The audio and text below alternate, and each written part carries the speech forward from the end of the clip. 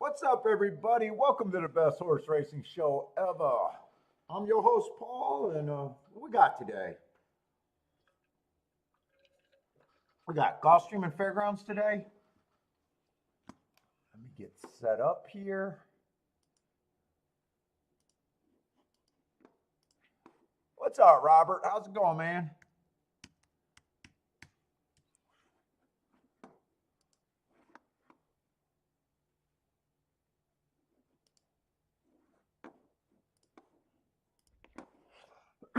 Oh, let me get my betting board going. Oh, boy.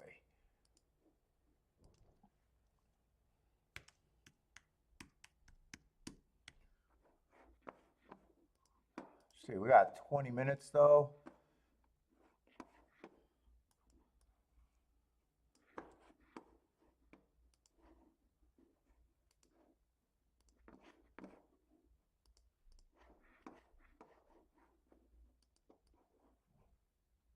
Let's see.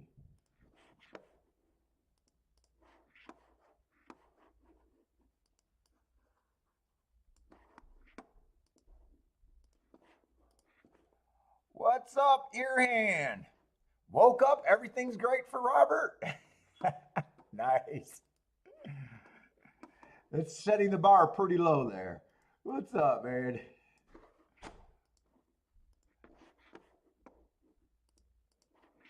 Uh-oh. Man, it looks like we got a bunch of short fields today, too, at Gulfstream.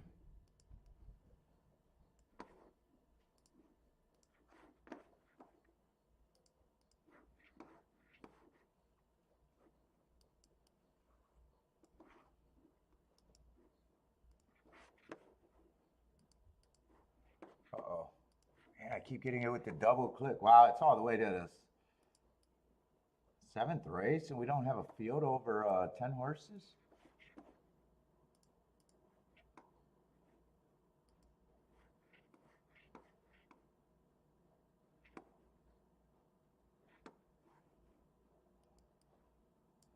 Well, it does look like we got short fields. Let's see, the 8 horses out there, right?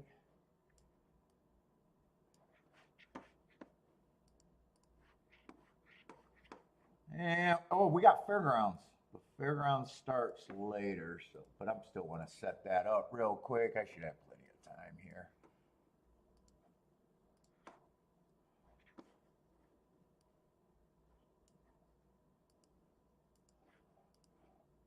Rent is due. What's up, man? Rolex Day would be nice.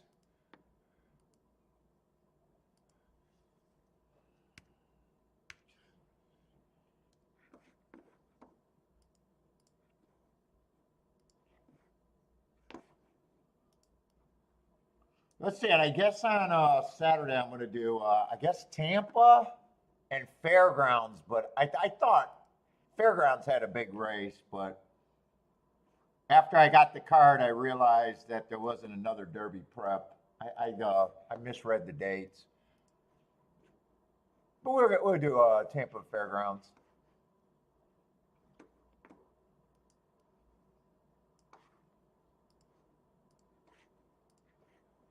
Steven, what's up? Gordon, how's it going?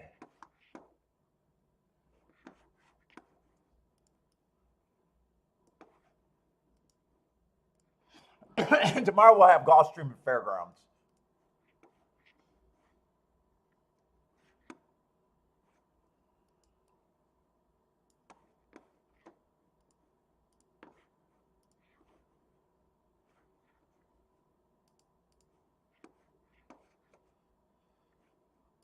Man, yesterday I had a nice hit that 10-1 over that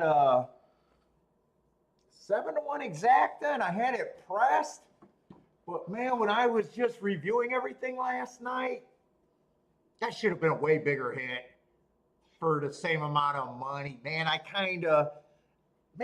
did some things that made that hit. It was still a nice hit, don't get me wrong, and still was a nice day, but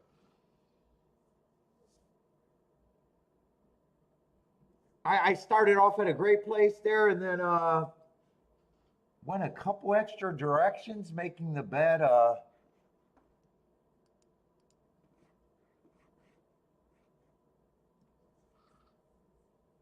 worse. I just thought that should have been a better hit.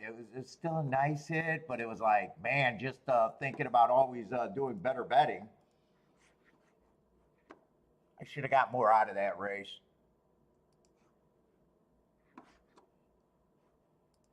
What's up, Tuner? How's it going, man?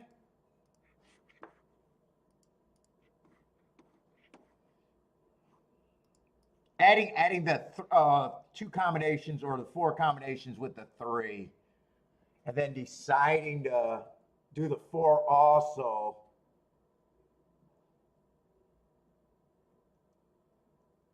Was weird. I think I should have caught that. I think I should have caught that exacta for another 10 times. Without even betting any more money. Let's see. Did I double click there? Hold up. Eighth. Let's see. I did a ninth ray.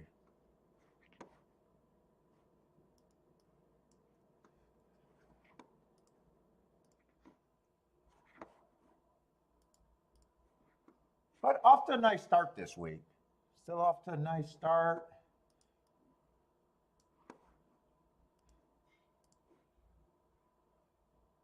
I don't know if I'm going to be on for all the fairgrounds. We'll see how it's going, and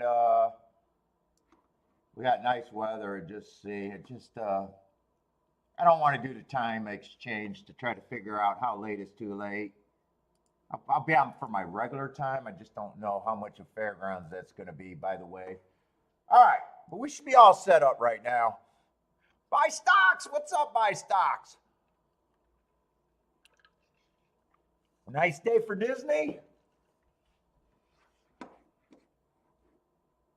Let's see. We got to get over there to Gulfstream. Sounds like you are talking stocks.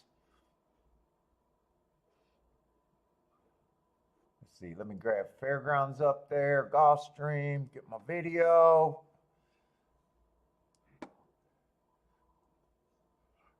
We should all be set up.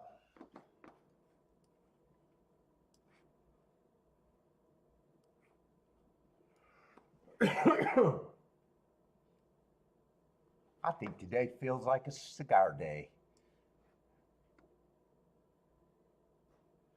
Gary, what's up, Rex? How's it going? Gary, how's it going, Gary?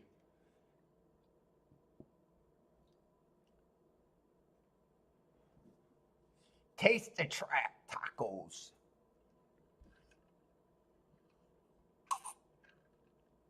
Are those tacos, or are they talking about the girls' tacos? I didn't say nothing there.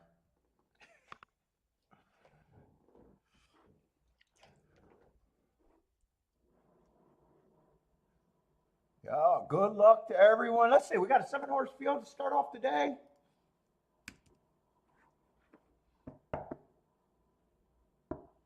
So that was the only thing in review that I did yesterday. Then I thought that, but I said it on the show that I didn't realize the price of that horse that ran second and probably should have took that spot. And then I messed up and just got left hanging with that 11-1, missing the exacta and the double. There was a few more spots there yesterday. A few more spots. And really, I didn't even have to have any of the extra spots. I could have just bet my spot that I did hit a little bit better.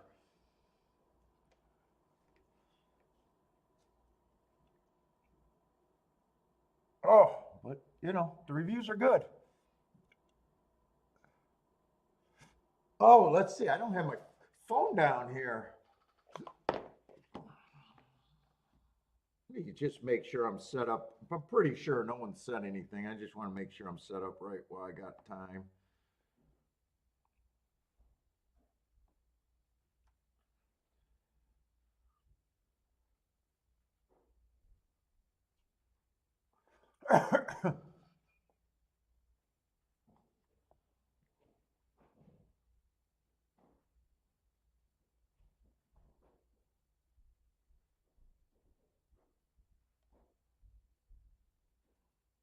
Forget it. I'm probably all right. That's not what I fucking hit.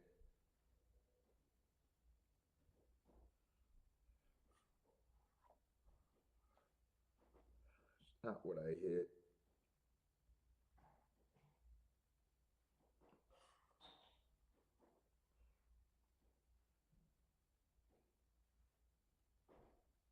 Come on.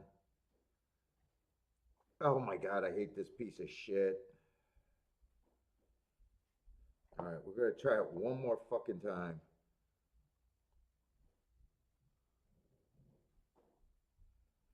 I'm not on silk. Get me off of that.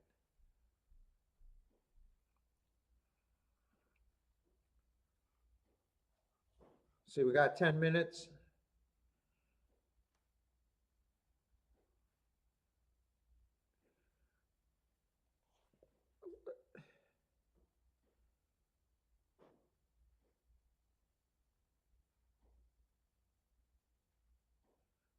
Why is this so fucking difficult today?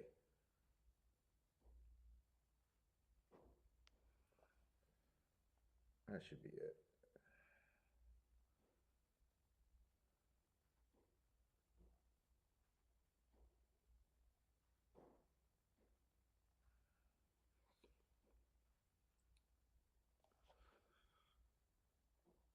Oh my God.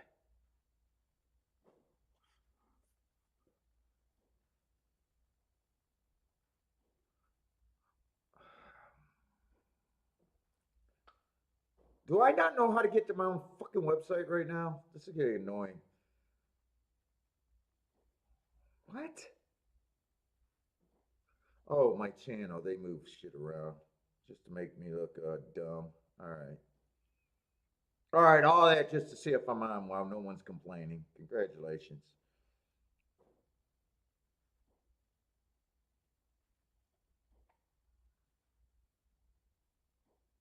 All right, looks like we're all right. God, that was annoying.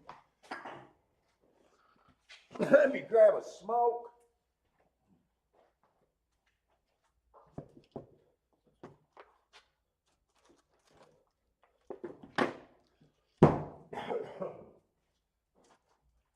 So that means no tomorrow or no Saturday, one or the other, or no Sunday.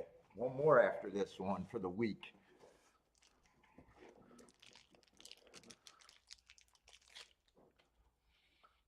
Going with the factory smokes today. Oh. So far, I liked it twice. It was good twice. Where's my fucking... Oh my God.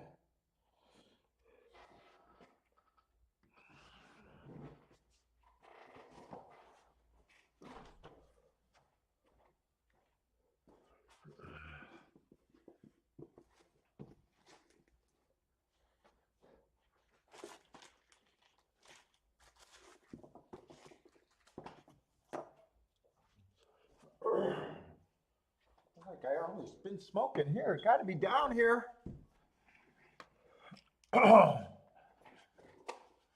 Let's say Rex likes the 3 and the 3.7. Let's see, 5. 5 is the favorite right now. Let's see what we got. We got a Tapeta Sprint, Speed and Stalkers. Uh-oh.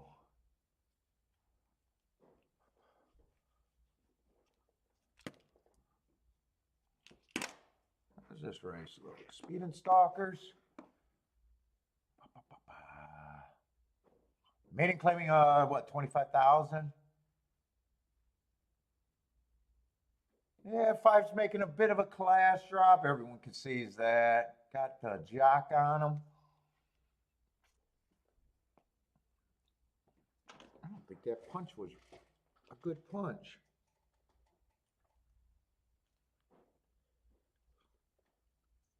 There we go. That's better. Almost spilled that. That would have been good. Bad. Let's see.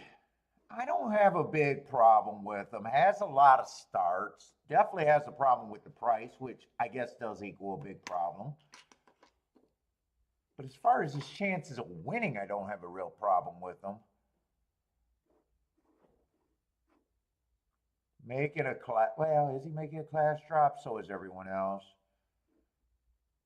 I don't got the greatest marks on him, though.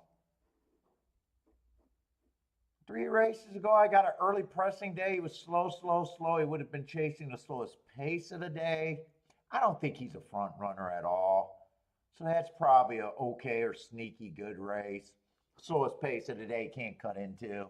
Then last race, I got a speed favoring track. Again, slow, slow, slow. Again, he's only 1 length behind, telling me that not only did I think it was a speed favoring track that day, he also chased the slowest pace of the day while not getting the lead, which probably did hurt his chances. But without a doubt, to me, he's overbet. And he's already had a ton of chances, so.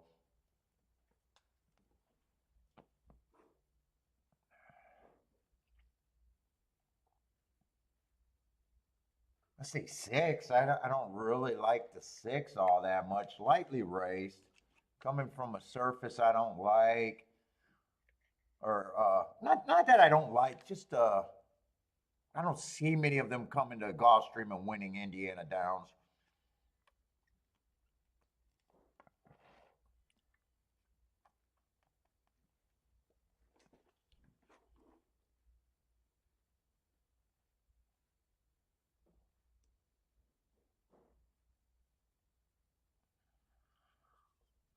Seven should not be 17 to 1.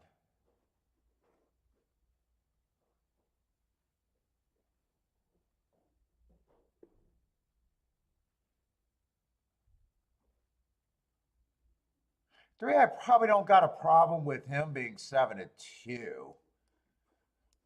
Let's see. I like that race. First race out, he went too fast to win. Got beat by the favorite on the same speed favoring slow pace. There's no way the favorite and the 3 can be combined.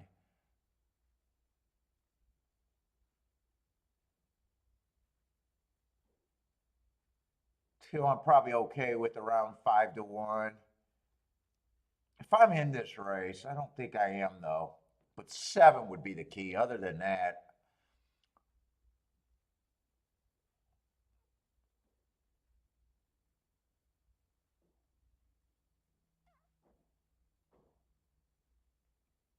five is just severely, severely, severely overbet.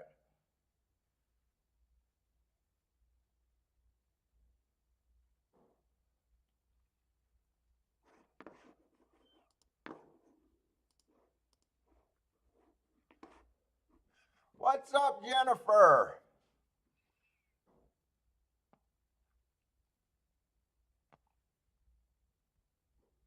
This cigar is still holding up decent.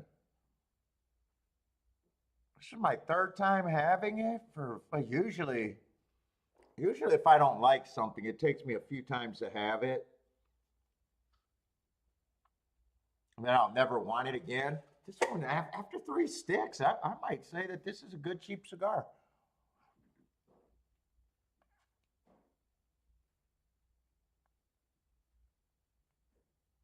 It's not as nice as the one yesterday, but the one yesterday was not cheap. What's up, gas station sushi? Let's see. Do I want to mess with this race? Because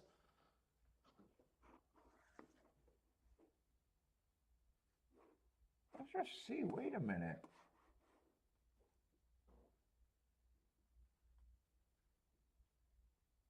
I got no problem with the 5 being the favorite. It's just he's so overbet. I probably don't even have a problem saying he's a coin flip or pretty close to a coin flip. He's just still overbet no matter what. 7, I just do not think he should be that price.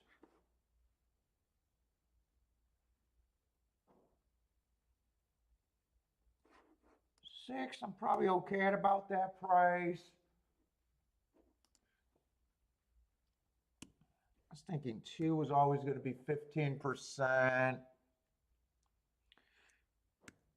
Probably do think that the 3 deserve to be about there. 4 after 1 race. I just can't get to them after that race.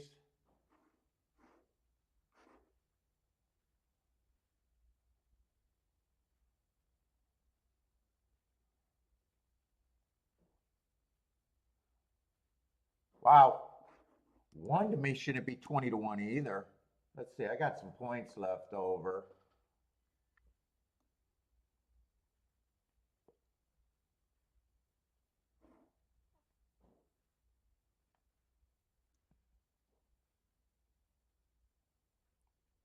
Would I want to raise anyone's chances?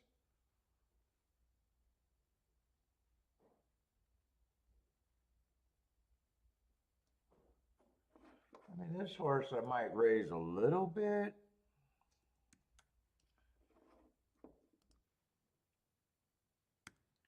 Maybe right there.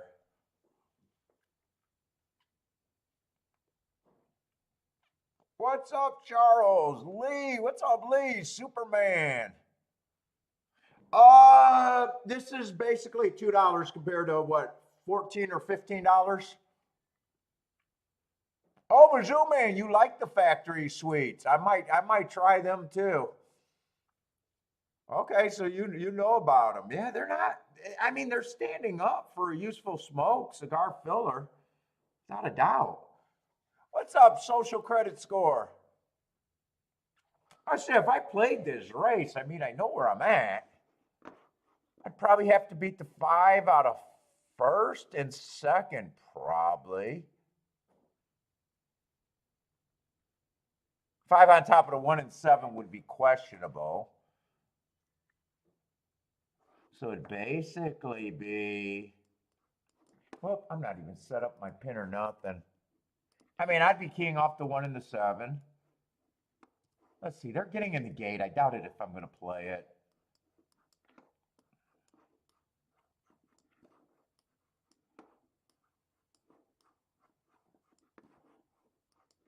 If I don't want to do the win bet, or I do the win bet with the 1 and the 7, but it'd be 1-7 on top of the 5, but not turned around. Yeah, cheap from Dewar State. Yeah, they're nice. They're not bad. Dude, I like that other one. Supposedly, Drew Estates. I think it's their original cigar for about $5, man. I think that's a good cigar.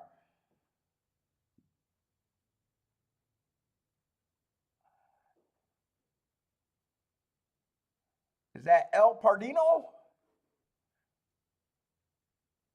Pardino? What's up, man? No bet for me here, though.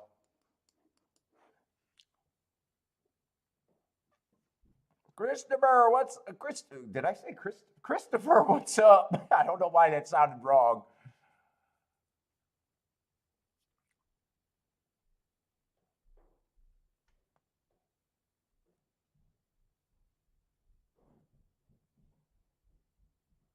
Oh, you like the 5? Yeah, the problem with the 5 is just over bet. I got no problem if he wins.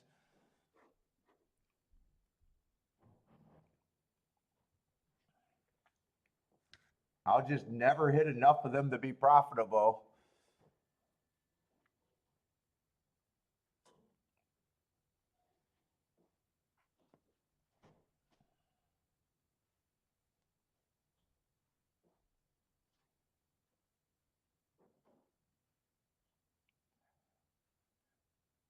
All right, what's going on? Who are they taking time to get the juice man out there? Earhand, what's up, Earhand? Going with the 4? Are they scratching the 4? I don't know what's going on here.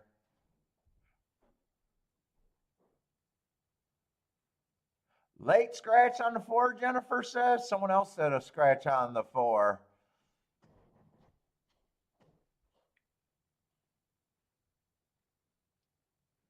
Well, now he goes to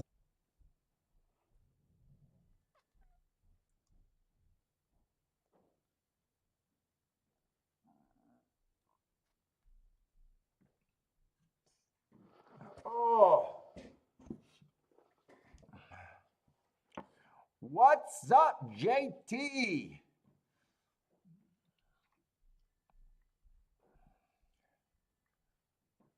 Rent is due upgrading to 135.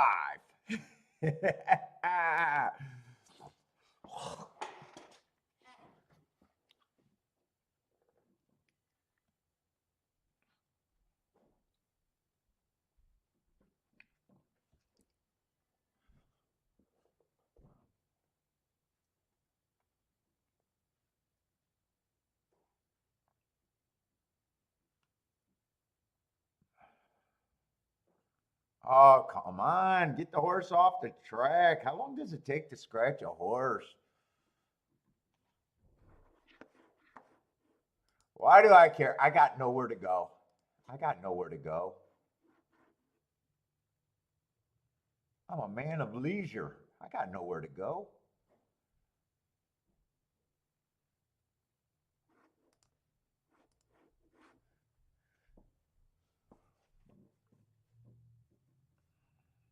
What's up, Steven?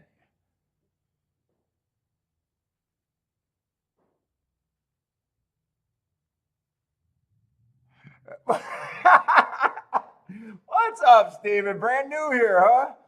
Is this your first show? Yeah, we'll be breaking down. We call ourselves, we're a bit of a hardcore show over here. We have terms like boom abuse. Don't take a big victory lap if you told me you were betting exacta that paid $4.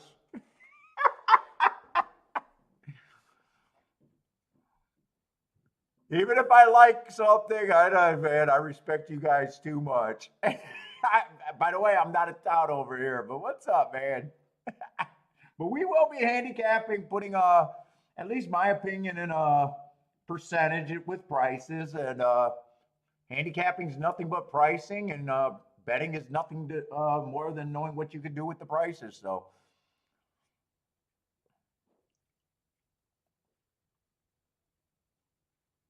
and we'll be sitting out because this is what I do for a living. So I can't play every race.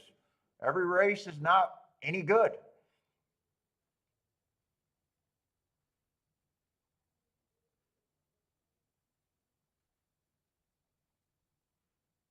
Let's say three got first run over the five, but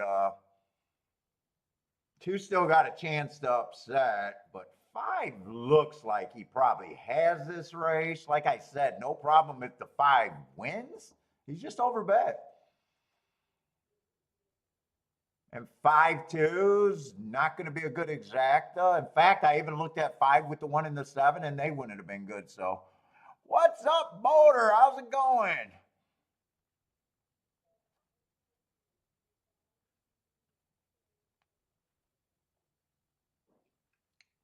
Although yesterday I did drink after a nice hit. Oh, Lee, you seen that? Dude, I made $100,000 decision and went the wrong way because I didn't understand tournament play at that time. That was my first year tournament play.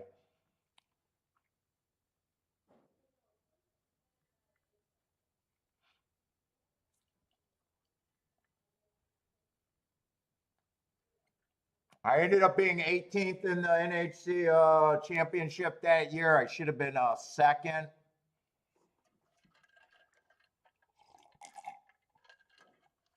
Yep, Razor had a nice pick fiver. I think it was a pick five for 21,000 yesterday. Or no, 2 days ago, something like that. What's up, Lloyd? How's it going? But right now, I'll only be doing one track up until we get fairgrounds, so it's gonna be a little bit of a slow show, slow getting started. I'm only able to do two tracks on the live stream. Otherwise, it just gets to be too much for me.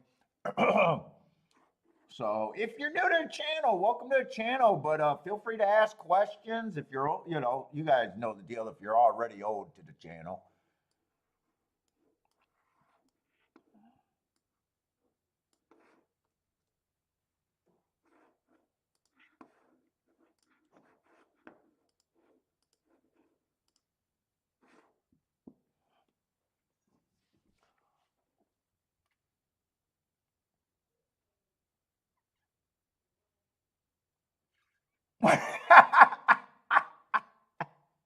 Oh, you see, yeah, I did. On national television. I don't know national. What was it? ESPN2? Was that what it was on? ESPN or ESPN2? That was the year it was televised at HC, and I did give out a 6-5 winner. But you know what? In a tournament, it was a mandatory play, and it actually moved me up. It did actually move me up.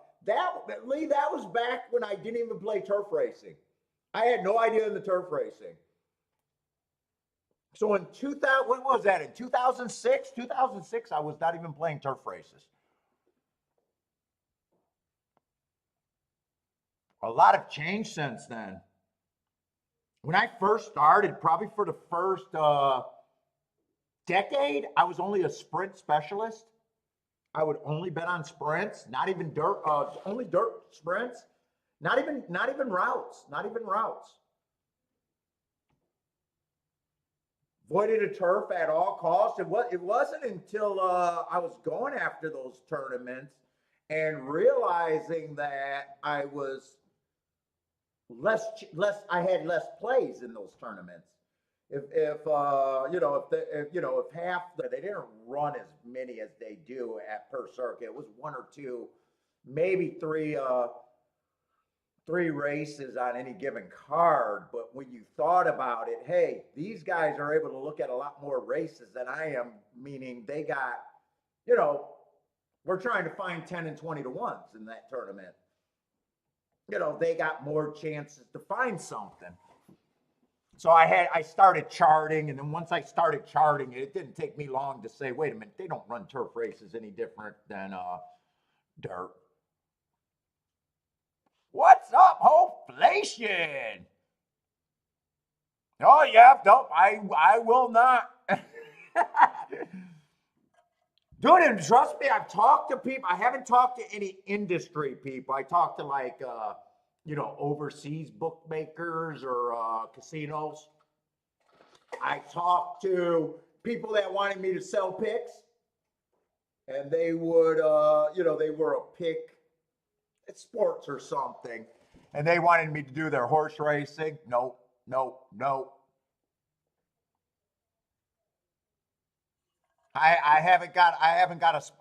one's ever tried to sponsor me that I would have been a good fit with.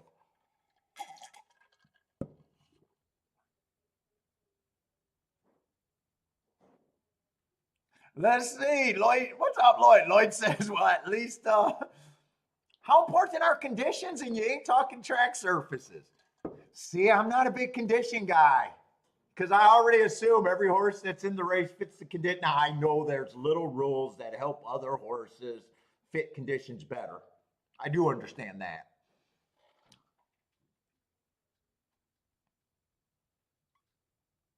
Oh no, Rex! I think Lee's being I never took Lee as a trolling or anything. He might be shocked that I actually played a 6-5 at one time in my life. Dude, actually, I think everyone that found that video, because when I was on Discord, it used to say, I did this in this tournament, and people, are always trying to expose you. Because if you say you're too good in this game, they want to expose you because everybody's so used to being losers. So then they started, typing in handicapping tournaments and finding my name showing up on a lot of, results during that time. So, it takes away their power. It takes away their power.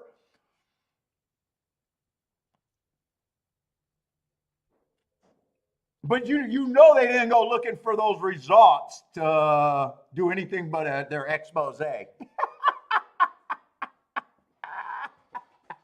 But everyone that found it did think that it was funny that I did play a 6-5 because that does not sound like me now.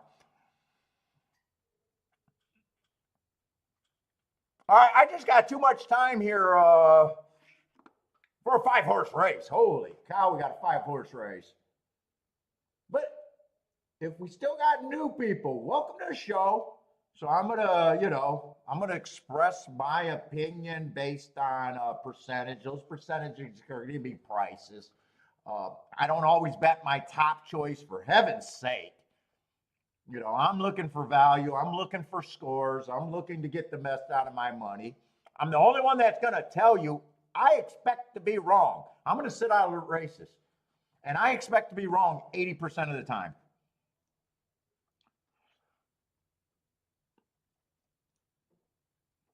So my goal is to hit tickets that reflect me being 20% right long-term or less. Fuck, I might even be less. Some of my best years, I don't even hit 20%. But I got to have tickets to express that math. That's all I care about. I don't care about looking good for anybody. I'm not trying to sell anybody any shit. We just handicappers here.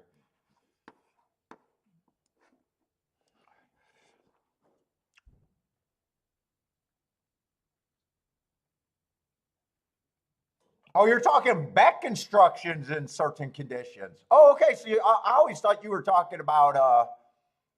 Oh, Pie Man even knows who won that tournament. Yep, Ron Rippey won that tournament.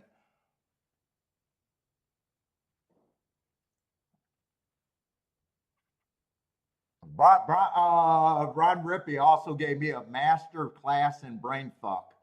He happened to be 2 seats that we had assigned seating going into the last race. He was only 2 seats away from me, so he was in 5th and I was in 7th, I think, going into the last race. It was a terrible race for me. Only 1 horse ran, and everyone else was the first-time starters at Santa Anita. That was the last race of the tournament, and that's what meant everything.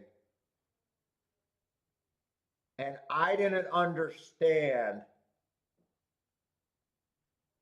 that it was actually safer to take any price.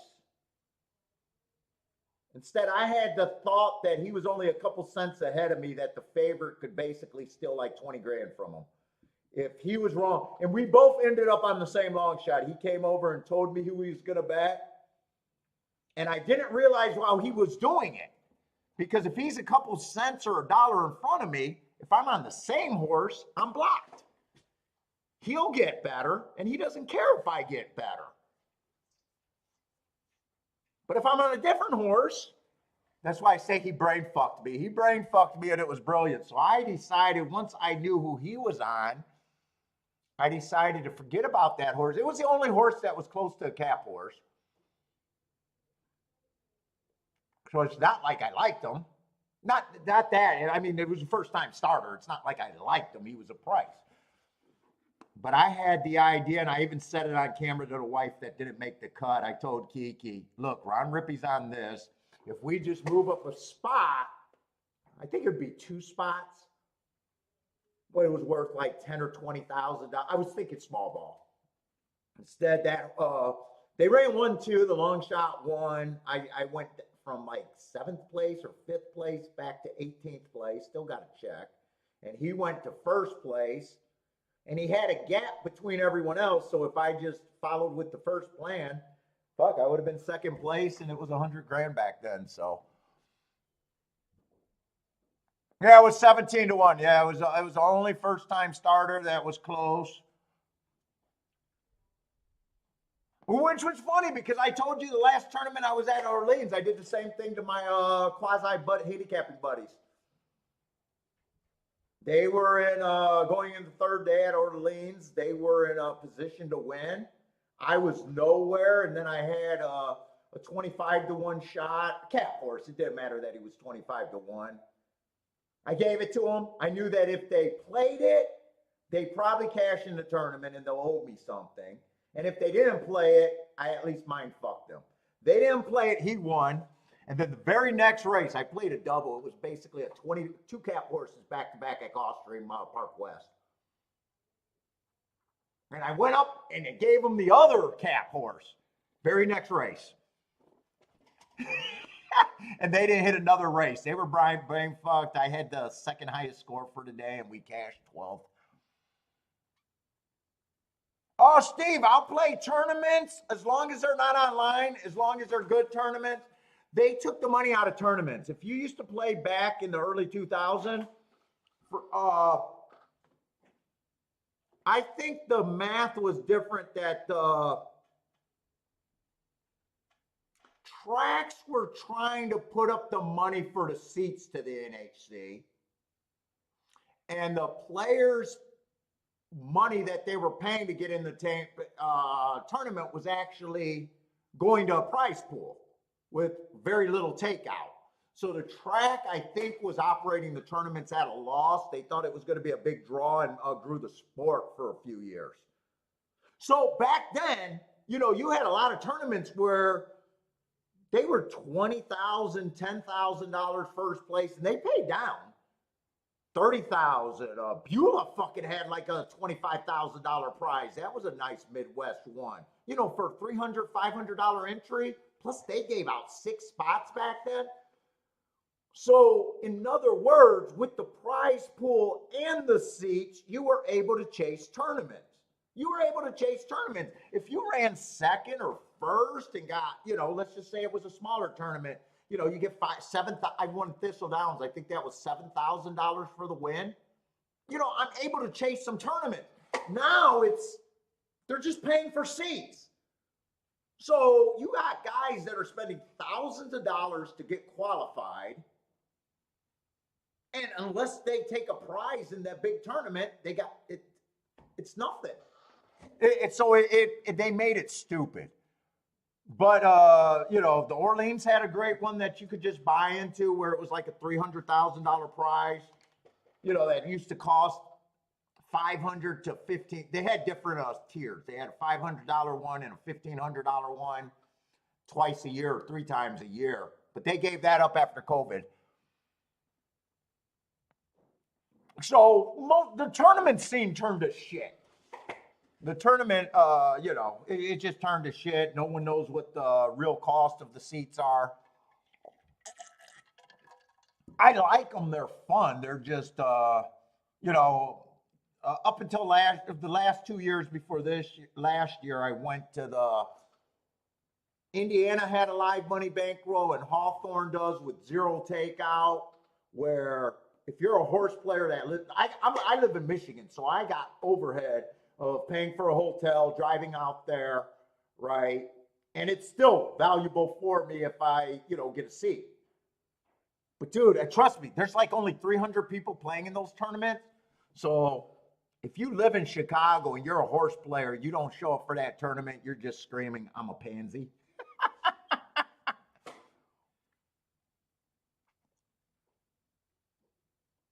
But, there's very few of those zero money takeouts that are actually EV tournaments out there. And I'm not big on worrying about, that takeout and that stuff because, like I said, I'll drive down there. We've got to, for the, we're paying for at least 2 hotels. That's overhead. That's takeout. Where you'd say that the people live there, they just wake up, get out of bed and go play the horses. I'm at a disadvantage. For one seat, it cost me $1,100 to go. For one seat, it cost them $500. You get it? It's a disadvantage, but I still think it's a nice tournament. It's not those tracks' fault that I got to travel. Put it that way. It's very nice that they do that. What's up, noob? Well, yeah. So that's actually what changed. That's the biggest thing what changed for me is all these tournaments went online. So back in the day, you used to have live tournaments. You used to have a bank of races, meaning there was 5 tracks and you might have 12 bullets, right? Now online, it's one, it might be a couple tracks, but everyone's playing the same race. Well, that's not a tournament anymore. That's a pick 12. It's kind of the same, those win and place tournaments, but it's way different. Back then you can focus and say, I said I was a sprint specialist for a bit of that. I would only handicap dirt sprints. Now, if the online tournaments today, well, now I'm forced to play first-time starter maidens. I'm forced to play turf races that they pick. You know what I'm saying? So those are different when they're on the line or online. I'd like to do the Breeders' Cup betting challenge, but I'm just not at that level of going all in. Oh, you got to play in April. Lucky enough to qualify for the. They're fun. They're really fun, but they're not great for the player. You know, unless you cash. So you get what I'm saying about how much someone could chase those seats, and unless they cash, it's you're playing for seats. Oh, Kiki, me and my wife was basically going. We're in Michigan, so we were going as far as Woodbine. We were going to Kentucky. We were going to Indiana. We were going to Chicago. We even flew to New York for tournaments.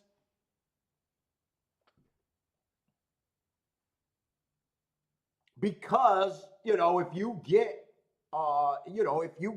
purse money, you are able to justify chasing it. Without purse money, you can't even chase it. It's just garbage. You can't chase it.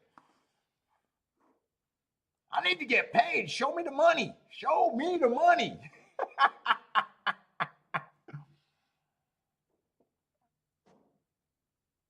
All right, we gotta get handicapping. I'm not that crazy about a 5-horse field. Let's see. We are on the turf. I always, by the way, if you're new to the show, we start off slow. I sit out a lot, early races a lot more.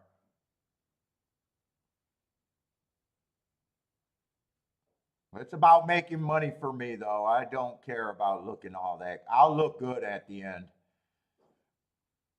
Garth, what's up, Garth?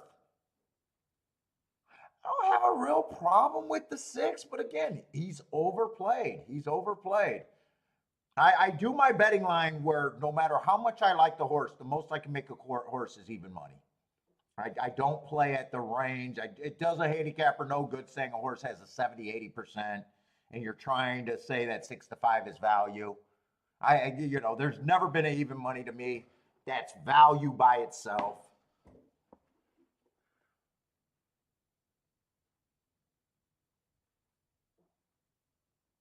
And honestly, on that board, there's no one really that can be paired up with the 6 that's actually on with the 6 on top that ends up being any value for me. This is just a 5-horse race that I can't. I'm enjoying my cigar right now. I'm enjoying my cigar and just bullshitting.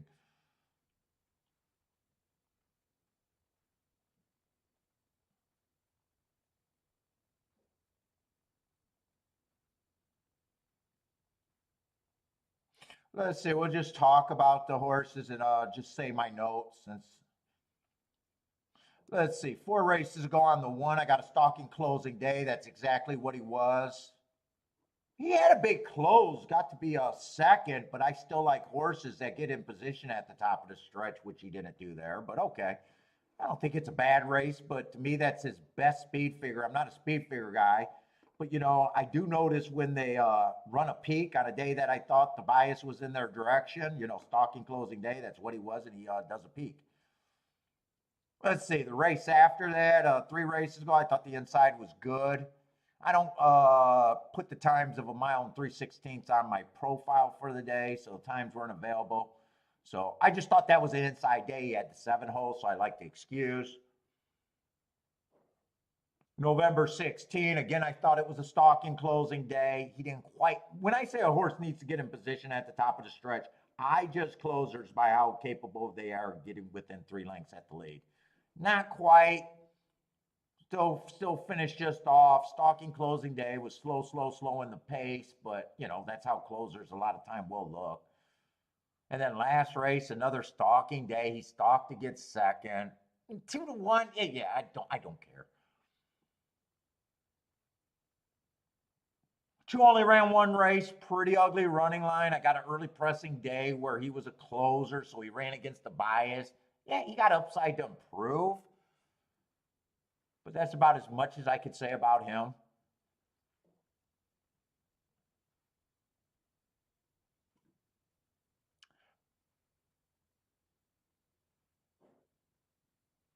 Really, the one and the four doesn't look that much different. They ran in the same race. They both got in position at the top of the stretch. They were both stalking. So, just game theory, if they're pretty much that close to the same horse, four's better than the bettor at 9-1 than the one would be at 5-2. Just game theory. He helps the player where 2-1 doesn't help good players. I will say that 5 and 6 to me should be the two horses taking most of the action. So I am agreeing with the two horses taking most of the action. So this race, there's just nothing here for me. But we handicapped it. We did go all the way through. It's not worth me making a betting board there.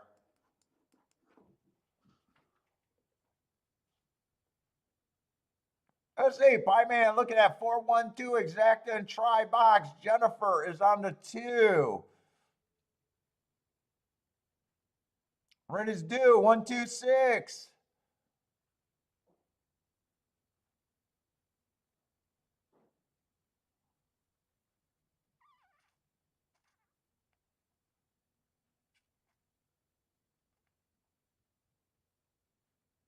This is a good crowd for Derby Wars.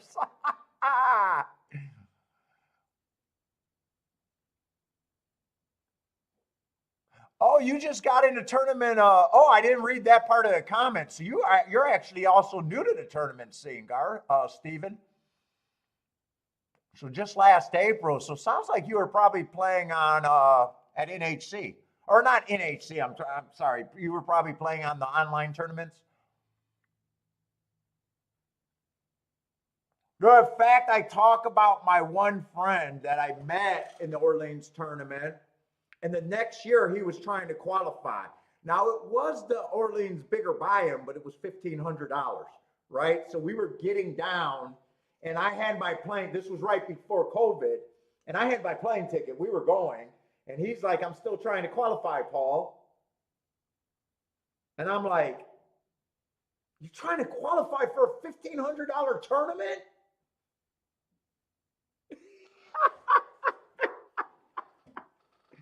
I said, dude, what the fuck? How? And they told me, and he's like, and I'm laughing at him because he spent more than $1,500 in qualification fees to get to a fucking qualification, to get to a tournament that you could just buy into. And I said, you would have been better off just going to the track on a Saturday, saying you got 300 or 500, whatever you take, and saying, look, the goal is to get this to $1,500 or $200 if you need travel money, or I'm sorry, $1,500 or $2,000, than playing an online fucking tournament. You got more control. And he's like, God damn, Paul, you're right. I did not think about that. I was like, dude, you tried for, I think, 3 months or 2 months trying to qualify for a $1,500 tournament. And he's like, yeah, you're right. But they stopped doing that tournament after COVID. All right, let's see. They're off and running. First thing I noticed is the pace is really slow. 25 on the front end, 49 and 4. That is going to help the 2 and the 4 at the very least.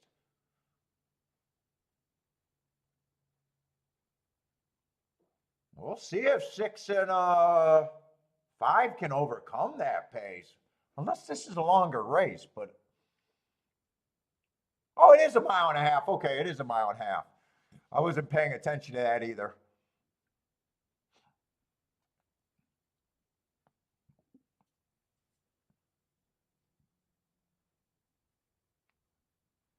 And I have no problem if the 2 horses I thought should be the favorite don't win a race. If they keep me out of a race, that would have been bad for me. 6 ended up winning, so that wasn't the case, but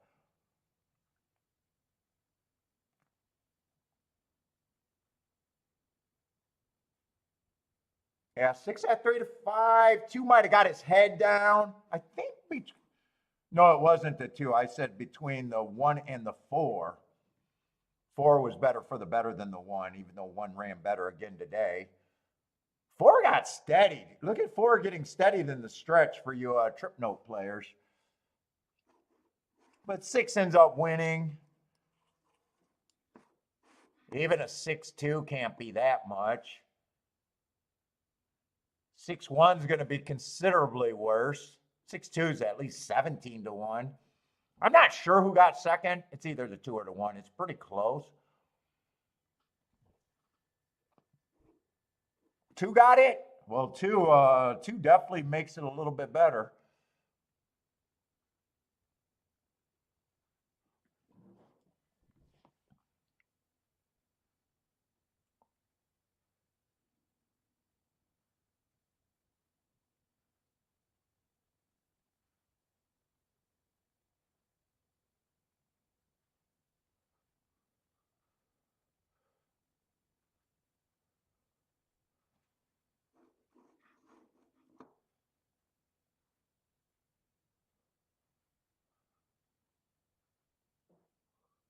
Oh, sorry, Kathy. What's up, Kathy? Unless you're already out for your hike. What's up, Kathy? I did not see you slide in here.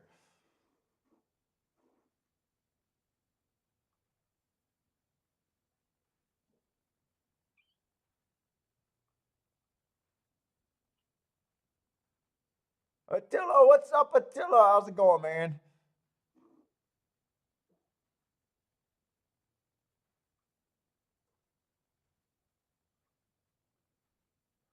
Hoflation, what's up? Rockin' Ray.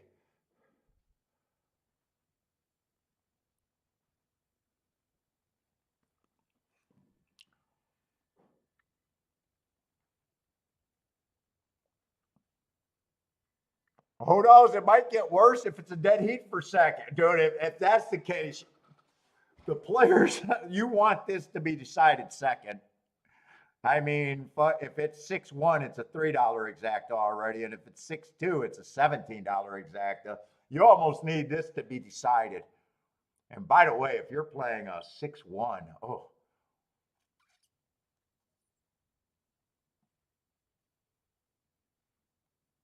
I say Rex says yesterday they hosed the 5 for second. I'm not sure what track that was. Hosed the 5 for second? I don't remember any disqualifications yesterday.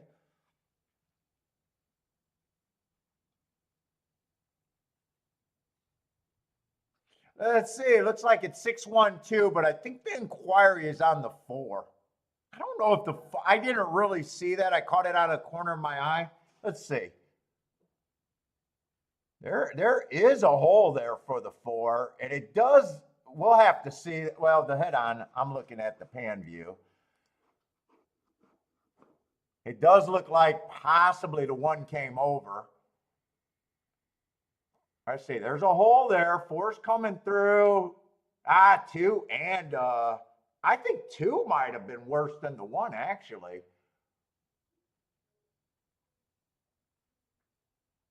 Let's see that again. Yeah, 2's making the bigger come over than the 1. No, I think 1 is fine. I think 2's which is not going to make much difference in anything unless you need that try. Please, please, don't tell me you need that try. Just please, please, please. There's nothing that helps a $3 exacta in a 5-horse field to get to a better try. If the exacta is going to stay at 3-1. Yeah, Jennifer, I 100% agree with you. It's definitely 2. From the pan view, it just looked to me that the 1 was coming in, but no, the 2 was actually coming out drastically. I think 2 is the more horse in danger here.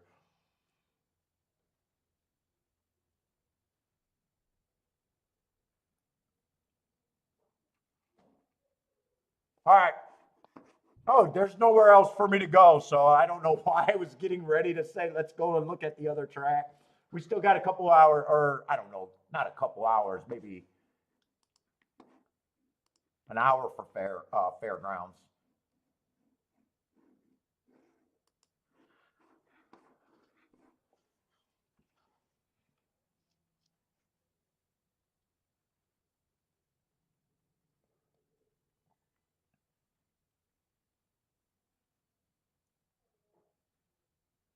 Yeah, oh, you like that story. Yeah, that's my New York buddy. I like that dude.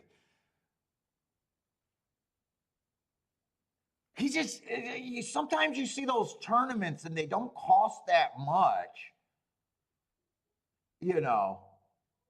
So there's that temptation to try to get them online.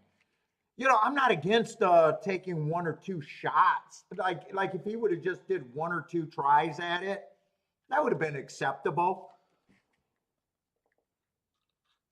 But these guys they get caught up. They get caught up.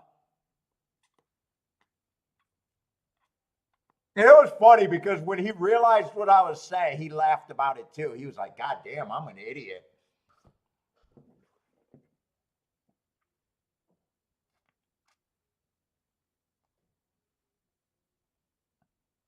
And then the closer they get to that tournament, of course they start rising the prices. Of course they start rising the prices, getting the more desperate people to pay more. Tournaments are fun though. I like tournaments. I think they got their place. Anthony, what's up? Who stole the saddlecloths at Gulfstream? Ah, wow, they left that up. I like I said, it wouldn't have made any difference in that tri or super. The two and the four are basically pretty close to the same price. I doubt it makes any real difference unless you needed it. And if you needed a cash of $3.53 super, you got bigger problems than that disqualification. If you needed a cash at $8.55 50-cent try, you got bigger problems. All right, those are what I call tickets that are for people that are just desperate to cash tickets. You'll never cash enough of them to be any good. You will never. Impossible.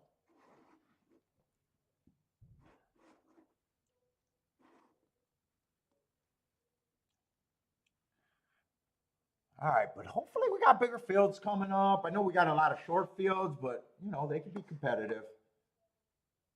Fact the races that were my spots yesterday at Gulfstream were I think a 7-horse field. I think they were both 7-horse field. We hit a 10-1 over 7-1, and then the other race that I sat out, I think was a 6 or 7-horse field, and that was a 7-1 over 12-1.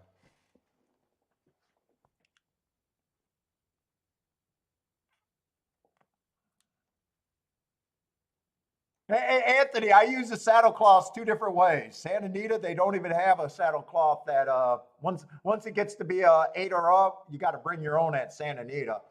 And me as a picker, I've never bet on a wrong horse. They just have problems getting the right saddlecloths on before the race. Is my joke. I've never made a bad bet. They just got a problem with the saddlecloths.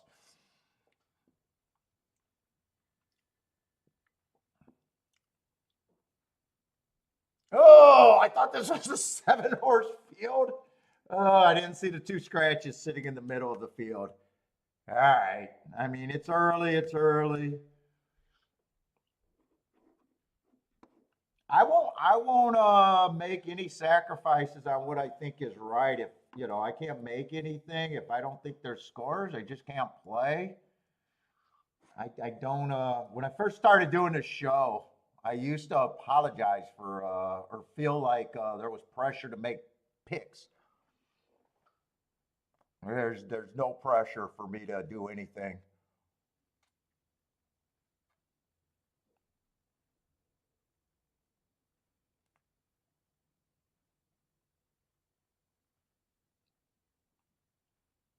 And by the way, throw out picks everywhere.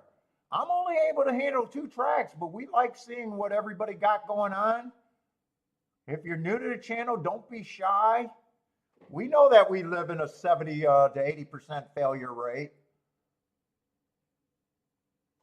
We know how to judge a ticket to know if that ticket had any upside or not. We're looking at this race as a different, or we're looking at things at a different lens than most gamblers do.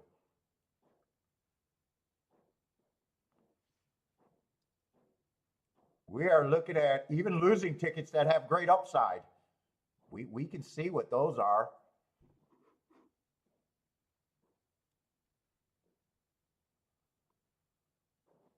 And if you're new, we can see bad tickets, but we won't say anything. I won't say anything. I might call out some of my regular people that I feel I can make good jokes at.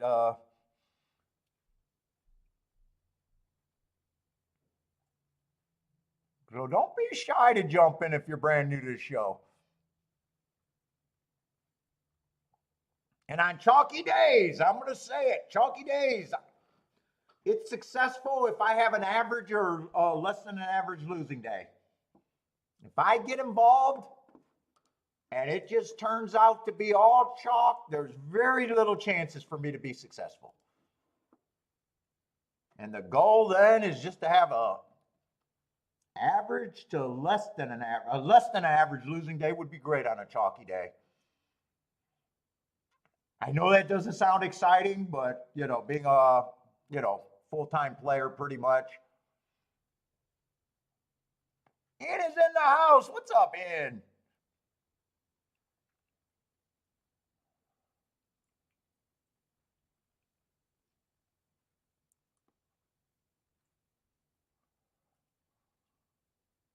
And there's not too much. It looks like only Mahoney Valley is going on right now.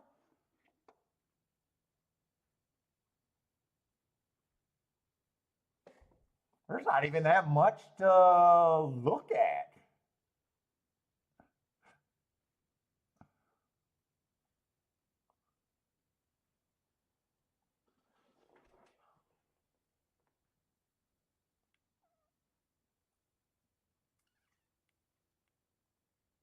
Steven made some stupid bets lately. Hope you're doing your daily reviews, man. That's what gets I find that the most help of getting off of the stupidity. I started the show saying my nice hit. I kind of played that and didn't exploit that as good as it should have been. I went the extra direction. I had a $6 base bet and I added another horse to make an $8 base bet. 7 was always the opinion. I still had it pressed on 2 tickets that made it a nice hit. I was never going to do that 4-horse win bet until halfway through. And then I didn't like the 3, and that's the bet that I really didn't like. I played the 3 with the 7, who won at a big price. And then I played 3 also with the 2, and I played it back and forth, and that was just piss poor betting. I like, even though it was a nice hit, I mean, I hit for like 13 plus. It was still like, damn, I should have got more than that. In fact, if you just thought about what I put in the race, I had to hit it exact that I got second by a K hair. Where I would have been just as good doing a big win Dutch bet on both of the horses. Even though that's not my style, I didn't do, I hit a nice exact of 55-1 that did kind of underpay. But after hindsight and really looking at it, I didn't get much of a bump out of the exacta. So even though that was a good opinion, good thing, I had some stupid bets in there. I paid for a horse that I didn't like. I think I wasted $40 extra on the combinations with the horse that I didn't like. That could have went right back to the, what I did like. Or I could have saved $40. It could have been either or. So I'm big about the reviews every day.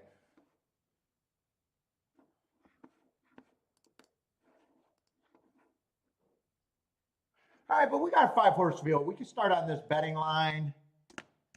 I'm already apologizing for some of the races today, not plays or anything, but just sucks for a show. Let's say choose the favorite. I got only very little extra marks on him. Let's see, this is going to be Tapeta. So Tapeta, I'm just going to act like stalkers are dominant.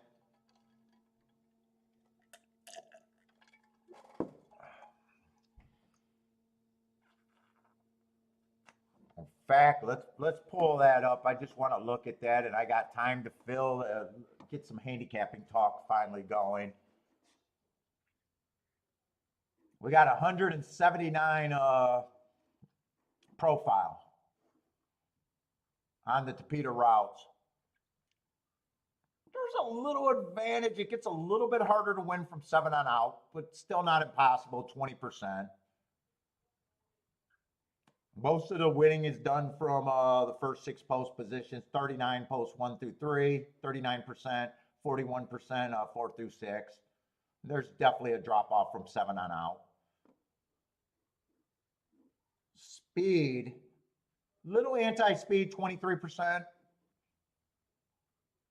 It used to be a stalker closer track when the Tapeta first started, and I loved it. Then it just became a pure stalking track. That closing number's been dropping all the way down to 16%. If you're new to the show, my definition for speed is obviously if a horse goes wire to wire, or even if a horse is like within the body of the horse that got the lead at the first call. So even if you're second by 3/4 of a length, I call that a wire to wire job, for Christ's sake.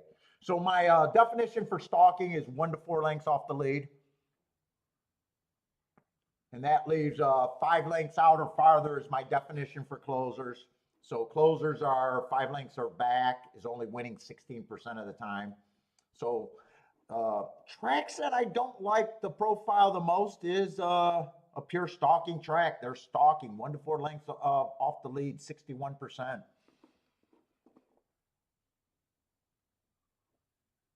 Oh, did I have any big hits on Sunday?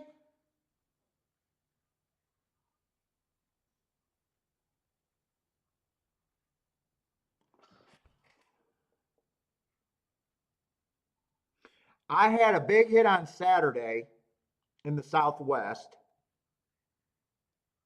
Oh, Sunday I had to apologize for hitting exacta that paid basically a little bit less than even money. I had to apologize for that.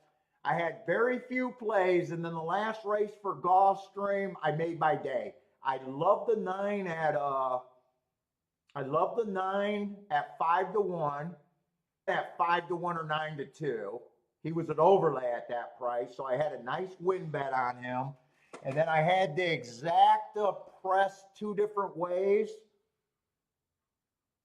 A $6 base bet exacta and a $4 base bet exacta. It paid 19 to 1, but I had it pressed good. So I had a good day. And then Oaklawn, we did Gulfstream and Oaklawn on Saturday. So it wasn't it was a nice hit because of the win bet and the nice pressing. But nothing was it wasn't any like it wasn't a highlight day.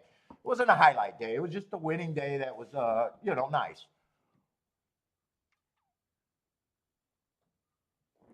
And then I think at Oaklawn it was kind of chalky. And I think there were a lot of chalks that I couldn't get around, and I don't think I had a lot of action at Oaklawn. So it was basically because of one race.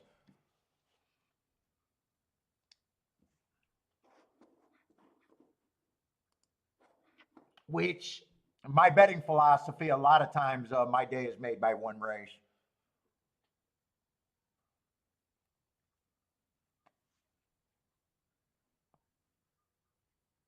Let's see, so 2 is going to fit as a stalker here.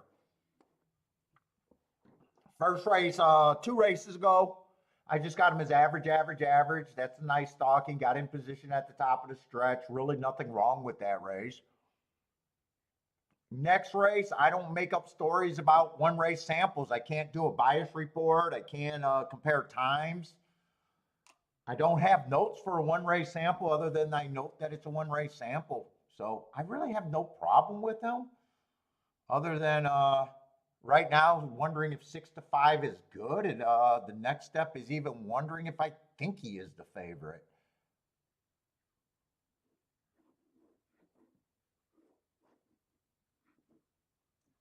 One's a sprinter stretching out. That's not what I like on the Tapeta. Sprinter stretching out only on the Tapeta. But he did run a Tapeta race last race route and ran pretty good. Average, average, average all the way around. Again, stalking. Again, being close enough.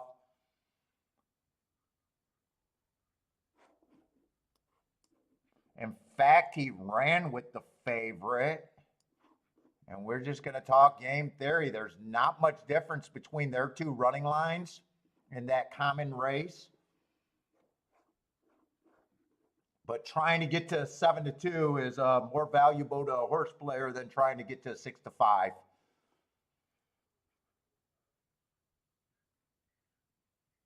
I don't know how many people, horse players, cannot grasp that concept. In fact, the 7's coming out of that exact same race. He had to lead all the way around, only to be within a length.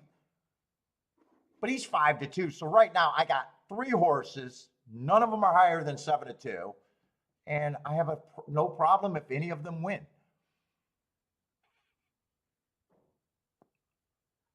In fact, you can look at this race and say, unless you can get the best exacta 3-horse box you could get to, I mean, I don't even have to be a handicapper to say it's 1-5-6. That's really all I need to handicap in a race like this because there's no ticket construction 1-2-7 on that exacta that's any good. That would represent a score. I mean, 1 and 7 might be useful if you press it enough, but it's not a score. Well, I mean, depending on for what I'm going to bet, it's not a score, I should say. Someone else might be able to make a score of it, but it won't. It's not me.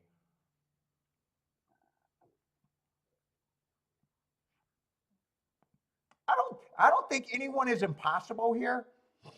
But I do say that the 3 favorites to me are the most likely winners.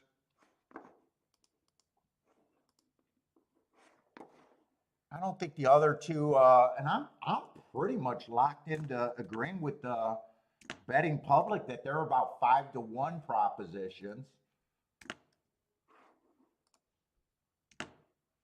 So the more you agree with the public's what they're offering, you don't want to. Game theory, you don't want to pay retail. So any bet here, I'm paying retail. Every bet here, I'm paying retail.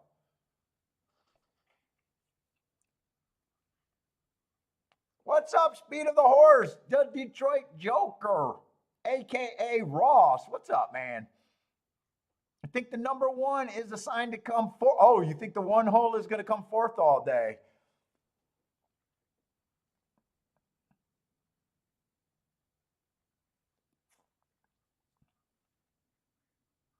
Let's see. William, what's up, William? 567 exacta box. All right, that's at least got some value there. 567 exacta box.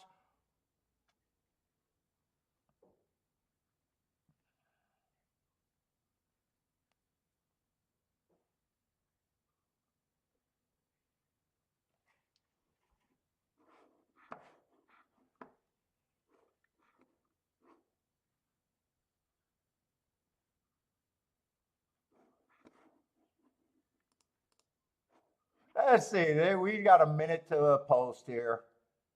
Hopefully we can pick up the show and have some interesting races after this.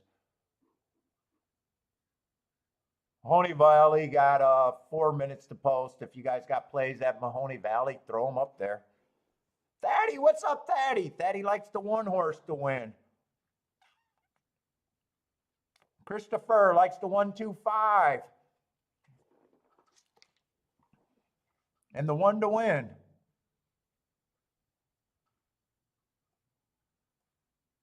Attila Gulfstream likes the 7. He does look like the lone speed. I kind of just checked out of this race. 6 does have good marks, but 6 would have to, he is making a class drop. 6 and 7 got the best marks, going too fast to win. Although 6, even though 6 went too fast to win, he got the rare closer. Horses being 5 and 3 lengths off the lead usually don't go too fast to win.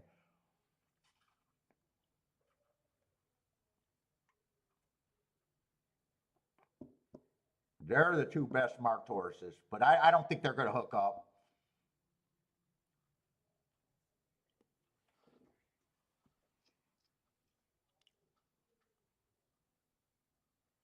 Jennifer, I agree with you. This race is a disgrace for the championship meet. It's a damn disgrace.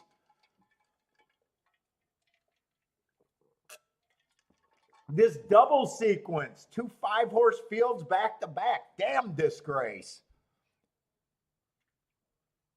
Where are we at? Finger Lakes today?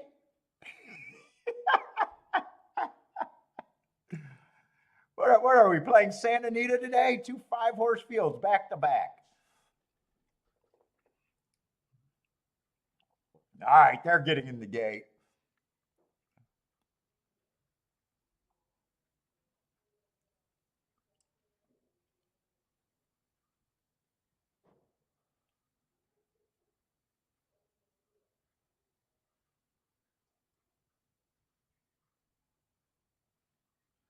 Okay, no real surprise that 7's going to lead.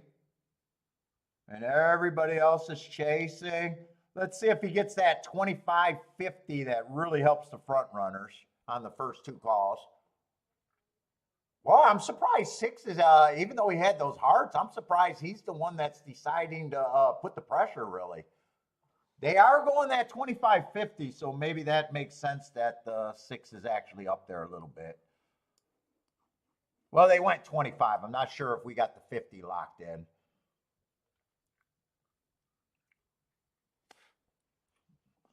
Your hand hates the cards filled with low number fields. I'm with you, man. I'm with you. Hey, just think of it as you're at work and you got to look at these races and no one's forcing us to play them. 49 and 1, he sped it up a little bit.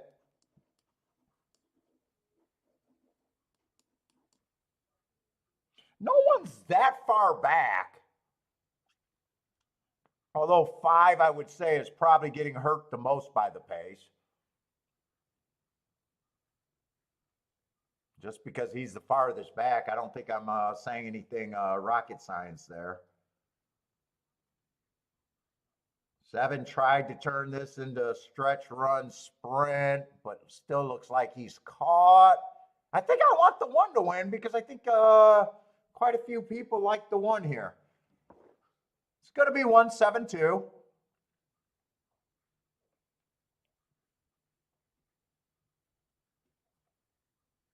Fatty with the single win on the 1. Got 4-1, so actually got even a tick up in price from 7-2. Nice call, Thaddy. Christopher with the 1 to win.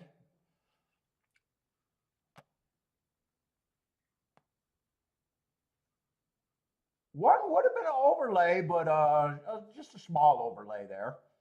Now that I'm looking at my betting board, 1 could have actually been bet. I would not have been paying retail, or I could have sat out like I did. Wouldn't have been interested in the exacta, though. There was no order of 1, 2, 7 that I wanted.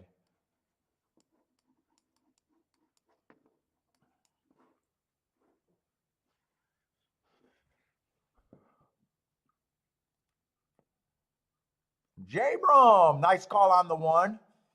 I missed that one. Nice call to J-Brum. I seen it from buy stocks. 1 was supposed to be 4th. Joker, I don't think, can you, I'm not a super player, but can you bet supers in a 4-horse field or 5-horse field?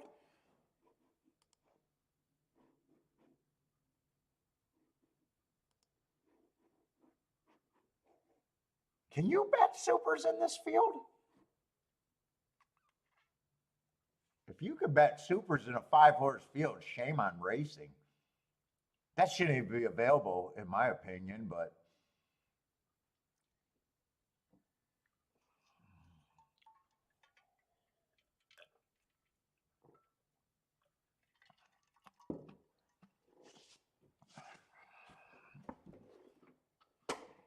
let's see. We can watch Mahoney if anyone got plays there.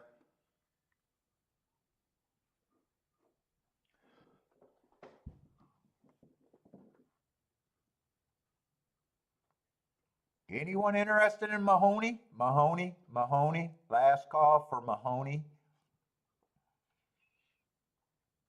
They're right behind the gate. J-Brum booming. What a gift. Yeah, you even got the tick up. Tick up in odds is not bad.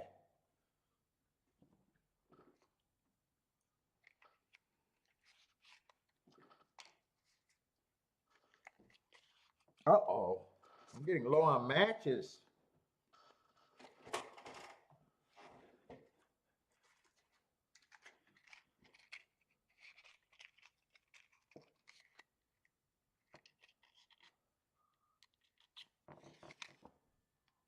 One stalked all the way around.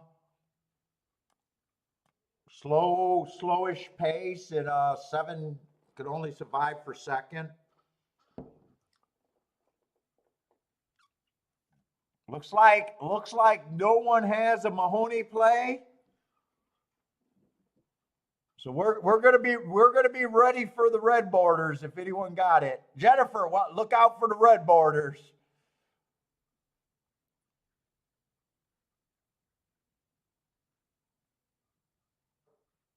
You know what? I've never played Finger Lakes, or I played Delta Downs. Delta Downs actually get big fields, so I'd say Finger Lakes is worse than Delta Downs.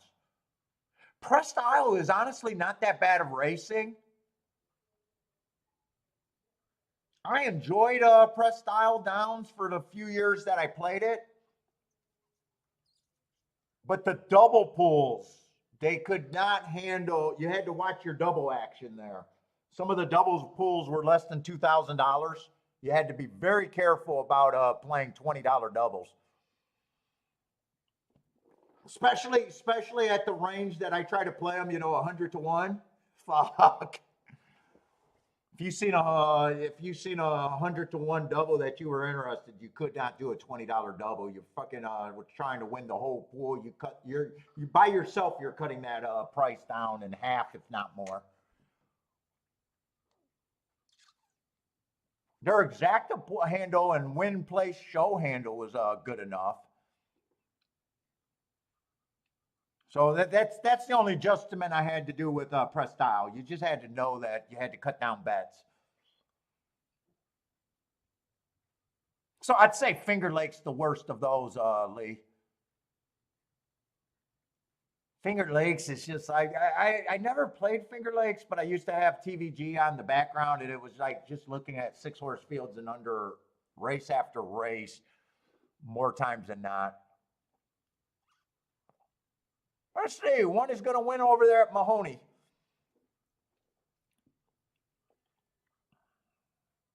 Not sure who got second. Let's see, if 4 gets second, that helps the exacta.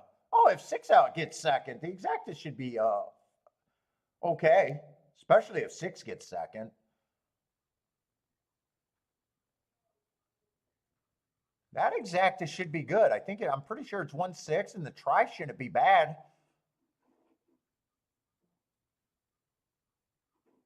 In fact, even if it came in 1-4, that's oh, they do their exactas for $2 there.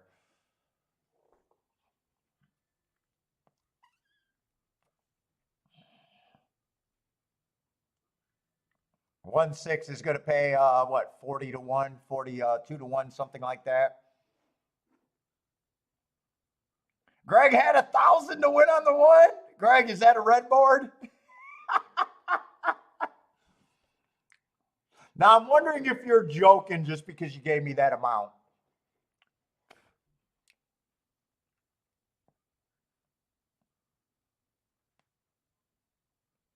If you're not joking, nice hit. I wonder if that's just a red board joke. Let me know if you really hit that because I want to give you congratulations if you really hit that.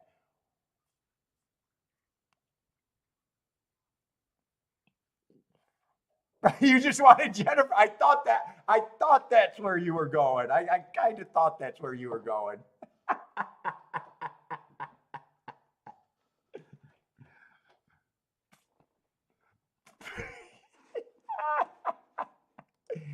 I was really thinking that's where you were going.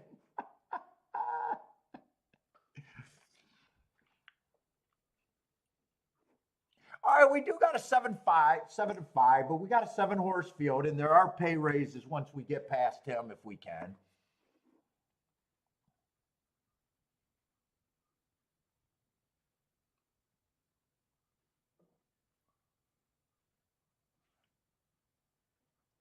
There's a lot of $1,000 bettors in the Derby Wars crowd. What is Greg a Derby War player? I actually talked to that dude. I don't know if I quasi interviewed with that dude that started Derby Ward in HR Nation. Disco was telling me that they wanted to sponsor the show and was like filling me out. And I was like, they can't afford me.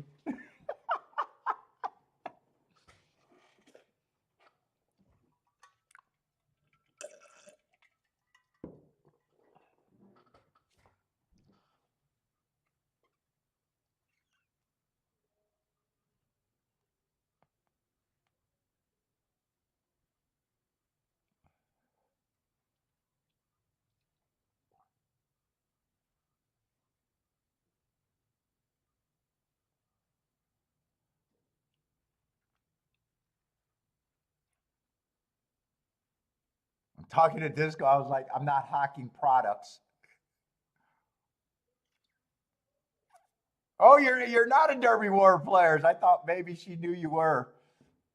Dude, I played on Derby Wars. I broke an iPhone and a monitor on the same day at Derby Wars. I told him that. I said, dude, when he told me he was the creator of Derby Wars, I said, yeah, you owe me a fucking iPhone and a monitor. And I told him the story. I played Derby Wars a little bit at the beginning. Well, just a little bit. They didn't have enough players to make that go. I don't even know what it is now.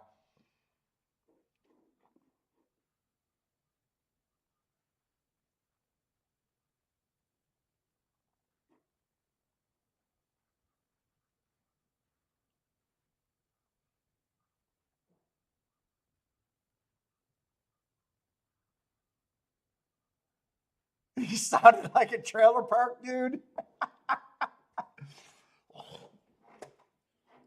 Who is that? Ron Mullis? I don't even know who that is.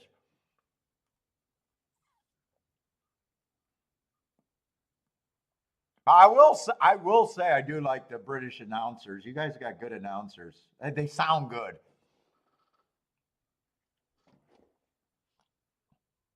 Fuck, I listen to those audio books and I love the fucking Hugh Fraser British accent reading the books. He puts me to sleep. I listen to the same books over and over because it just puts me to sleep.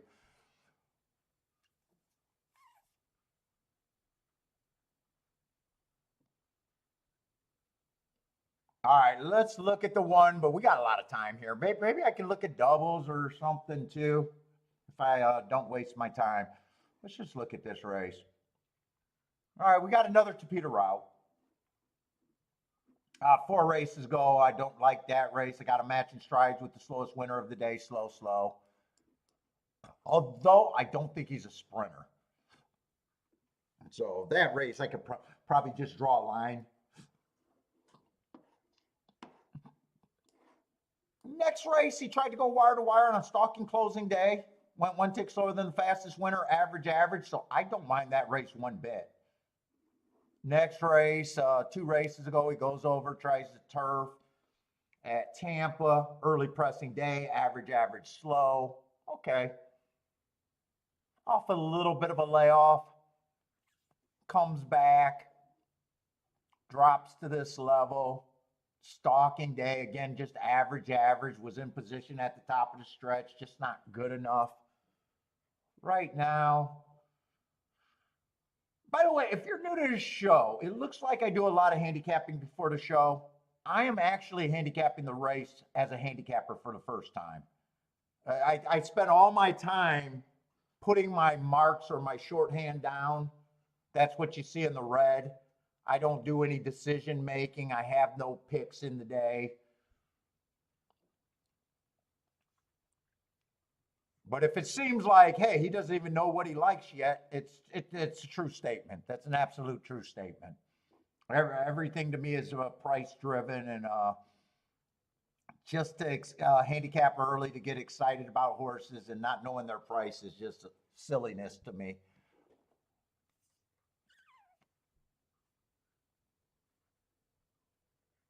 So sometimes I see a favorite, I'm like, okay, but I gotta just see the other horses and see if I even think he belongs to be the favorite, in my opinion. Let's say two. I don't got no problem with that. I don't got no problem. I don't have a problem with that first race. I think he ran against the inside bias. Plus, it was his first race ever, so I can excuse anything first race out. Plus, he didn't run that bad. One tick slower than the fastest winner, average slow before getting tired while running against the bias. So I think there's even upside to get better. Next race, he was average slow, but he was pretty close to the pace. So that probably was one of the slower paces of the day. And then last race, another stalking day, probably not a sprinter. And I'm not so sure how crazy I am about either of the first two choices that are being offered right now.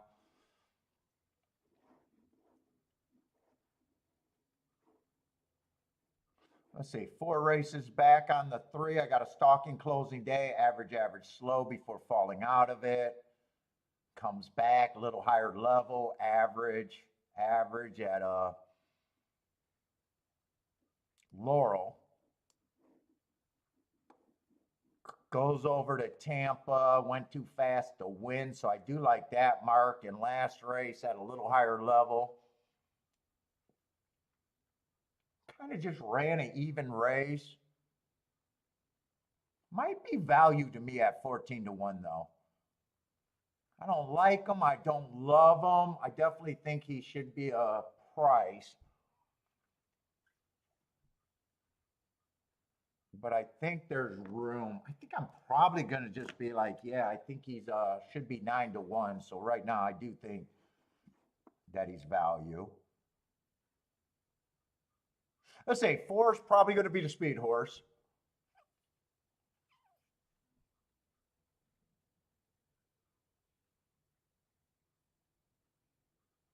I probably do think that he's priced right. Speed could be problemsome. He might even be able to stalk, but I'm going to look at him like he's a front runner here.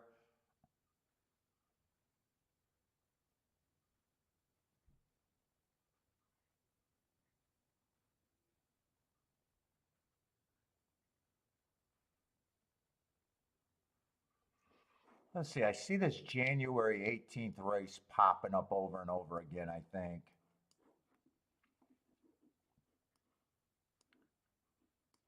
January 18th and 28th. So the 5 and the 6 ran the same last 2 races. I want to see if anyone else is coming out of those races.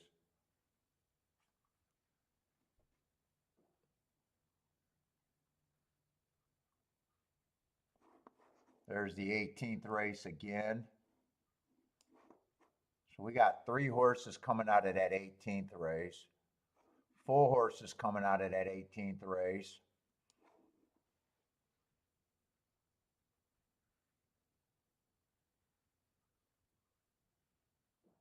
So we got a little bit of a rematch race.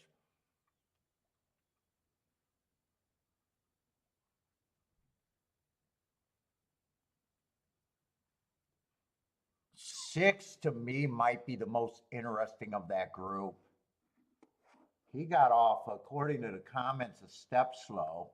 I thought it was a stalking day and he was a closer and he made a big middle move. He started off slow, then he was average. Then at the 6 furlong mark, he was going too fast to win. And then he flattened out. At 11 to 1, he might be interesting. I might want to watch that replay. In fact, I think I am going to watch that replay, and I think I'm not going to waste time, and I'm going to do it now.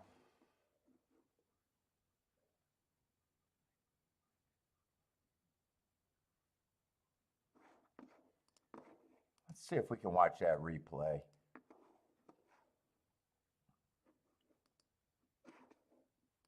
Let's see. I got to get the see if there's any scratches.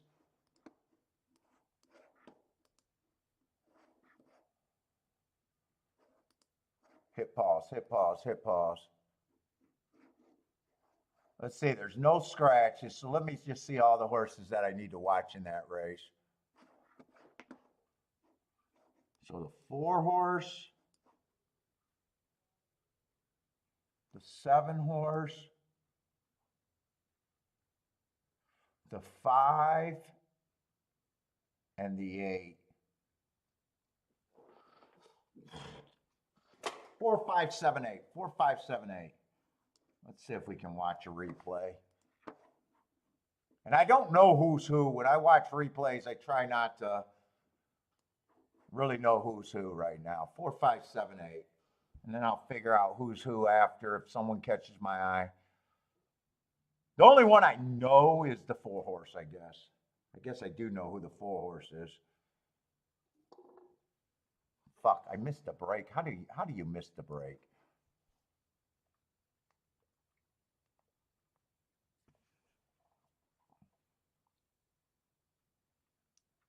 Four, 5, 7, 8.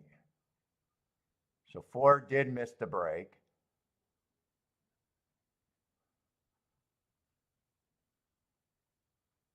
Eight's the closest to the pace. 4, 5, 7, 8. 5 and 7 are just behind that. I want to see how catching this, eye catching this move was on this 4.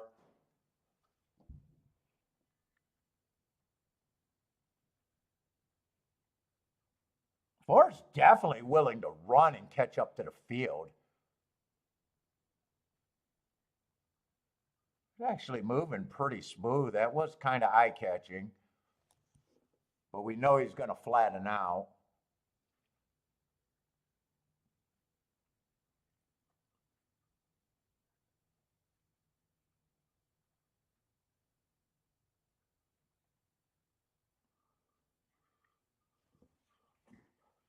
Five's probably running the worst of the group right now. I think 4's probably did the most.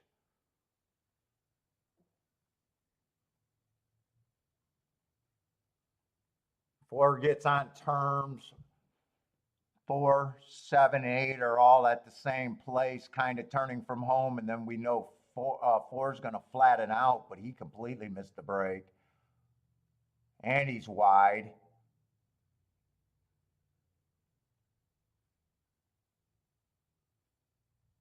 7 just went away. 8 still hanging around. 8 held around the most. And 5's just going to pass tired horses. 8 ran the best of that group. Okay, now I got to figure out who's who. So the 4 is going to be the 6. I think he might have the most upside.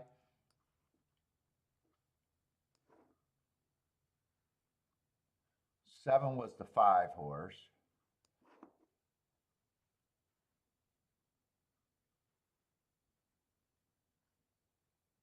Five is the 4 horse today. And 8's going to be the 1 horse who did run the best race. So I don't need these numbers anymore.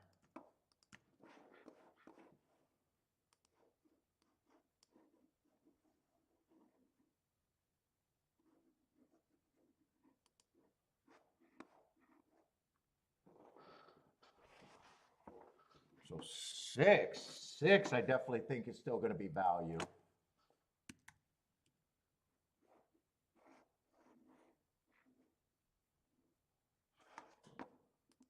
These two are probably both 15%ers.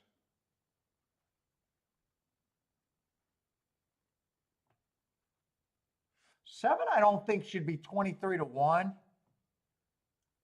But he definitely needs a pace.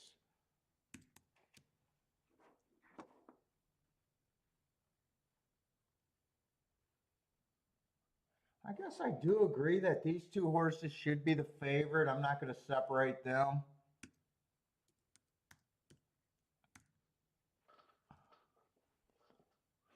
Six and maybe 7 are what keeps me in the field.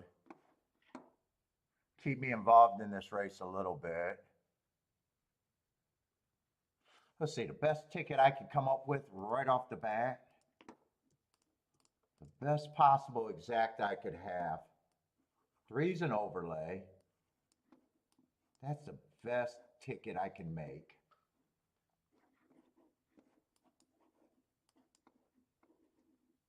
Yeah, 1 and 2 with the 6 and a 7, but I'd probably weigh him. And 6 and 7, 4 and 5.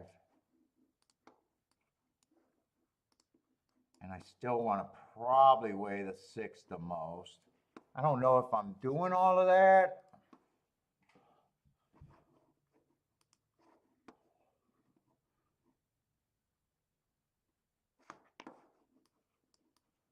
I'd press my 2 keys. I'd have it here, I'd have it here. Let's see, 1 with the 6, 7 aren't bad. 4 with the 6, 7 are good. Or I'm sorry, 2 with the 6. Oh, most of this is good, which makes it fuck it, I keep forgetting about the 3. Wait a minute. Nah, that just gives me more combination. I'm gonna keep making this bet worse. It's also tougher when you got 3 big overlays. Well, actually, 6 is not the overlay anymore. 6 is not an overlay anymore.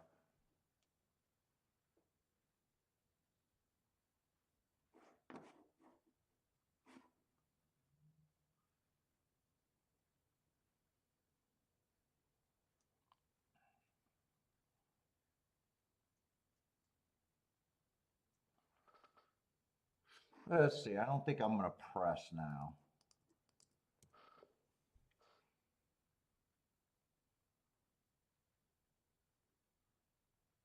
I think this is a poke bet, so I need to get this in let's see, 6 I can't consider for a win bet. I can still consider the 3 and the 7 for win bets, though.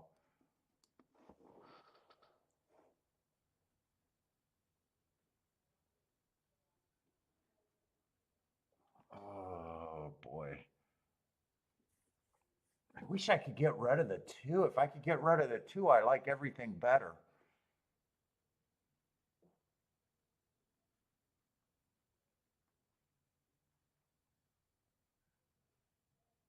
If I can get rid of the 2, everything's better. Because I even think I want the 3 here. That makes that worse unless I get rid of the 2. I don't even think I press this anymore. I don't think I pressed the 6 there anymore either. I'm definitely going to do this bet because that would be a nice hit.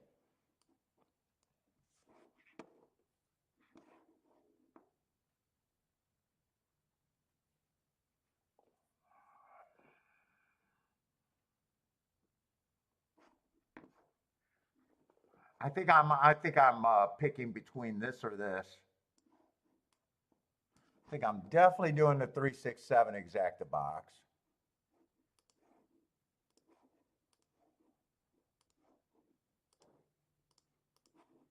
That's the best thing that could happen.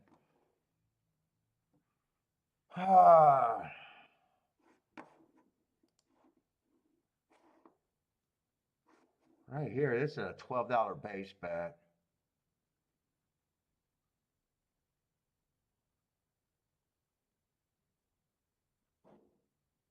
I'm going to try to get rid of the two. I'm going to try to get rid of the two, make this ticket way better.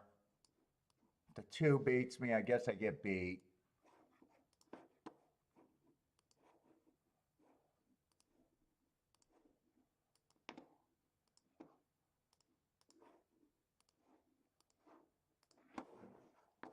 I guess I'm going to eliminate this bet. And I am probably priced in on the 3 and the 7 for the win tickets. I probably am priced. 6 is just not the biggest overlay I got there. 6 is just not the biggest overlay.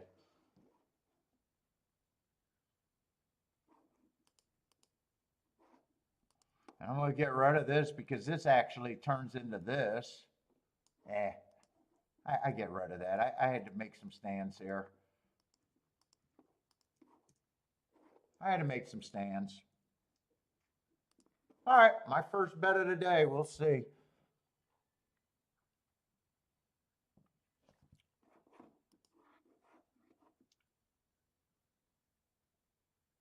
No two, no shoe.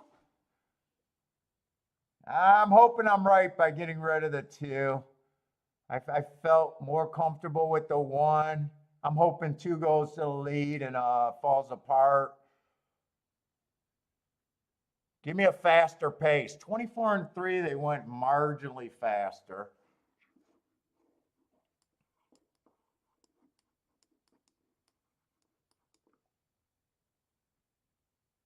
What's up, Alexander? What's up?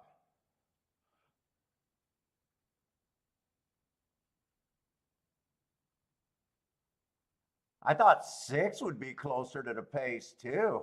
I'm not sure I like where they went 48 and 4, so I think I'm getting a pace where I can still come off the back end.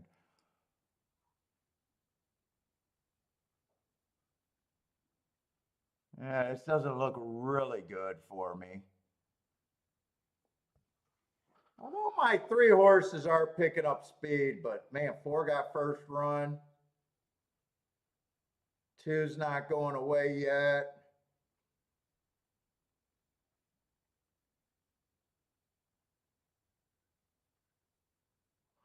I don't think I couldn't construct this ticket. The construction, would it have mattered if your opinion's not great?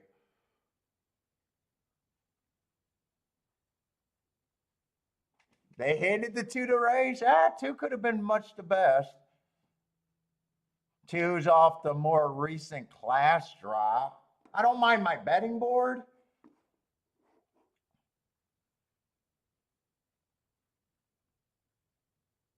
I don't mind my betting board, but I am going to lose that race. I'm going to lose that race more often than not. 6 did not improve all that much. Ran a non-eventful 4th. 3 didn't run a lick, and 7, nothing came from the back end. So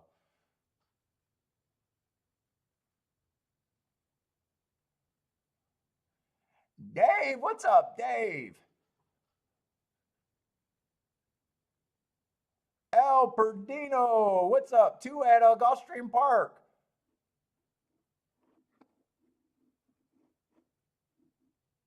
Oh shit! I didn't realize Fairgrounds. I might have wasted too much time on that race.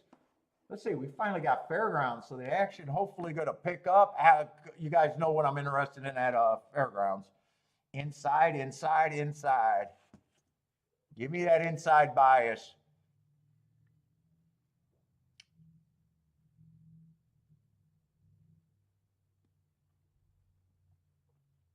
What is this race? Maiden claiming 10, 8 horses. I'm not going to have time to do a betting line here.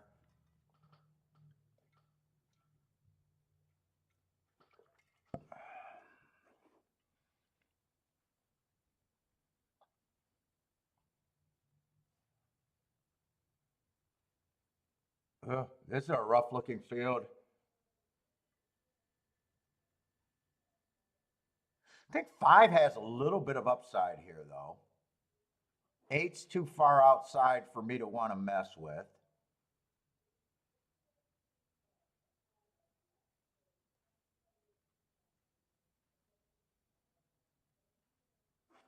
I don't know how good this exacta is.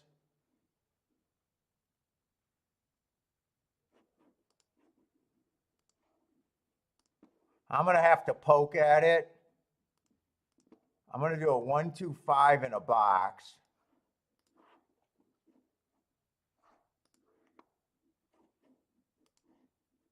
And a win bet on the 2 and the 5. But I am going to have to poke at it.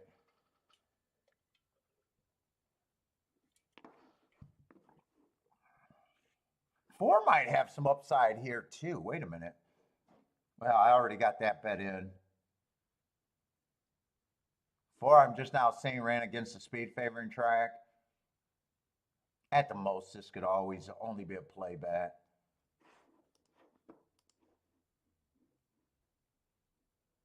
Oh, and I'm looking at the payoff. That exact box should not have been a 3-horse box. If 1, 2 or 1, 5 comes in with the 1 on top, it's not a good ticket.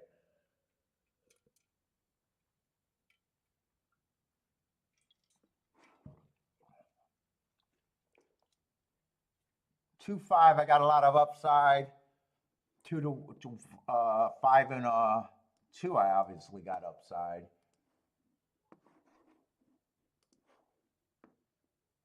Let's see, 2 and 5 to win. And a 1, 2, 5 in a box. But if 1 wins, that exact is not good. I need the 2 or the 5 to win if the 1 gets second.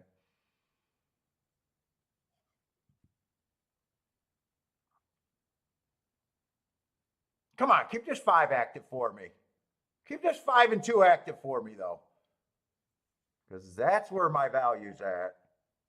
Come on, 2. Come on, 2 and 5. You guys can beat this 1. I think you can. Nah, you can't beat the 1. Nah, I just need to hit the exacta, even though it's going to be a bad exacta. 8, I think, going to get me the whole way.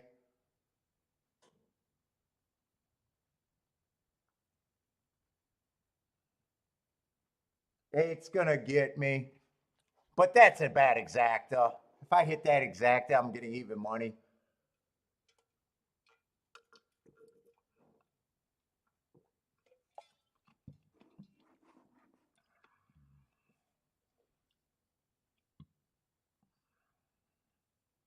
I thought 8 could definitely get beat there. 1, I probably thought deserved to be the favorite.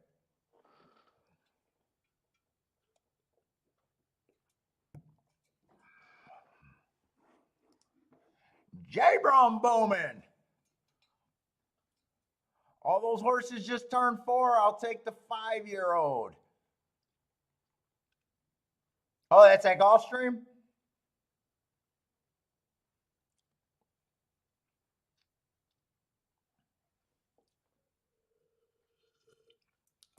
In fact, even if I played the 1 on top of the 2-5, I wouldn't have liked the exacta if I hit it, other than it causing no pain. That's the best I could have said.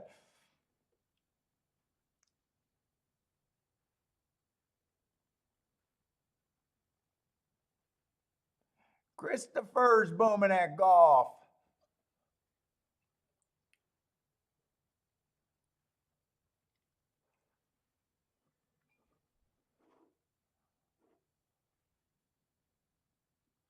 All right, so we got nothing but a bunch of chalky races. Played 2 bets, or 2 races.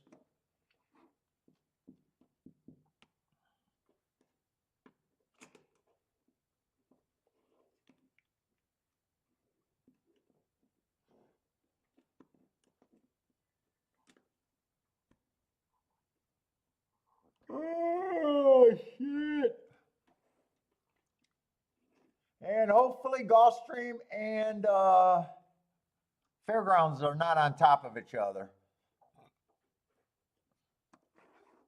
But I don't mind one of the favorites getting beat on the outside.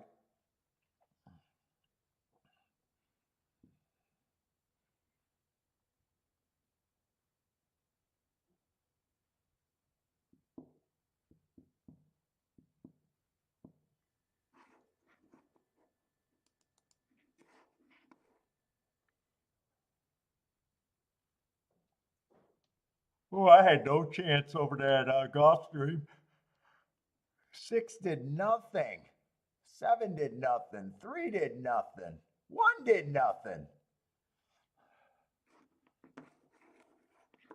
My bet did nothing.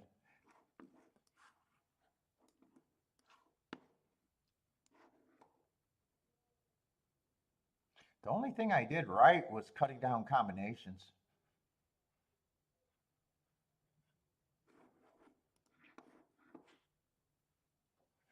Kathy, what's up, Kathy?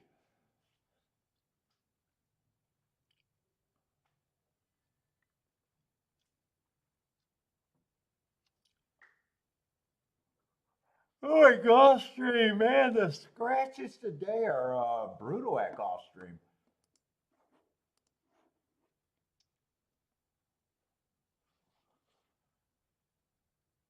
Oh, it's 54 out. Yeah, it's nice out here too, like 45. We'll take it.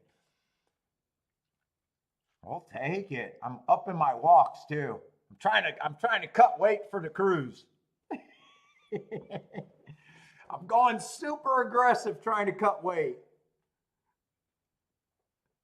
Shit, Boater sent me a text. I didn't answer it because I haven't had my phone around. He's like, "Are you okay?" I was like, "I'm fucking grumpy, man. I'm grumpy. I'm trying to diet."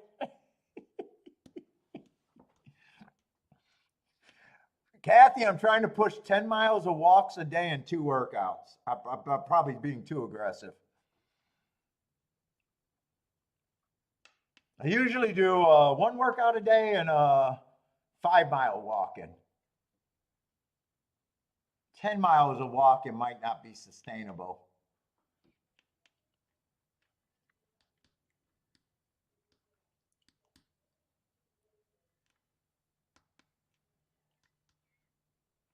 That's like hours of walking. That sucks.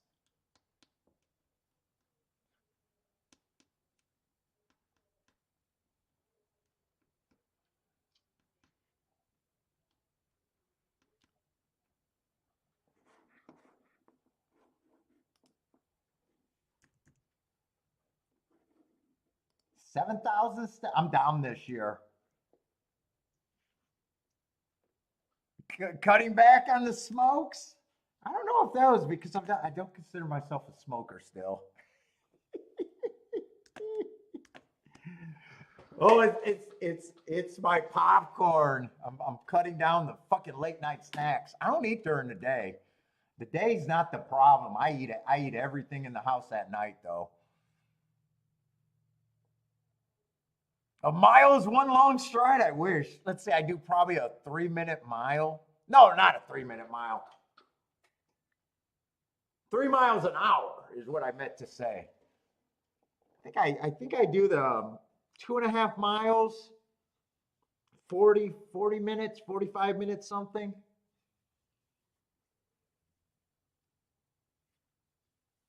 So usually I do two, a morning walk and an evening walk.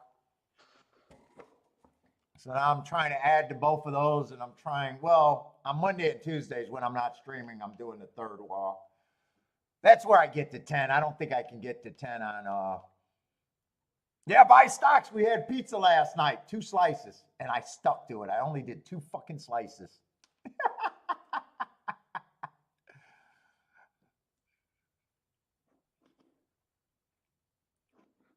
2 slices of salad and some Cheez-Its is all I had all day yesterday.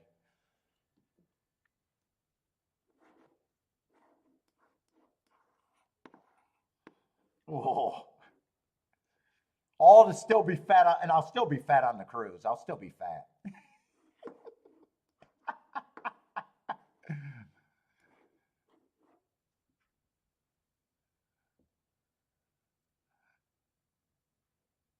Bo wants to get back in the ring? Fuck. I wouldn't mind going to sparring some more, but it's too far from our new house. If I was closer, I'd still be going. Just driving 45 minutes each way is just too far. It's too far.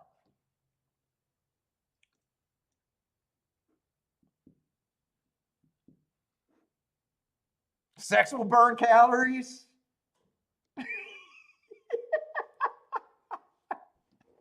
Not when, hey, Kathy, not when you do it for speed.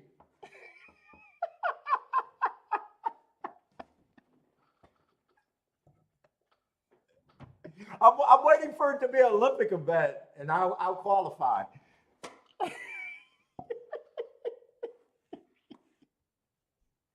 It's a race with me. It's a race.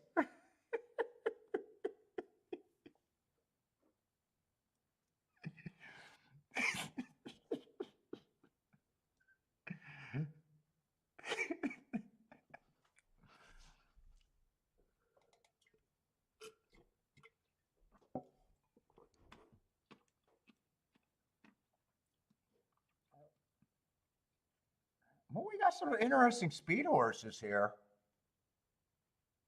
Let's see, but not a real interesting betting board. We got 4 of the 6 horses, all at 7-2 or under. Greg will burn at least 3 calories when he has sex. Yeah. Oh boy.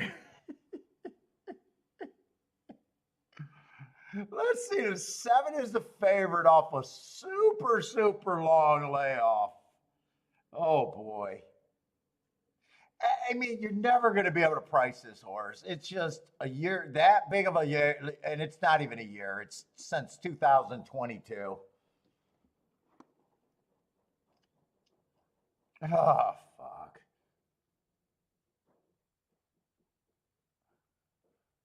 Oh, fuck it. It's never right. It can't be value. There's no way it can be value.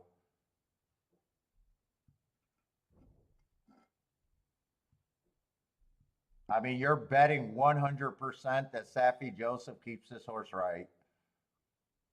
There's no way September of 2022 that they were pointing to this spot. I will guarantee that they were not pointing to this spot.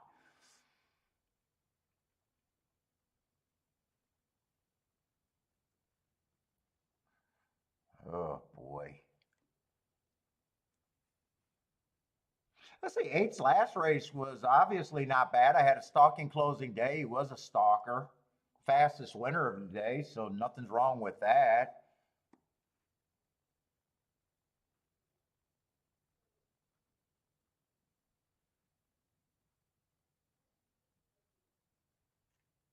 And there is a lot of speed in here.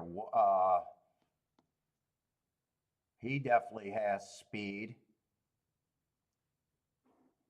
He's even won closing before. So he's capable of doing some things. Oh no, that's the 7 horse. Wait a minute. Well, 7 horse has speed too, but he's capable of other things. But man,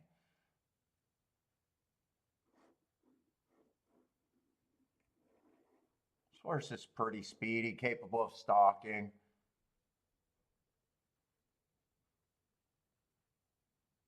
So can the 1. Might be rider tactics. So can the 2.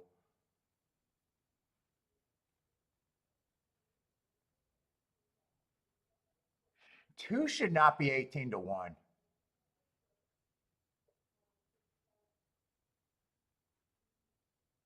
2 was on the Derby Trail last year. I know this is a turf race.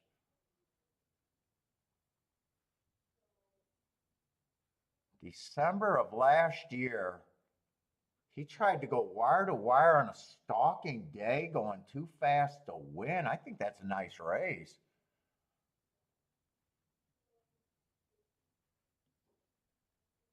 He should not be that price. If everyone goes to lead, four should benefit the most. Four is the only horse. 4 and 5 is the only horse that looks like they come off the pace consistently.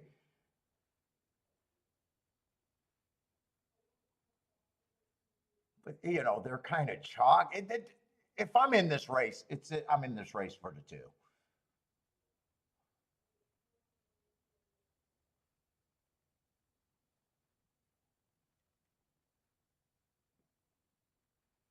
This is really deciding if you want to play the race or not for me here.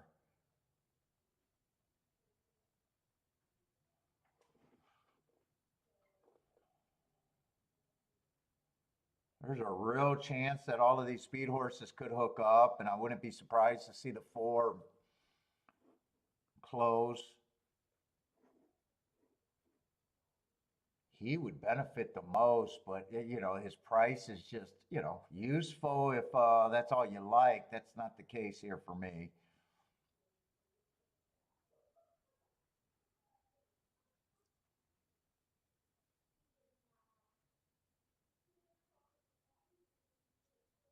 Seven at 2 to 1. I mean, man.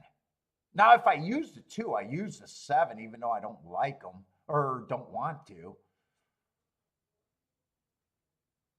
In fact, it's almost a situation where if I use the two, I'm probably using almost everybody to different degrees.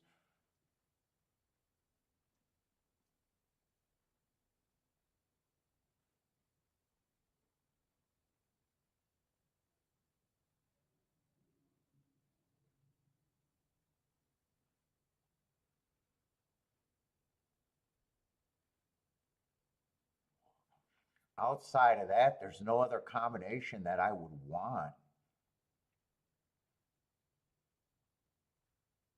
If I went for the double, I might just be interested in the two and the four, and I think I'd have less double combinations in the double.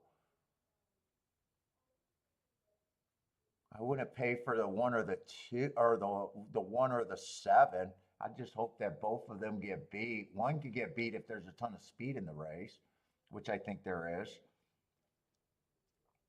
Seven could just get beat because of the long layoff. Yeah, two and four are to me are the two horses that I would use in the double. And in the exact is the only thing I would want in the exact is if two gets first or second. Let me look at the next race, see if I want to try to do something or do I just go to fairgrounds or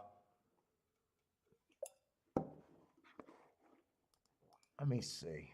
I don't really think I got to make a betting board there because I think my options are pretty limited. Let's see. Next race is going to be a 6-horse field.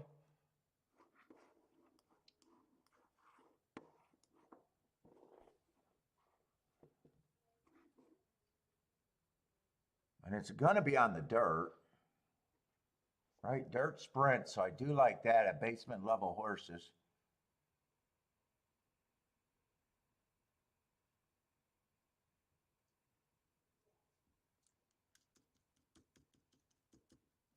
They got 3 and 5 as the favorites.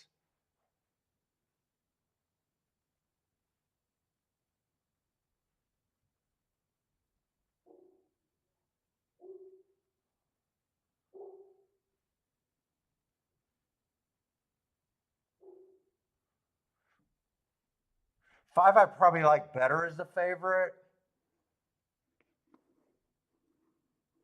4 races ago at this level, he wins on an early pressing day.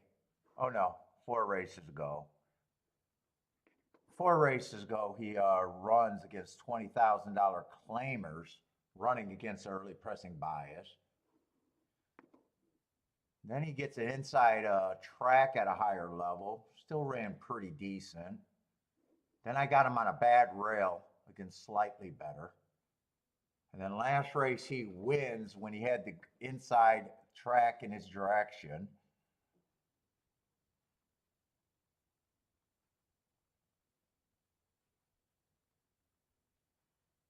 Three got a lot of route races. Yeah. Man, I'm not sure the races are that good for me today at Gulfstream, really. I'm kind of on the chalks there. I'm kind of on the chalks in the next race.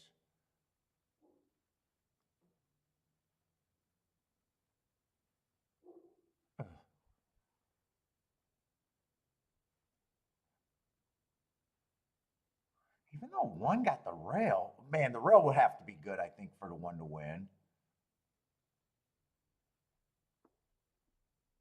Same with the two. Yeah, I think the two favorites have a pretty big edge next race. That's not that promising. That means I can't do anything with the four. That means I'm in the same position. It's two here or nothing.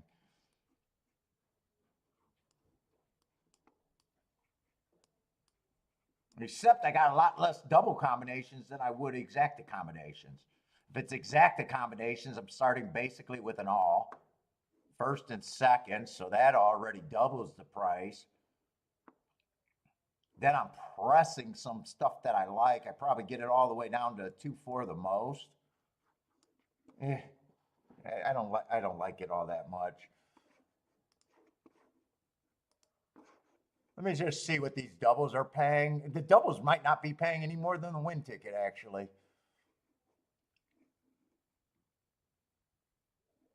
2-3 is paying 55 to 1, and 2-5 is paying 33 to 1. So I don't mind. I actually don't mind the doubles. 4 to the 3 is 18 to 1. 4 to the 5 is 11 to 1. I don't think I want. If I do anyone, it'd be just the 4 to the, I guess the 3 at 18 to 1, and I got to hope that that doesn't go down.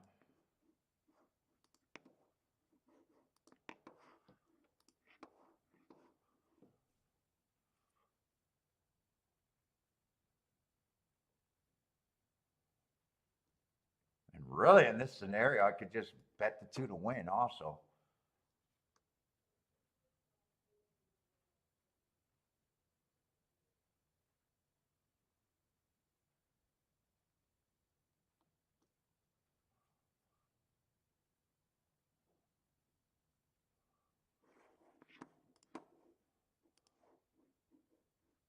Let's see, 2-4 is still paying 62 to 1 in the exact and 46 to 1.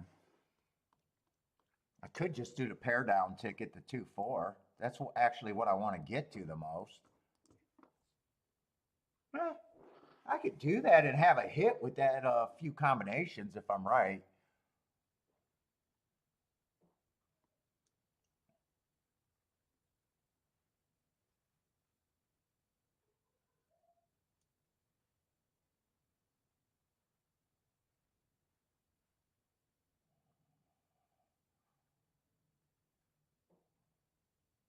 Or I can also use the 4 and just try to get around the chalks to the 1 and the 2. Let me look at the 1 and the 2 one more time there.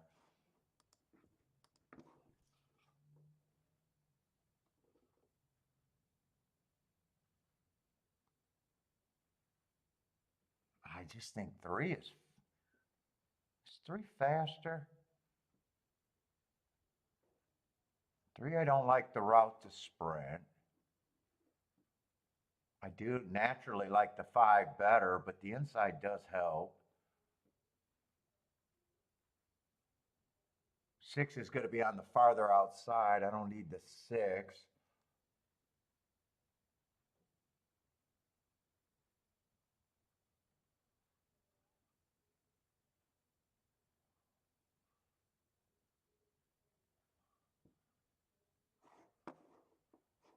Let's look at the doubles. 4 with the 1 is paying I think I'll do the exacta because I got a single combination there.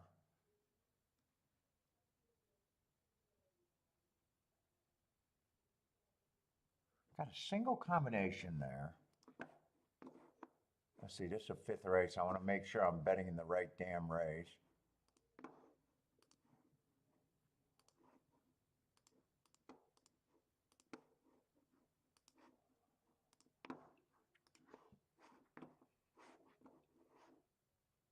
And I'll do the doubles with the 2.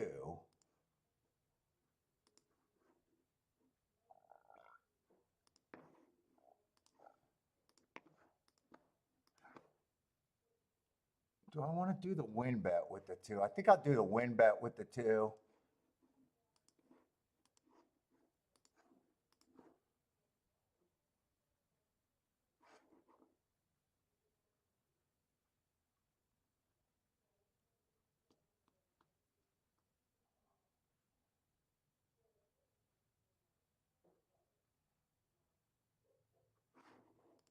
And I'll do the double 4 with the 1 and the 3, I guess.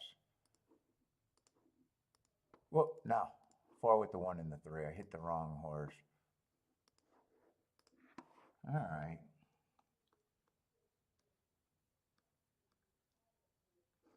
Four with the 1 and the 3. 2 to win. And a 2-4 box.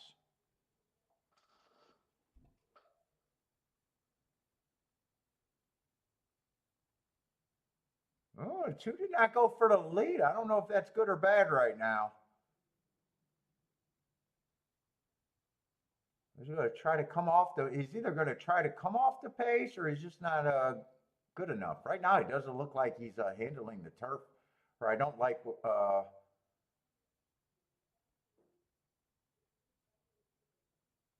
22 and 2, so he's relaxed, and this might actually be a good ride. We'll see if we'll see how he finishes.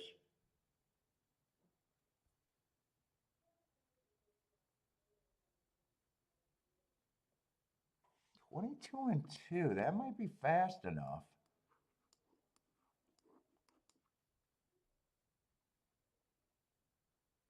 46 and 2, so they went 24.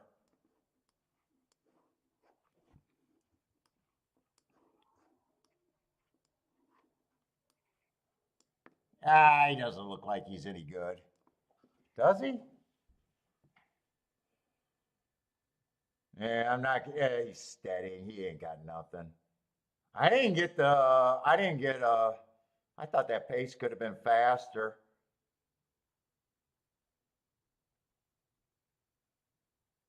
Four is gonna end up being second best. I won't get a live, but okay. 1-4. 7 didn't run.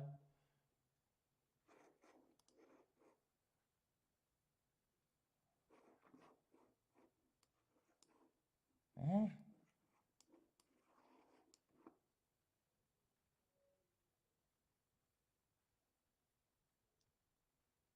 I got no problem with the 1 winning.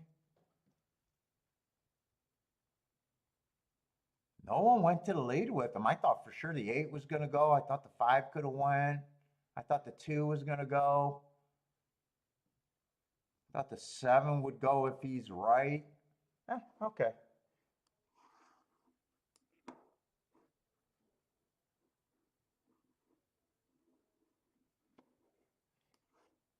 Good news.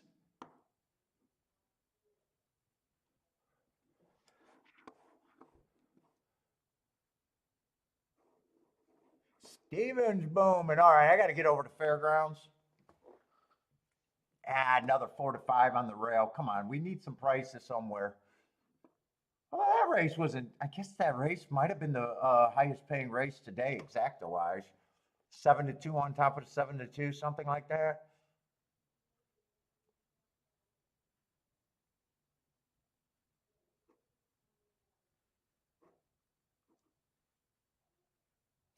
Let's see, $5,000 claimers.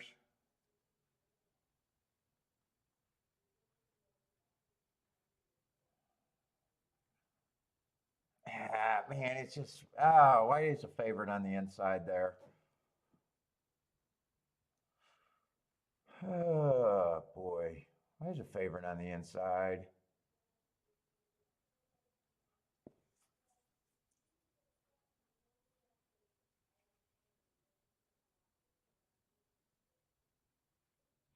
I don't know how good of a betting opportunity this race is going to be with my opinion. I do think the two got some upside. He's mostly a sprinter. He ran a route last race, went too fast to win.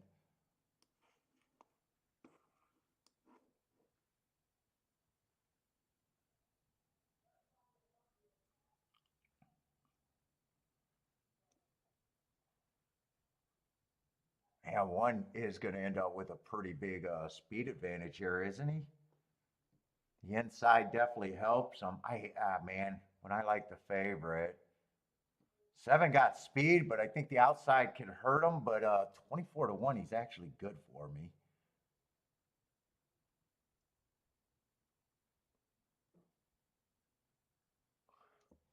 Two's at a price where I'm not going to be able to resist a little bit of something with the two.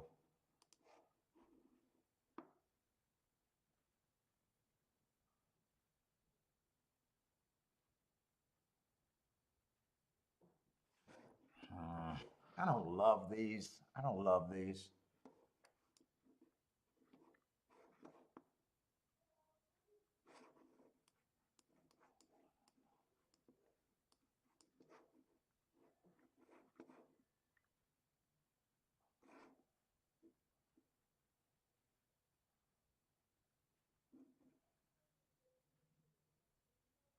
I've got a little bit of upside with that heart.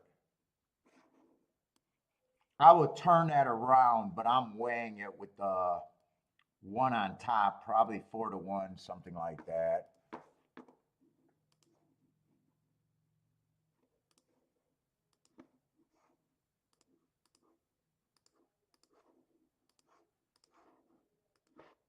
Come on. 257 with the one in second for a quarter of what I put up with them on top. I will box that 257 for less. That's the biggest hit I could have right there.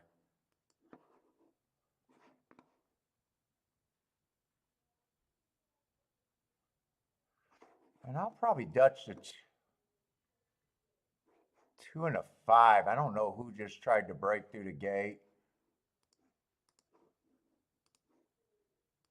2 and a 5 to win.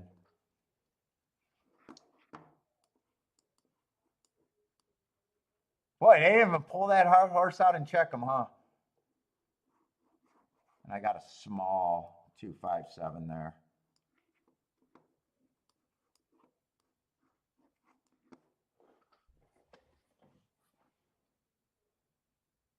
I need the 8 to stop running on the outside. I need the 2 to just keep trucking.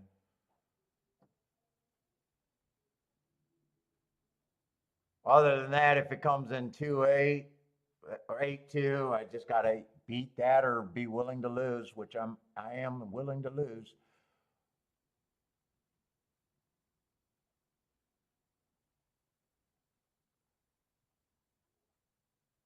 Keep this 2. I don't know if is he trucking along? Come on, 2. Yeah, 4 is going to beat him, I think. 2 kind of flattened out bad. And these chalks.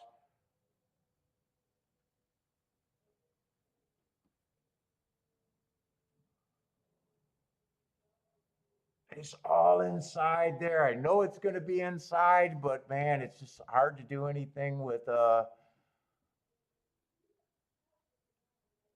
or 1-3-4.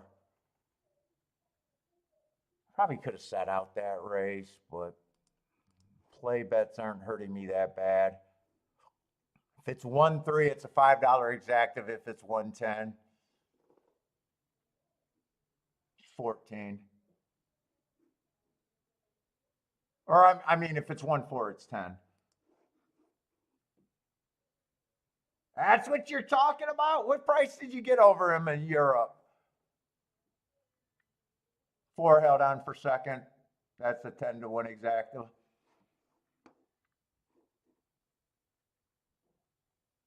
Let's see. Sean hit the pick 5. 144, not bad for chalks.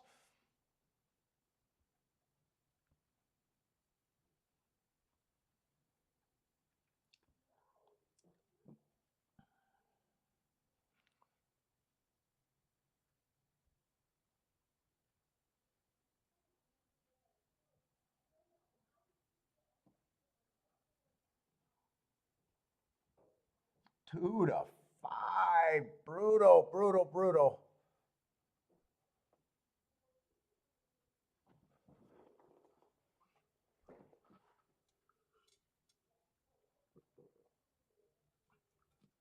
I don't think that try has any upside. I don't think so.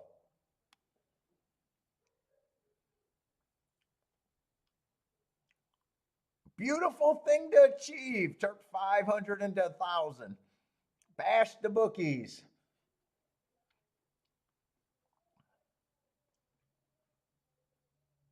So what you get? You must got even money there, Lee. Is that what you got? You got even money over there?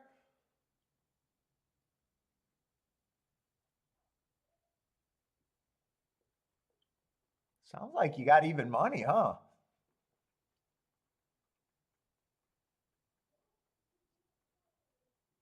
That is stealing compared to what they got over here in America, 280. If you got $4, actually, that is a nice bet.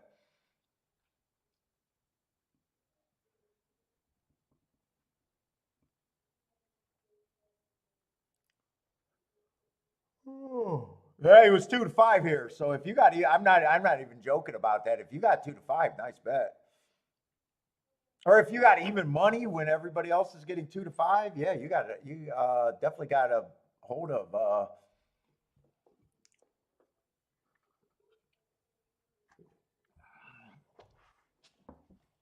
Oh, $14 try for 50 cents, $10 exacta.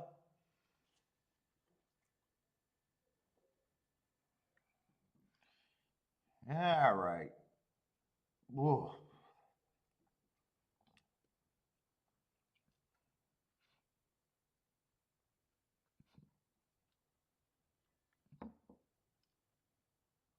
I still like that. I think the inside of the track is good. That 8 to me should have been second choice, and if he had the inside, even should have been a contender for the win. He probably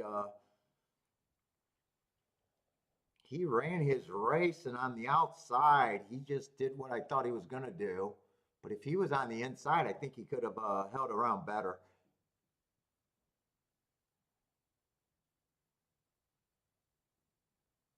I think he ran pretty decent. Ford just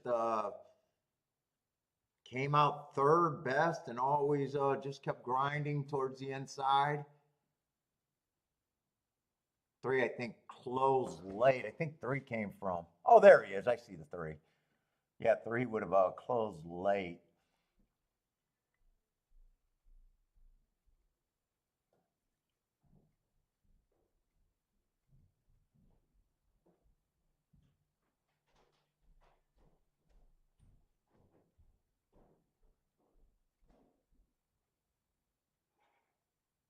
Hopefully, I need one of these tracks to give me results that I can actually feel like I got something. Right now, the way the day's going, I need some better payouts to have a shot. Let's see. I think Gulfstream. I think last race was the best exacta, and I don't even think it's been close, right?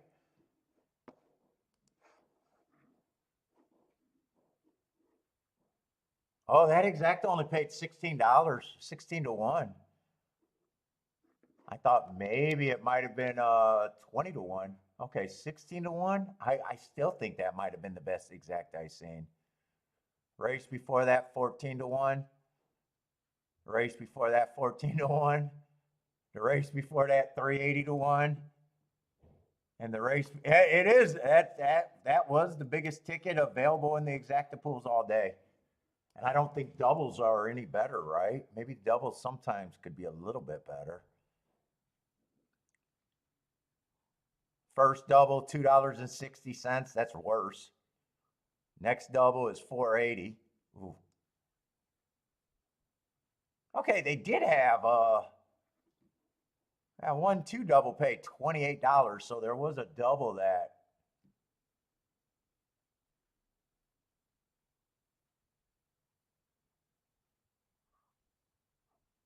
was decent if you hit it enough. And then last double was 16 to 1. All right, so there was one double that paid a bit more. What double was that? I think it was a 1-2 double.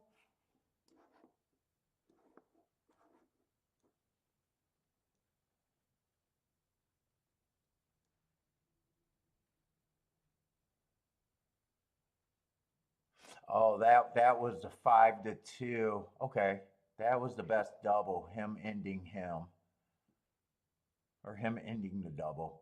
So who won the first leg?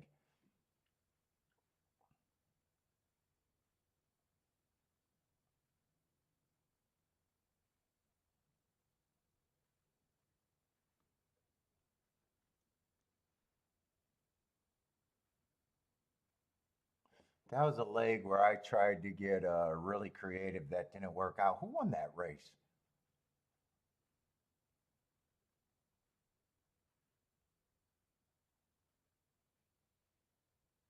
Oh, that was the one horse that won that race. 4 to 1, 4 to 1 with 5-2.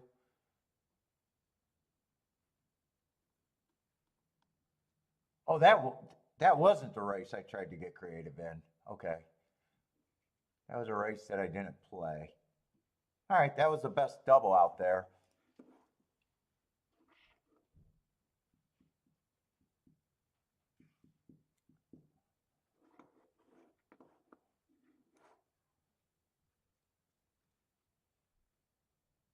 Golf exacta sucked. Yeah, I thought that exacta was going to pay better than that. Wasn't that 7-2 on 7-2? 7-2 on 7-2. Although if you threw out the 7, I could see a lot of people saying they're not going to take the 7 at all at a off the year. And then if they don't fall for the 2, then it does look like a favorite exacta, really. You know, if you don't fall for the 7 off the year 2-year layoff, I could see a lot of the big players or even the computer teams doing that.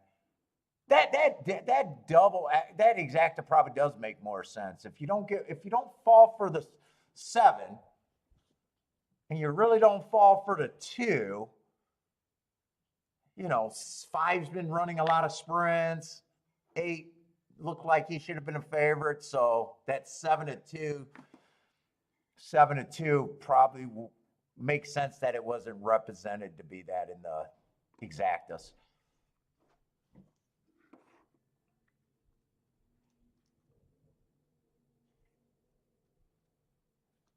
All right, but we're already in the 6th race at Gulfstream. And I didn't think this race was all that great. I was hemming and hawing not even to do anything in the sequence. I thought the 4 and the 5 deserved to be favorite. We got another 6-horse race. Or no, I thought the 3 and the 5 deserved to be the favorites.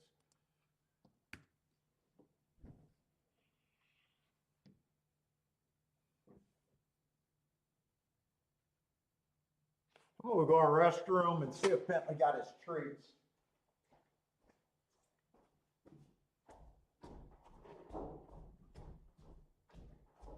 Kiki, did you get Bentley a treat?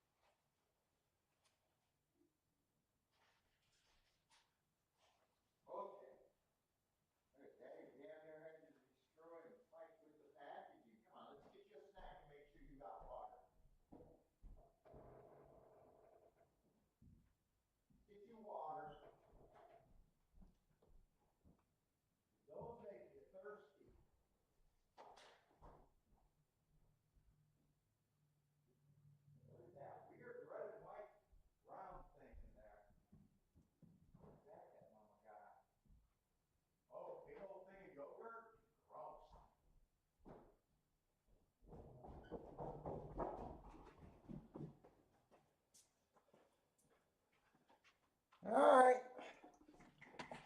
Oh.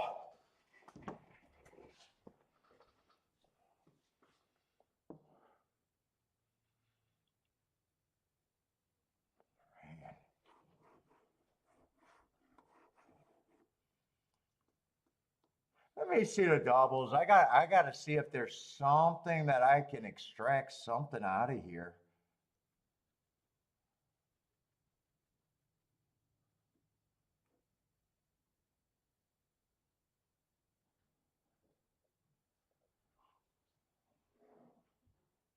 Well, three ends up being better for me than the five, obviously. I like the five better, but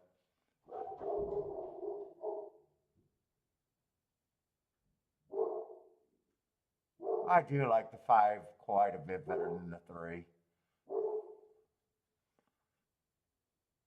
Five puts me in a position where I think I got to beat them outright. Let's see. I got to get to the right race. Six race.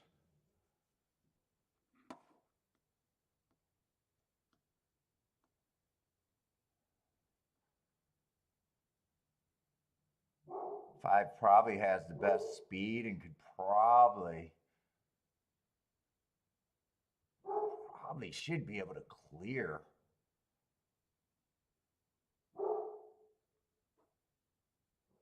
I think in the exactas, I don't think there's much I can do in the exactas.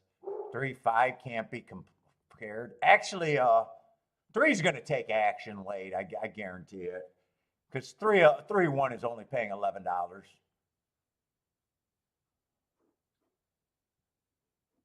And five can't be paired up with nothing but the two. Yeah, I guess 2 and 4.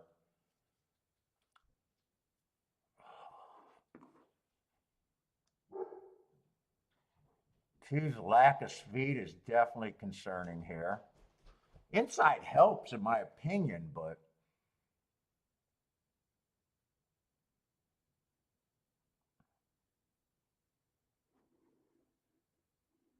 four is probably the better place to go. Ugh.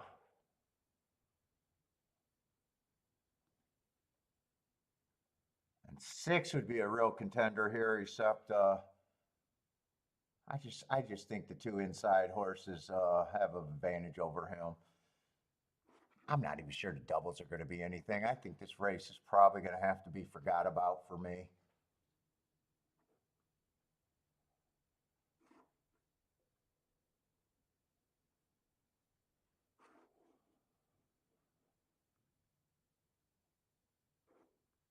Five, and I'm looking at double. 5-1 got to be avoided. 5-5 got to be avoided. 5-6 got to be avoided.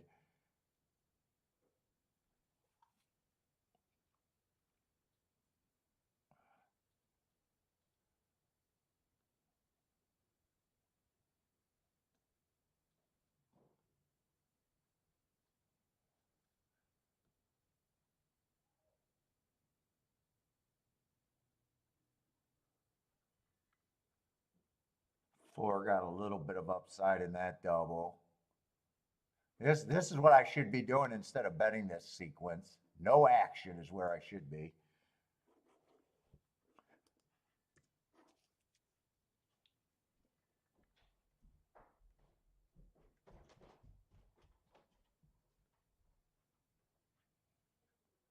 Oh, wait a minute. No, I think six is taking action.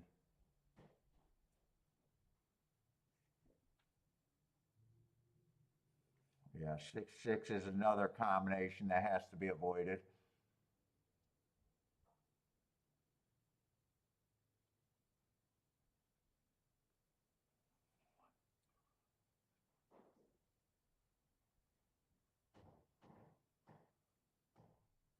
Four is a combination that works.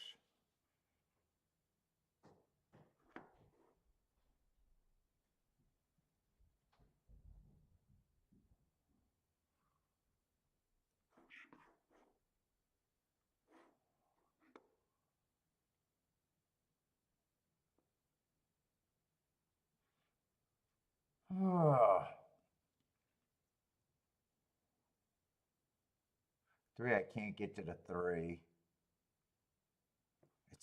I got very few combinations where I keep saying it's okay.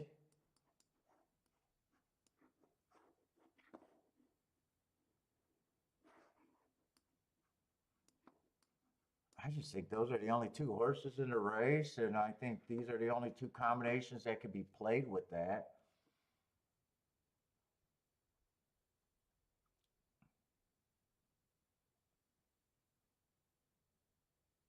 100%, that's all I could do.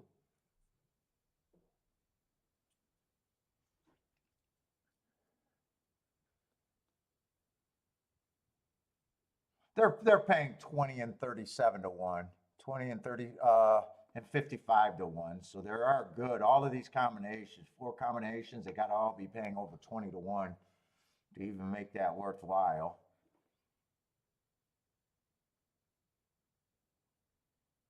Try to decide if I would weigh the 3 or the 5.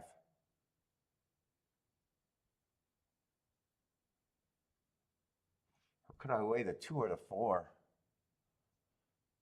2's the better, 2's the more upside on the bet.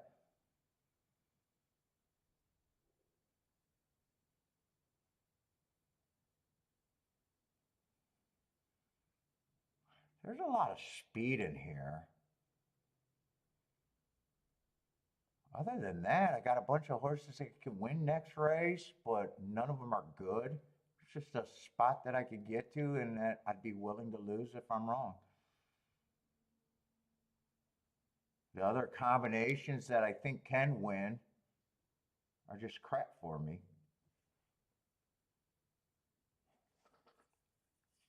Can I extend it one more spot to make it even better than the double? I probably don't have enough time. Oh shit, I might be interested in this race.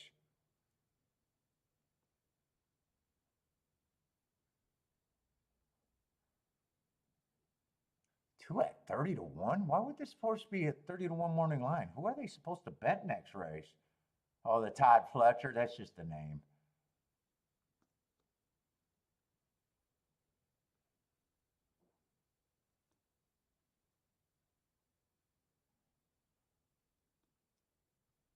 Boy, they're tough races right now.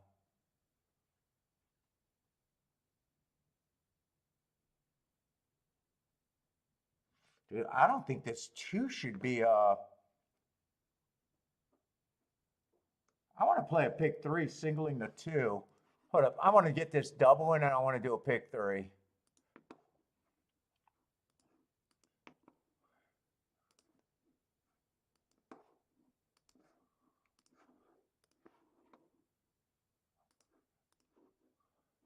What? Pick 3.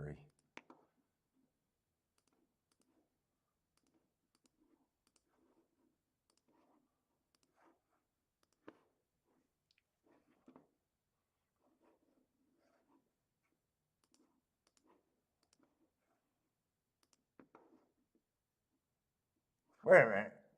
With the 2, with the 2, with the 2. Just make sure that's right. I already put it in. Yeah, with the 2. So I basically did this pick 3, but I also got a 3, 5, all with a 2. 2's supposed to be 30 to 1, so normally I would never do an all, especially if I'm starting with favorites, but let's see, 4 did get the lead here.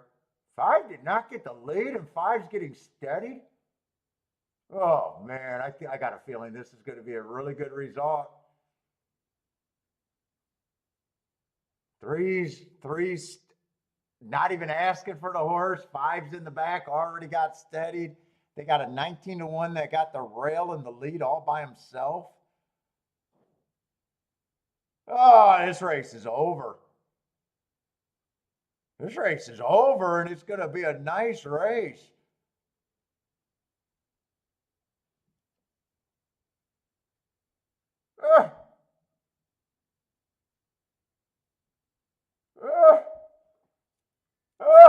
They chalked me to death and finally ran a nice price.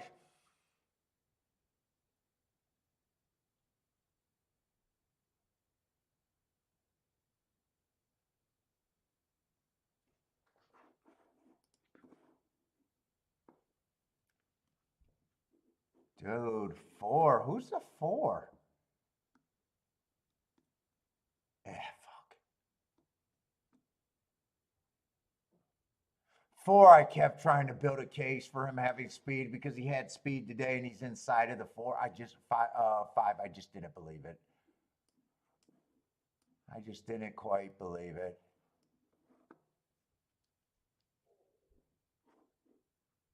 Although if you're playing exactas there, you're using the 4.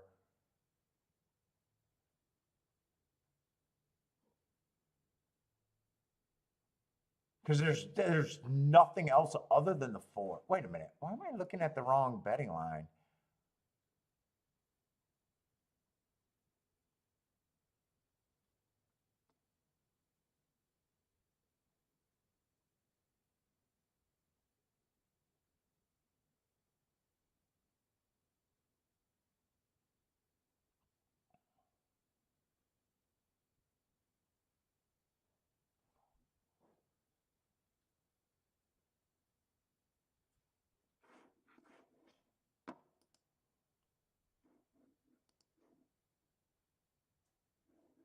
Oh, that's weird. I was showing the. No, I was in the right race. It almost looked like I bet the wrong race, which I would have been happy with, but no.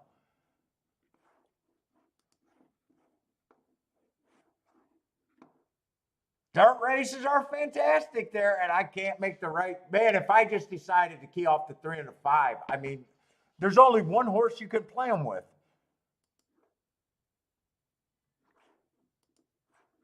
No, actually, there's 2 horses, the 2 and the 4, the 2 and the 4. That's it. And then you would have got the best result.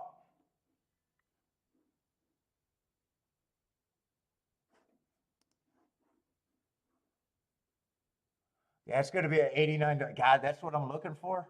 Nice ticket. Did anyone have that? Attila, did you catch that?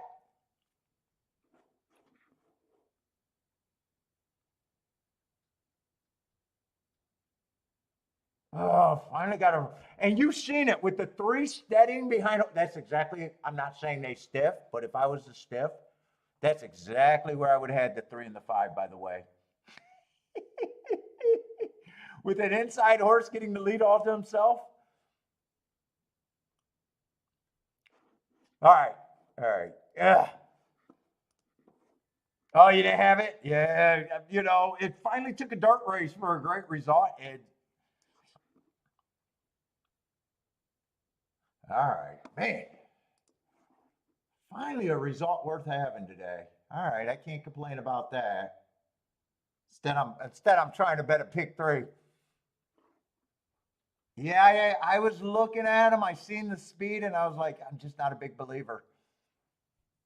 Although, if you're keying off the 3 and the 5, and you're looking for exactas, there's only 2 combinations you could even think about: the 4 and the 2. Anything else would be. I mean, at that race, it's just betting philosophy gets you that.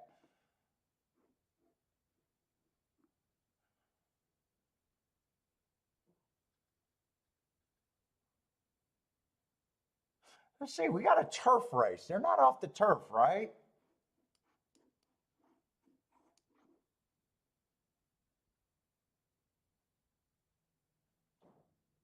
Kevin liked them second. Yeah, that's why I always turn around, because if a horse can run second, you're saying that he can beat everybody in the field but one horse. Well, if he can beat everyone in the field but one horse, well, shit, he could beat that one horse. Think about what you're saying when you say a winner place or show bet. A lot of times, it'll make you just betting philosophy makes you do a lot of the right things.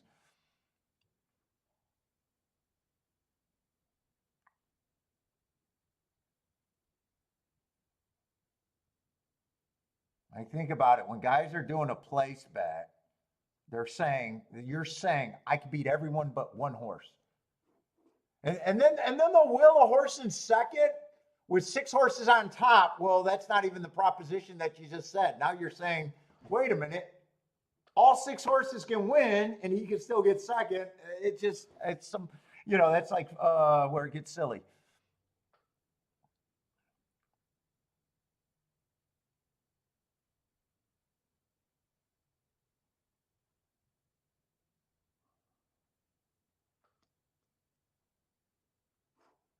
Let's say 5 beat this group last time on a closing day.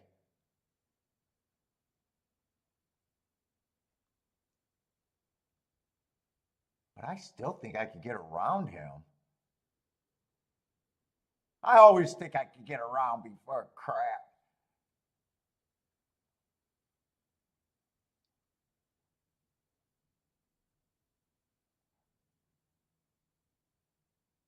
I kind of think this race is 5-1-3.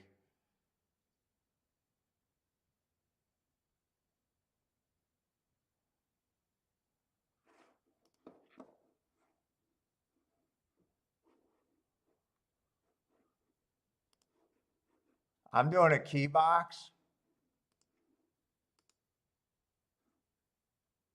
And I got to get the 1 first or second.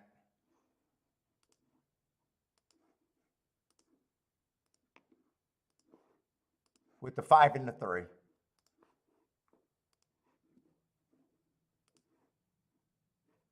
And I will take 6-1 on the 1.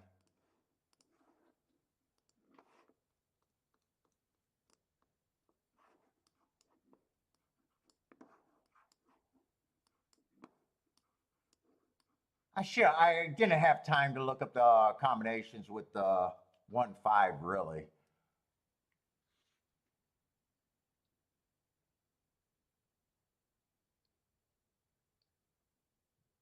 Well, I wanted to say, Fairgrounds, I'm pretty sure has been closing out there. Or at least that's what I was thinking.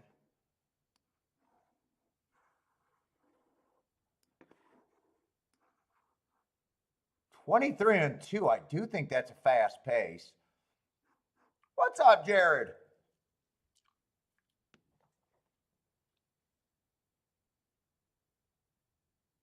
Come on, I want 1 to get a nice run here. 5's still going to be there. Dude, is this horse just gumpy or does he still got a hold on this one?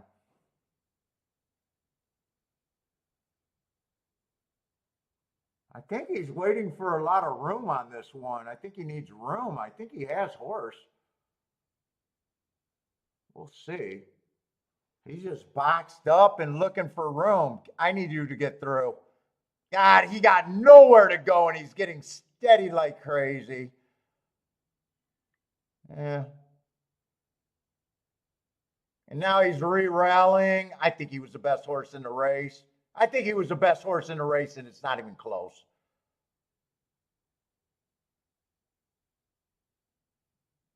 Although 6 would have messed up my exacta. Oh, I can't get a clean trip. Brutal steady job.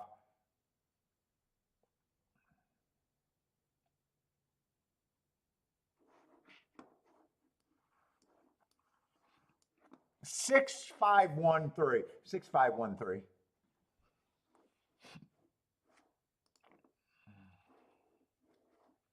You went 6-2? Yeah, I can't play even money propositions or -1-5 or whatever. You can have those days. I'm not a sports bettor. But nice day.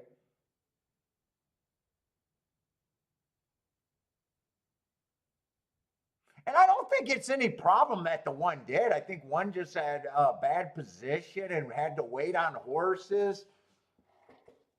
Then he had to steady hard and re-rallied. I'm not even blaming the jockey for any of that. I just think he might have been the best horse. At least I think he would have been second best without a doubt.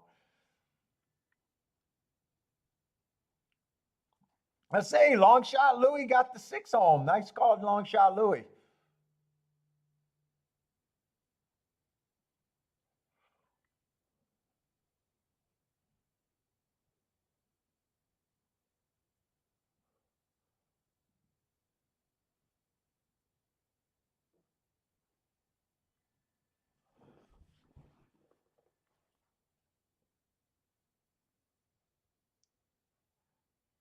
Oh, that Gulfstream race is actually infuriating me right now. Can't believe I tried to do a pick 3 on short time. I can't believe I tried to force doubles that weren't that great.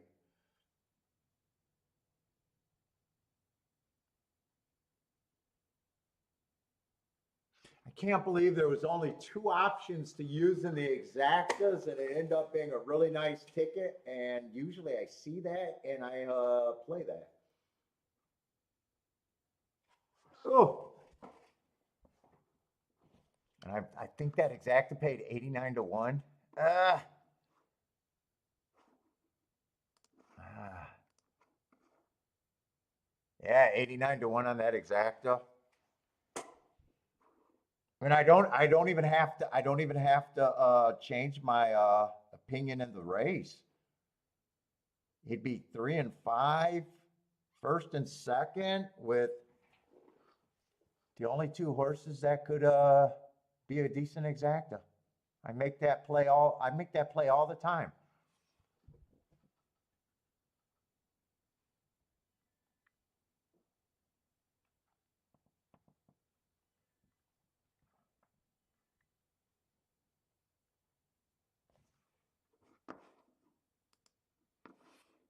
I don't know, watch that replay, but I don't think my opinion's going to change. I want to see where the 6 came from, and I want to see how bad I think the trouble was on the 1.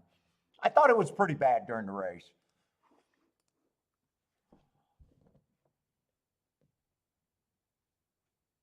I don't know if 6 was stalking or he was there all the time. I've never really seen where the 6 came from.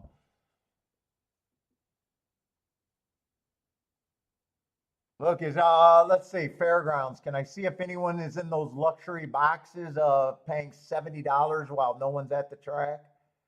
I can't see inside.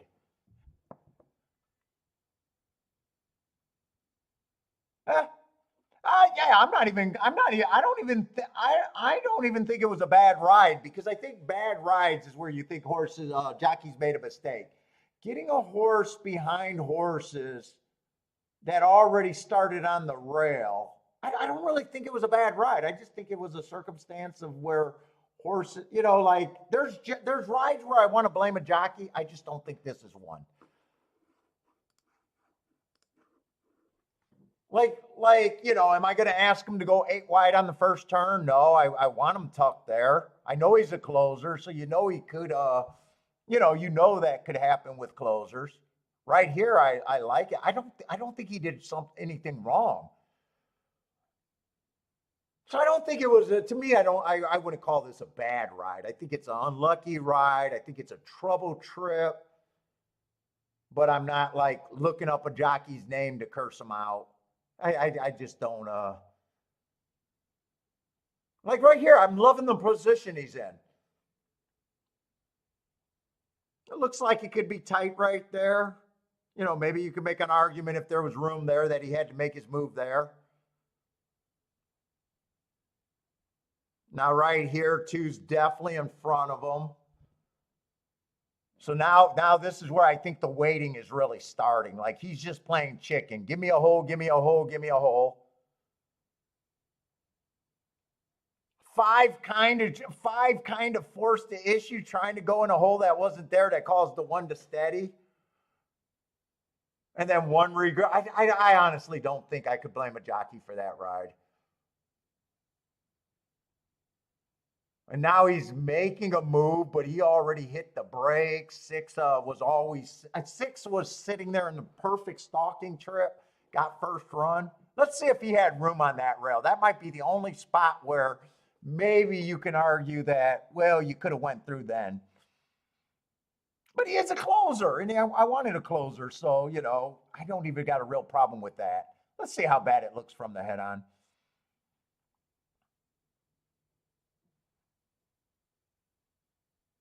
And I got to admit, he still might not have beat the 6.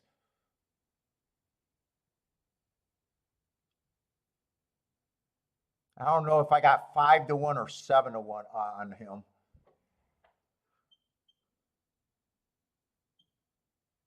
Let's see. Let's see if this opens up and if I really believe he should have made a move. Yeah, like right here, it's tight. Right here, is that really a hole on the inside? I don't think I could blame him for not going there. He's just waiting. He's just waiting, and I don't think that's a bad ride. And this is where you're gonna get where there's not a lot of running there, where it's like right on the turn. So he got a ride where he's not gonna get killed too.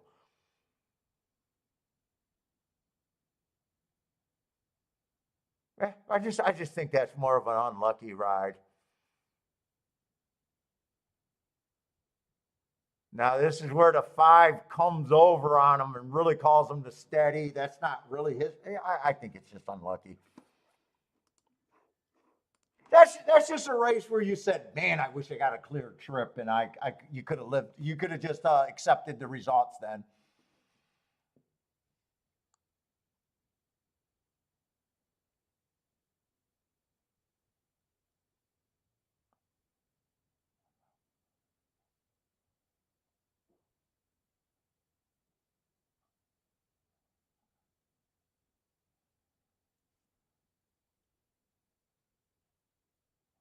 Let's see. Jared's getting ready for more college basketball. Yeah, I'm just not a sports better. I can never be a sports better.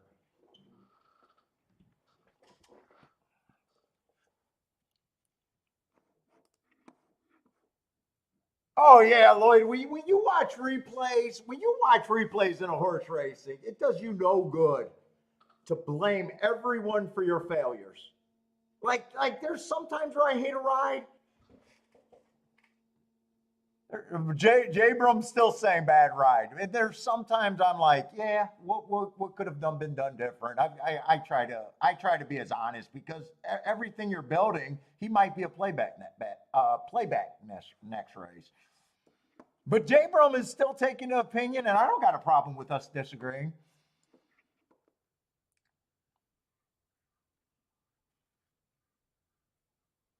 Gambling legend. Hitting those damn 6 to 5s.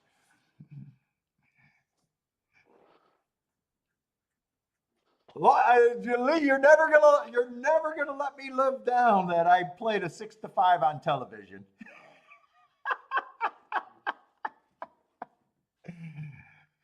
Not my style. Yeah, I just try to be as fair with my assessment on the rides that they can. The rides that drive me crazy the most is when I'm think a horse is a front runner and all of a sudden he's coming off the pace, or vice versa, or the track is you're pretty sure that you got enough proof that there's a bias and it's the last race of the day, and you're like, why is he going there? Traffic troubles, not always for me.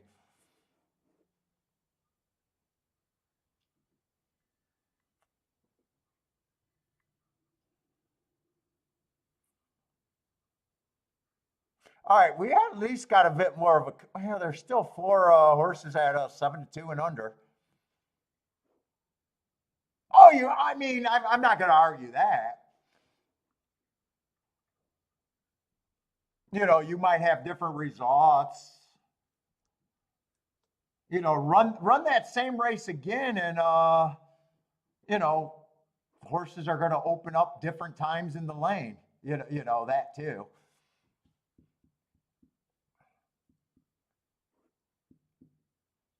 I don't know. I just got to do things and look at things my way and where I don't go crazy.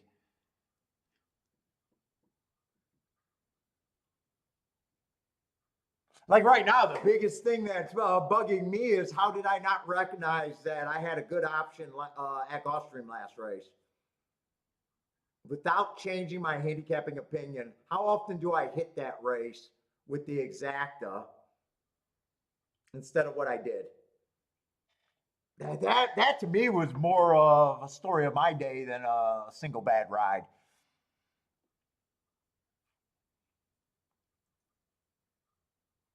Or unlucky ride, whatever you want to call it. All right, I got to get back to making betting lines though.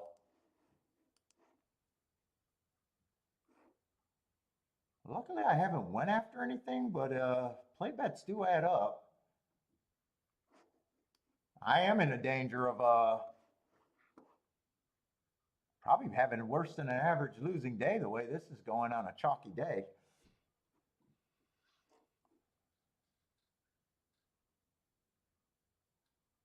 Unless I do something. Definitely not buried. Definitely not buried.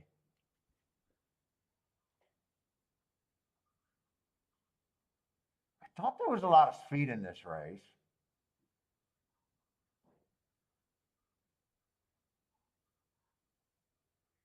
And I thought the 2 and the 4 were going to be a little bit of value. I'm shocked that the 4 is up. Well, that was his morning line, 4-1.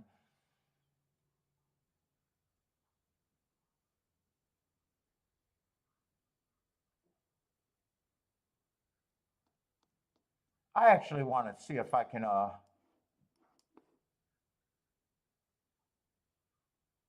feels like there's a lot of speed here, but I'm not sure if we just got a lot of half-ass speed and stalkers.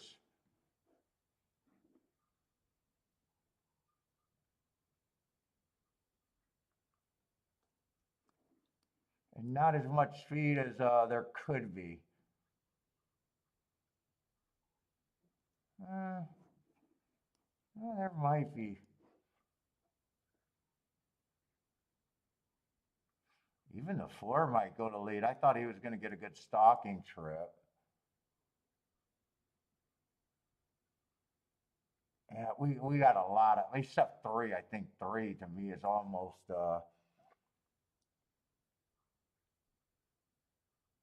3 is almost a throwout. Unless he goes back to this race, and that's a long time ago. Yeah, I think I take a really hard stand against the 3.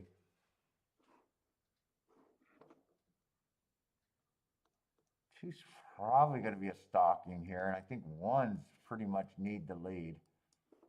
Yeah, everyone. It could be a fast pace, and it could be a rider's race.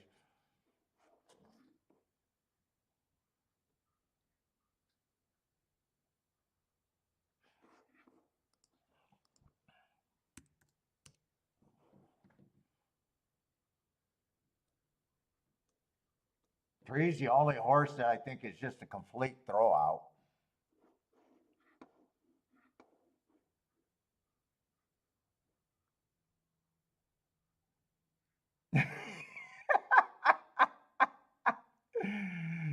Abram does not like that ride. Does not like that ride. I don't like the ride. Don't get me wrong, Abram. I don't like the ride.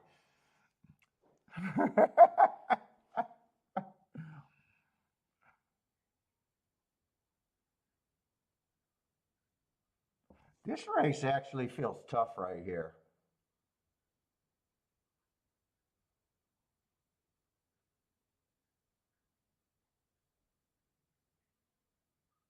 The way I think 6 and 1 are probably the 2 fastest horses early.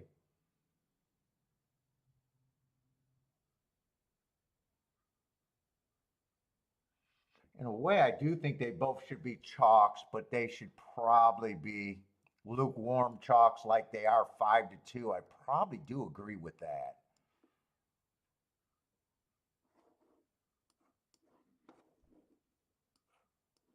So that's already not a good start for betting.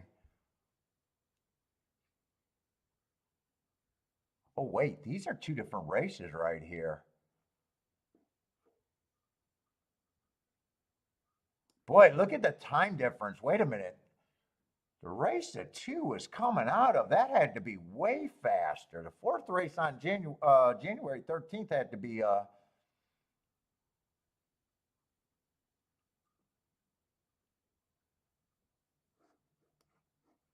There's actually three different races. The fourth, the seventh. Oh no, two. The fourth and the seventh. I think that fourth race was way better than the seventh race. That would be the race that the two's coming out of. Hold up, I want to look up that thing because that might get me to play this race. So go documents. I'm freezing up. Wrong track.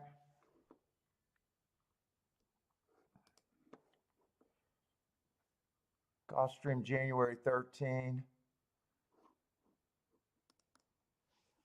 Comparing the fourth and the seventh race. Dude, those two times weren't even close. The fourth race went 21 compared to 22 and 4. 44 and 4, 44 flat to 45 and 4.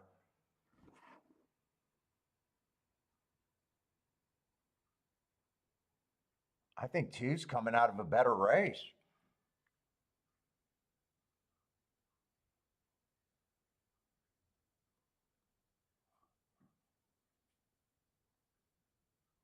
I think two's coming out of a better race.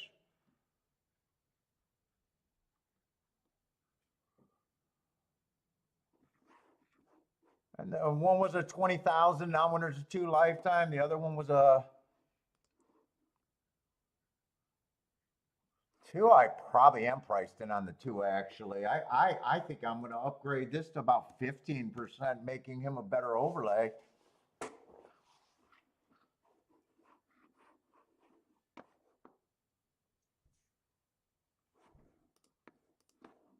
Oh, I don't like that red on the thing.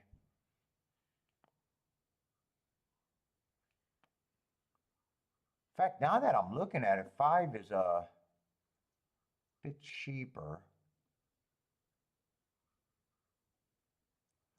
I think I'm definitely doing something with the 2, even if it's a win ticket. I'd probably make the win ticket more important, I think, right here, because I think I'm going to be short time for exactas.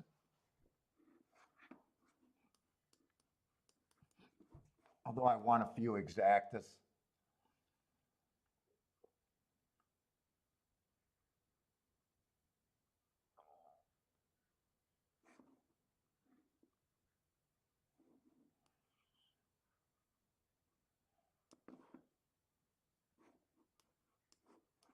Except I want to pare that down to 2.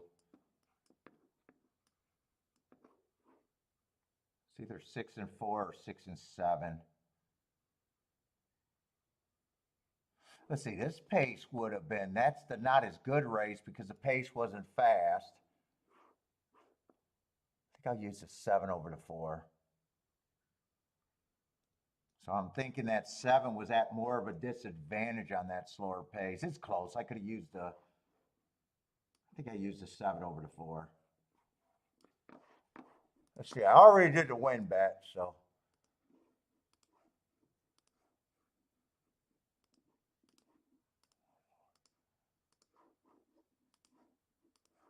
I want a press ticket there.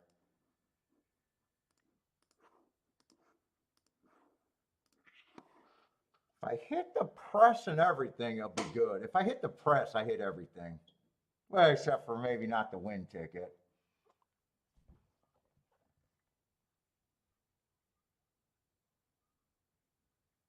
Let's see, J Brum likes the one horse here.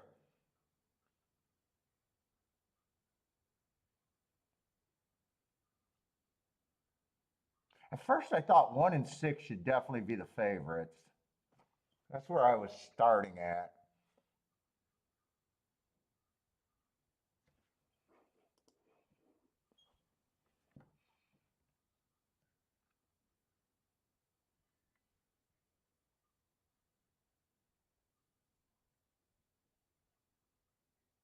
Two already fell on his butt. Hopefully, he recovered. So we'll see.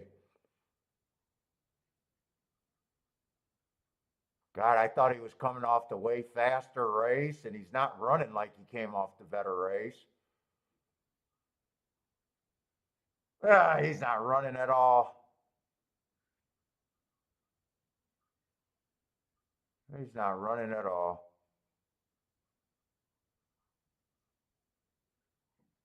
Angling outside, gonna go wide. I don't like his chances of doing anything. I thought he was coming off such a faster race. Yeah, I like the 11-1. I definitely like the 11-1.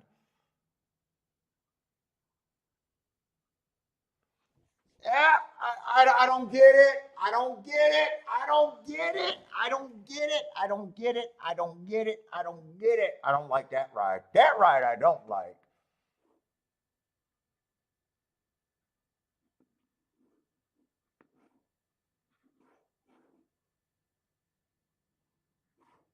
Oh, that ride I don't like.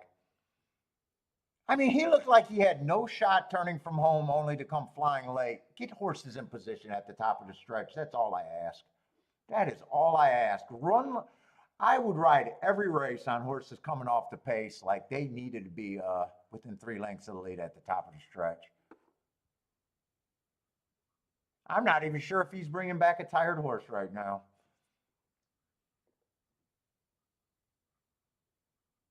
7 won the race, so I even decided to press the right horse with the two. But yeah, prices are picking up at least at Gulfstream. Prices are definitely picking up a little bit.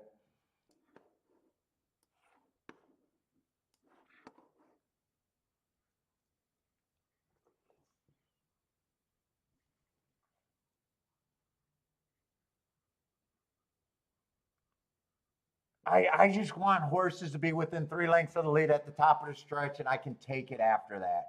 I hate horses that are so far back and they come flying.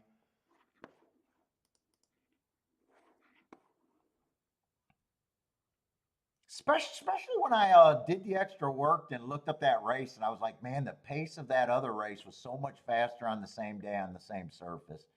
I think he could have done more. I might be wrong. I could probably be wrong, but I would have liked for him to be in position.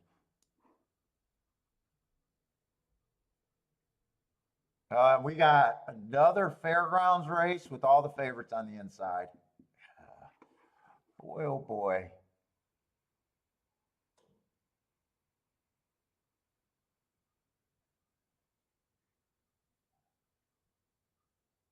I mean, there's not going to be a lot good for me. Any order of let me look at the next race. Don't next race is going to be a turf route.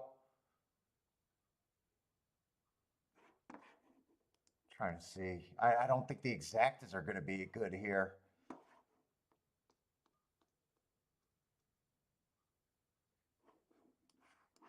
I'm going to look at the turf route to see if I can find doubles. Boy, that might be a good race next race.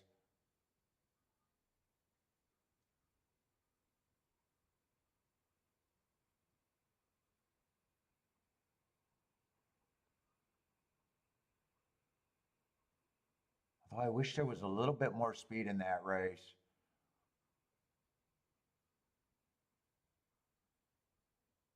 Because I really like the back end profile there.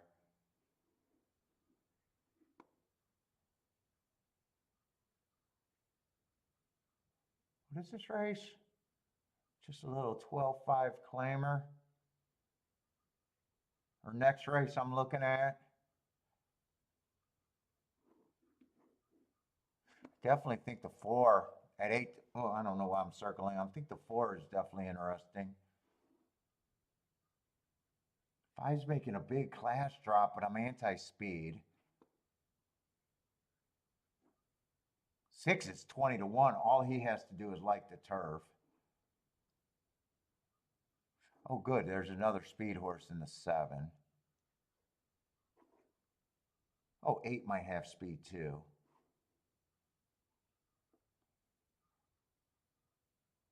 Oh, there is a bit of speed there.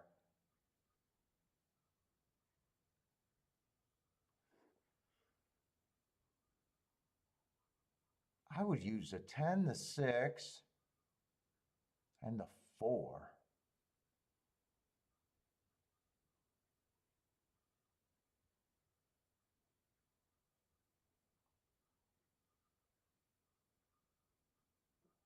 And hope that I'm right about that. 10, 6, 4.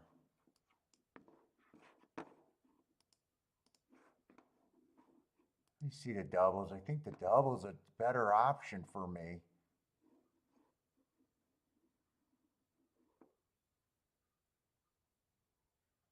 Everything to the 6 is paying over 100 to 1. And everything to the 10 is good. Got to fade the 3. I even like the 2 there. 6 would be a huge hit. 6 I'd probably want with more horses. Ah, shit. I'm playing doubles, but I'm kind of playing blind because I'm kind of fucked right now. 2, 3, 4 to the 6.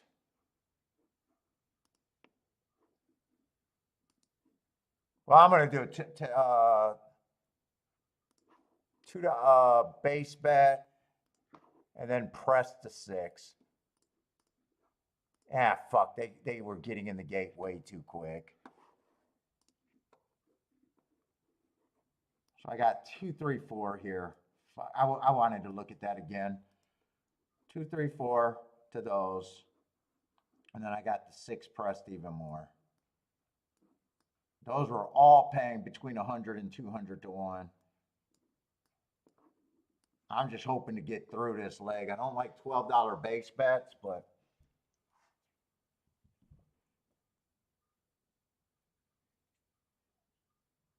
and I don't even know who I liked. I just wanted the inside, and I was just I'm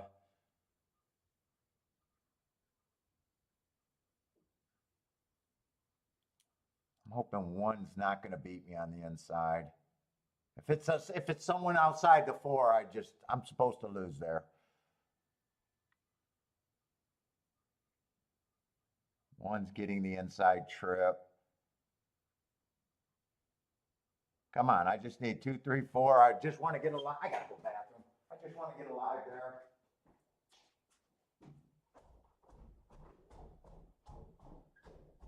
Oh.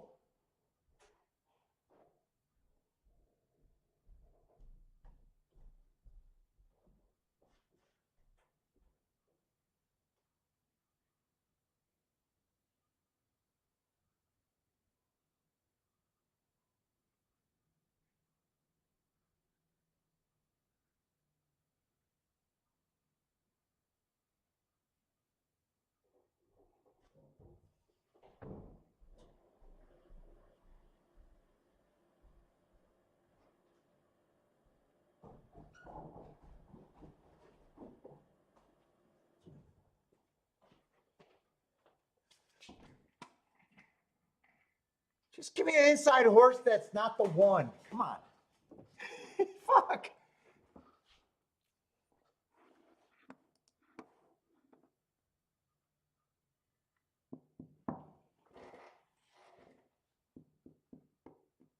Well, I've been doing a good job zigging and zagging for the last couple of weeks. Today, I'm not doing a good job zigging and zagging.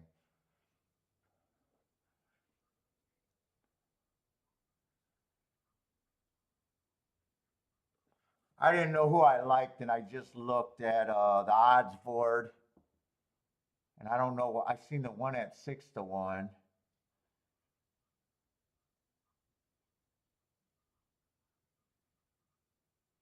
Oh, two's a sprinter stretching out. I don't mind that. Yeah.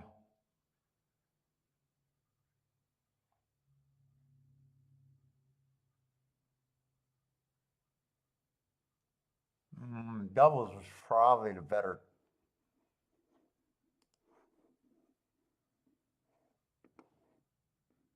5 should be a non-starter.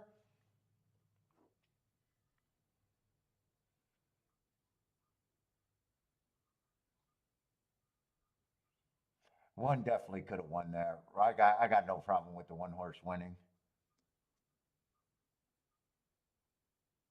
4 probably is the horse that I like the least of that group.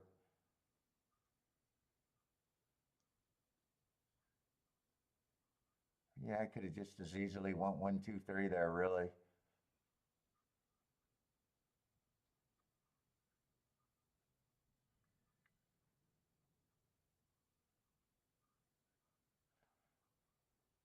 Well, that was that all inside finish that I've been keep talking about, but yeah, 22 to 1 exacta.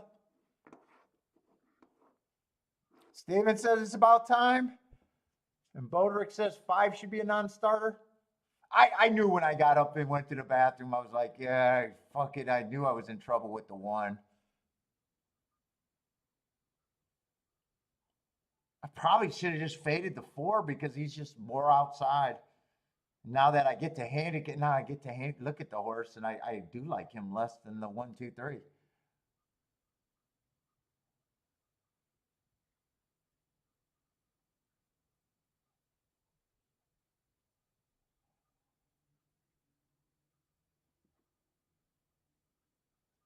Ugh, the doubles would have been good. And really to the 6, I could have played all 3. I don't know why I don't even have on this ticket to the 6 especially. I don't know if I would have wanted to do a $16 base bet. I don't want to do.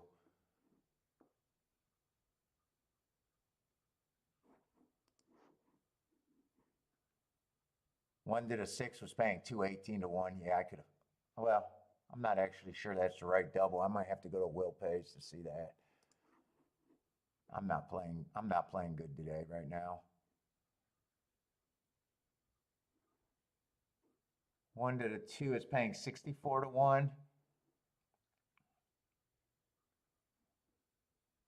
1 to the 4 is 31 to 1. 1 to the 6 is 168 to 1. And 1 to the 10 is paying 83 to 1. Oh, you took. I hope that race works out.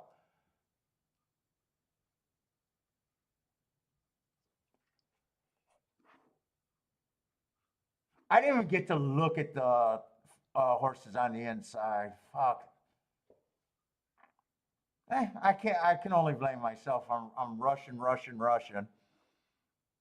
Well, if it doesn't, you're gonna blame me.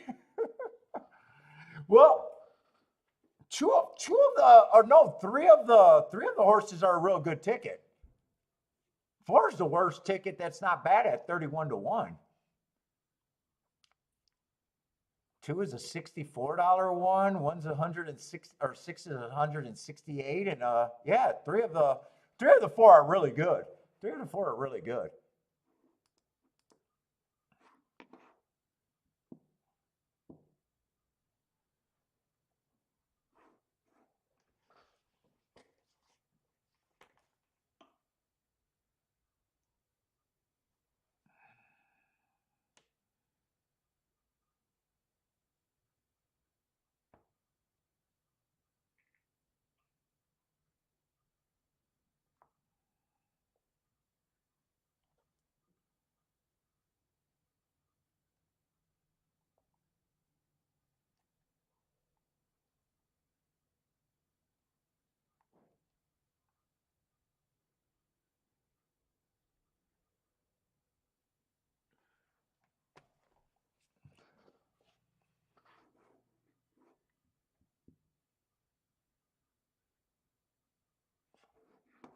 All right, I'm gonna have to slow down and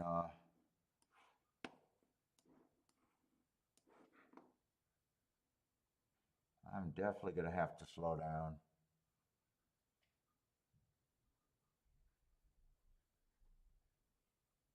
We got 2 races at Gulfstream. We got a big favorite here, and then pay raises everywhere.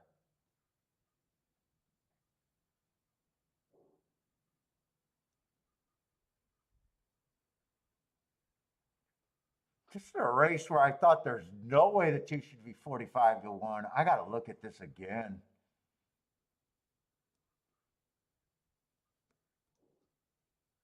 The next race is going to be a turf route. Let me get the scratches next race.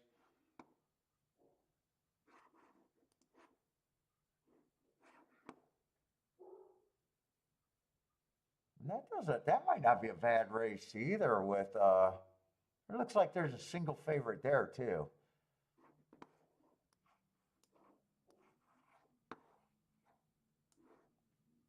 Let's see, I don't even have tic-tac-toe boards, nothing going today.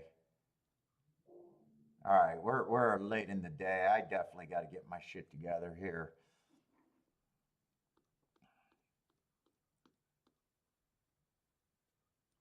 So what I need, I only need to see what the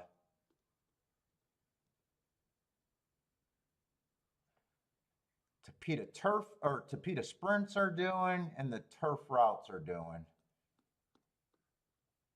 So I don't have to do all of them. I just want to see what the Tapeta's doing and the turf's doing. I'll look at both samples of the Tapeta.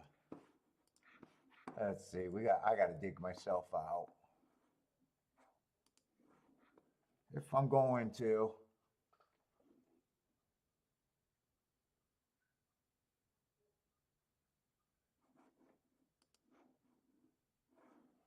Fairgrounds, I still like what I'm seeing at Fairgrounds. I like what I'm seeing at Fairgrounds on the dirt anyways.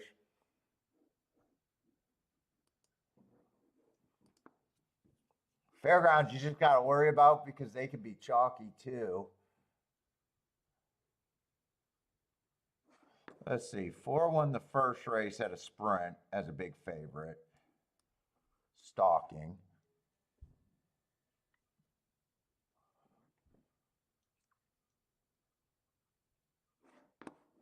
6 won on the turf from the 5 horse stalking, another giant favorite.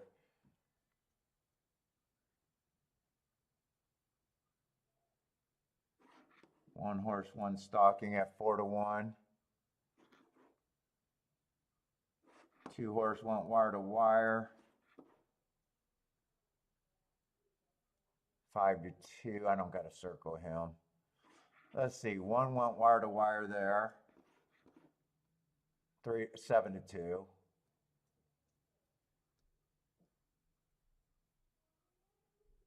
And then 7 just stalked on the Tapeta at like 3-1, 4-1. I guess that doesn't actually do that much for me right now. Oh well, at least I did it. Let's see, but we got 75,000 non-X.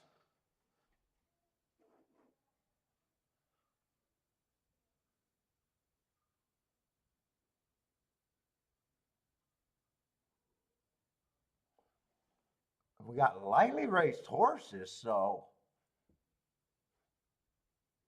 gonna have a hard time. Boy, I seen that morning line on that too, and I was like, man, at the very least, I know he shouldn't have 30-1, and I'm still gonna say he shouldn't be 30-1.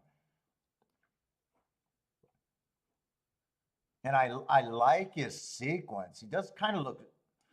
He didn't look like much first race out. Second race out, I think he ran against the speed favoring track. I like the excuse. Didn't have much. Then all of a sudden, comes off a little bit of a layoff, goes too fast to win. That's his coming out party to me. Then he pops on a day. I don't know why I don't have times that day, but I thought it was an early pressing day. So he's done the bare minimum, which everyone else is going to do, is just win their maiden special weight. He did that.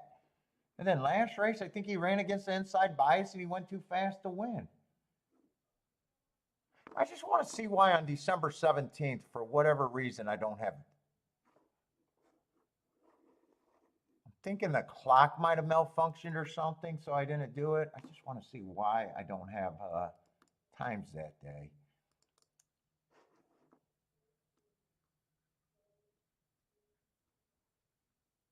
Yeah, I got timer issues that day. Okay. So the day that he won, there was timer issues. But early pressing horses were winning. So I definitely don't think he should be 40-1. But this is going to be a tough field anyways. 3, I got no problem with the 3 taking money. I thought the rail was bad. Early pressing day, fastest winner of the day.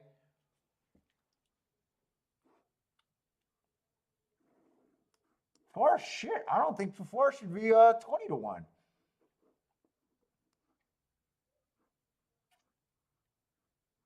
Won his first race out, comes back, bad rail stalking closing day. He wasn't on the rail, but he was a speed horse on a stalking closing day. Went too fast to win. Then he comes back, inside bias. If I'm right about that, he still went too fast to win. And then last race again, inside bias. Well, I don't think he should be 40 to 1 or 20 to 1. 20 to 1, I think he is.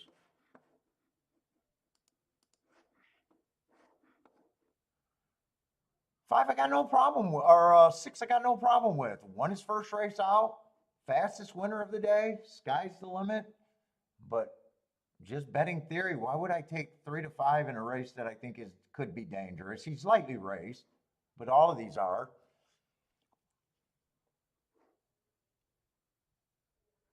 5, I don't really got a problem with. No, 5, I don't really have a problem with at all. Won his first race out, comes back inside bias, went too fast to win, proved next race, speed favoring track, still ran against the bias, and last race just missed on the turf on a 1 race sample.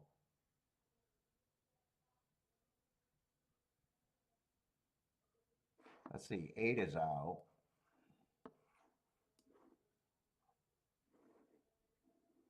Don't have a problem with the 9. Boy, this is a tough race. So just game theory. The harder the race I think it is, the more I got to get paid if I'm right.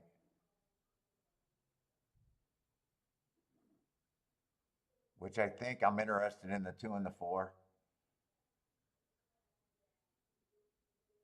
Uh, 1 would have to be a big price for me. 1, I'm just not. One already ran 4 races and been doing a lot of route to sprint or a lot of route races.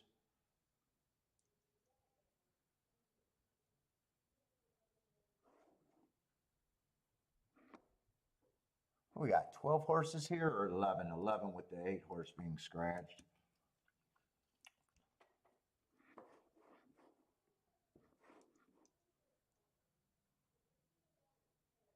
Ford does have to improve, but I still think he's a significant overlay.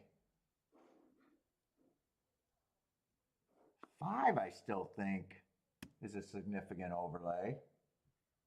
6 is just overbet. 6 can beat me.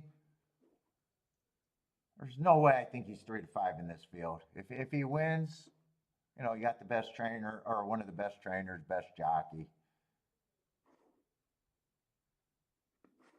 7 in a way, I don't think should be that. I think there's a lot of directions you can go here. Even if you're price shopping, I think there's a lot of direction. 9, I think, is more reasonable.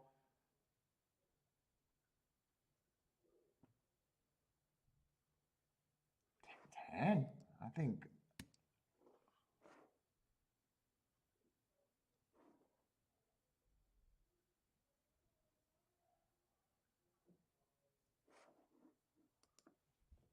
I got a bunch of horses that all look the same, interesting long shots to me.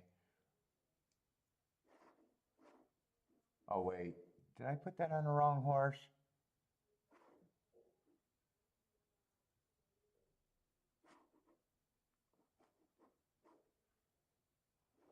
Let's see. 2, I could give 8% just to have more points for the other horse. He's going to be an overlay. And fuck it. I don't know why these horses get any more points, but I'll say they just feel like they get a few more points even with me. I'd still have them lukewarm.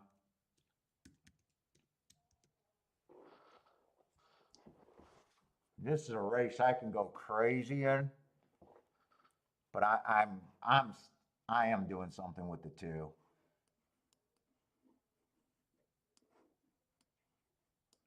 I'm probably still.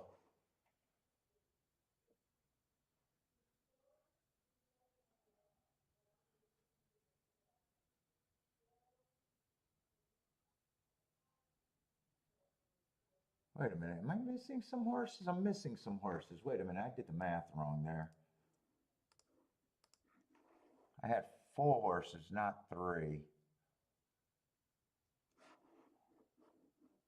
Let me just change that up. Yeah, this race is to me just get lucky. Two's going to be worth the risk. The problem is I just don't think I can do combinations here because I want everyone, except for the one. One's the only horse that would surprise me here.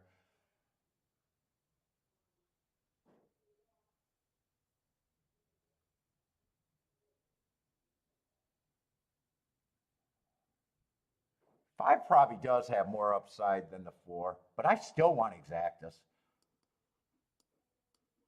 All right, this is probably an easy Rolex to have, or an easy exact to have, a Rolex Day.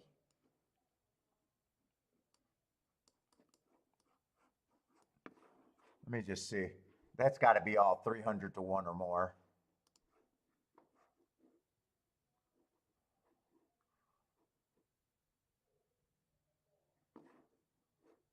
Did they just scratch the 4? Oh no, I'm looking at doubles.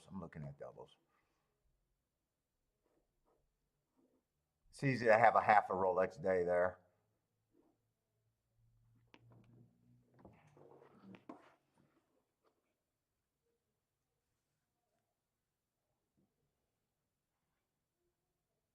Two and a 5 probably got more upside than the 4.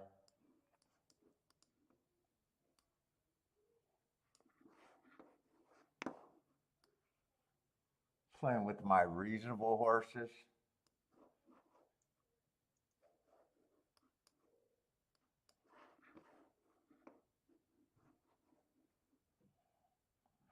Do I even want the 6 in this situation? I don't even want the 6 in this situation.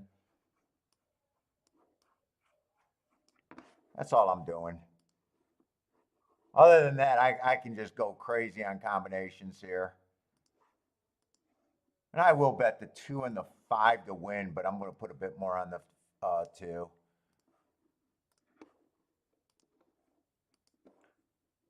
I can't go crazy here, but for a small ticket for me, I can have half a Rolex if I get the best thing to happen.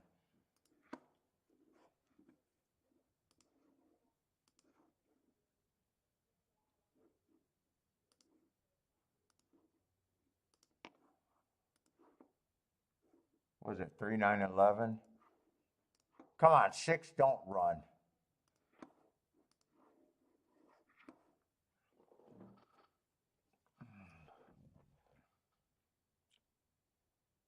Let's see, J Brum.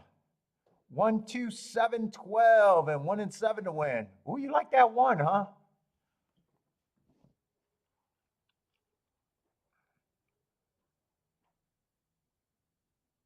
Boderick's king off the 7. 26 to 1 on him. I think there's so many options you could go here. I could go crazy in this race and still be wrong.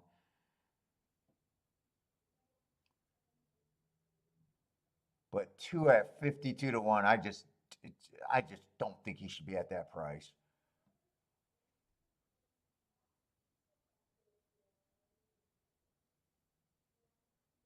Really, I don't think the 4 to 5 should be at that price either. But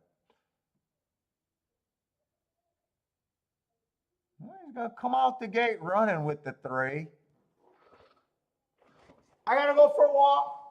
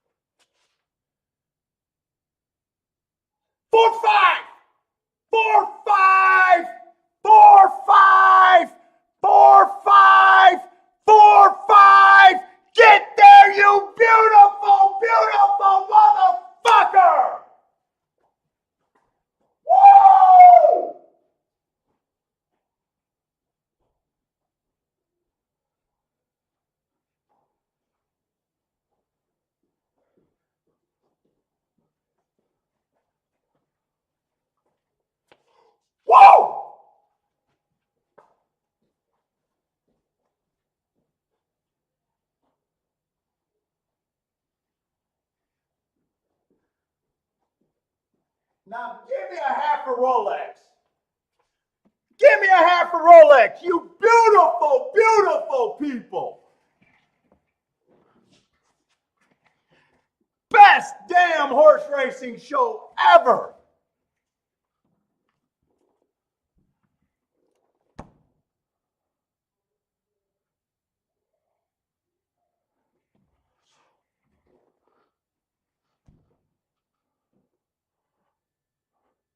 I don't have a win ticket. Hopefully that's what you're saying you got, Jevin. I bet the 2 and the 5. I thought the 5 had more upside. What? Why am I not doing a 3-horse Dutch there? Jevin got the win and the exacta.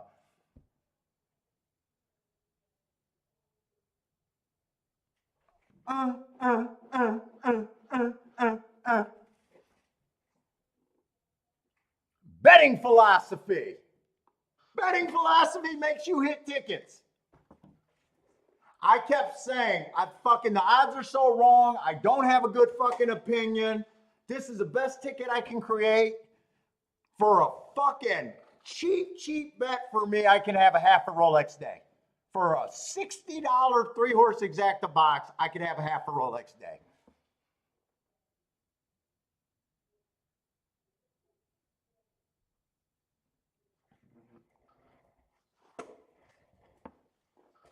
Woo!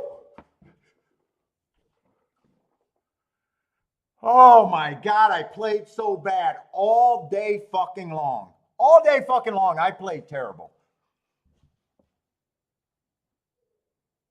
Jevin had the 2 for it nicely. And look, you can definitely go 4-horse boxes in that. Look, Jevin, you've been around long enough to know the more outside you're out of the box. This is for the new people, not for Jevin. The more outside you are on the box with your contenders, the more combinations you can play.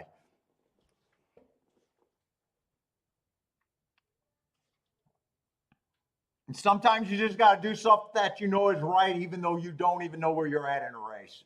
Even though I don't know where I'm at in a race.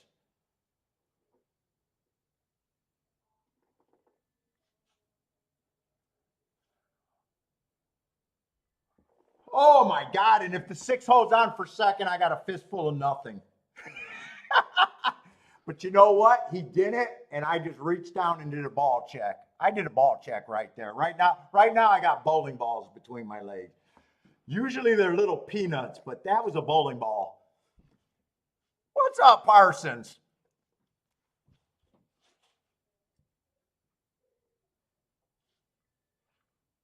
Oh my God.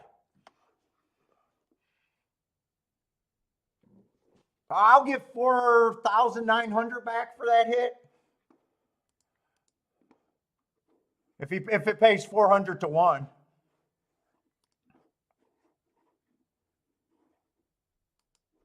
For a $60 bet and then another, I put more than $60 in the race. This is 60. This is another 120.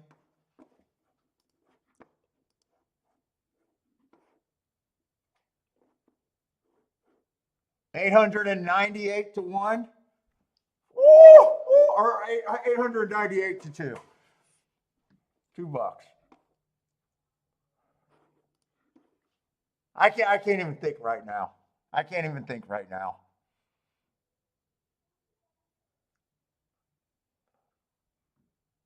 Oh, Kevin, you only played and I actually liked better, and then I handicapped my three horses. That was the stupidest thing to do at those odds. Honestly, if you're going to talk about bad tickets, why would you come to a 50 to 1 horse, a 30 to 1 horse, and a 30 to 1 horse, and then handicap yourself off of everything good? If that you could do a 3-horse Dutch bet all day long there. And I know you people that don't like Dutch betting are going to say, well, you turn it into a bad situation right here. 8%, 8%, 8%. I think I got a 24% chance. It's a 24% bet, not 30 to 1s and 50 to 1s. So let's just do the math. You could do a 3-horse Dutch. So 24%. I'm doing this for anyone new. and because I'm excited. It's a 24% is a 3-1 opposition, or 3-1, right? So let's just say how much better. I don't do 3-horse boxes, but I take a single opinion and I will bet 3-1s. All right. For every $6 you bet, the worst thing that could have happened is a $60 winner. I think he paid 62-1. Let's just say he paid 60-1. So for every 6, you turned that proposition into 10-1.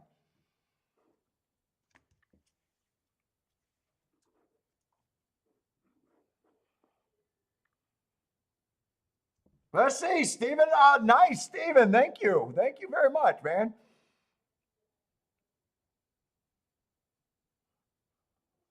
Oh my God, I got butterflies in my chest right now. Right now, I don't believe I hit that ticket. Hey, Pino, I got about, in the last week, I got literally, I think 5 hits counting this one that are all highlight reels. I had a 300-1 exacta, this exacta, 200-1 exacta, 163-1 exacta, and a 66-1 winner. And the Southwest Stake that was a measly 95-1 or 97-1 that are all on the deck for highlight reels, and I haven't got the time to make them.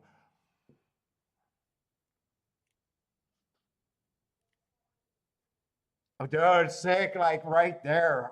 In the old days, that exacta probably takes the whole tri pool.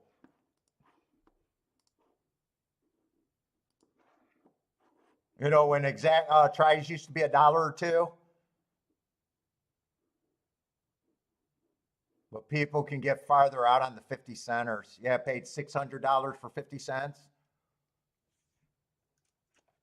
One of these times, Jevin, I'm going to figure out when to do a try. I'm going to figure out the right time to do a try, and I'm going to hit one of those. One of these times, I'm going to be like, I'm going to take the 245 with the 245 with all.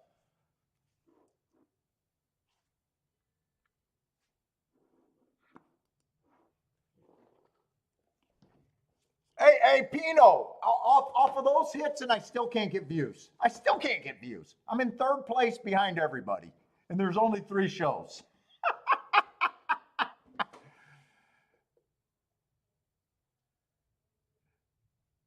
Yeah, exactly. Yeah, Jevin's seeing it too. I just, for me, it's so hard thinking of the tries at the right time because,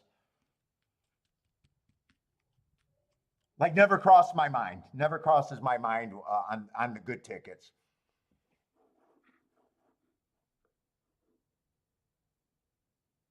But I don't get, dude. I don't get how they found YouTube talent and hired, and I never even got a call from the track.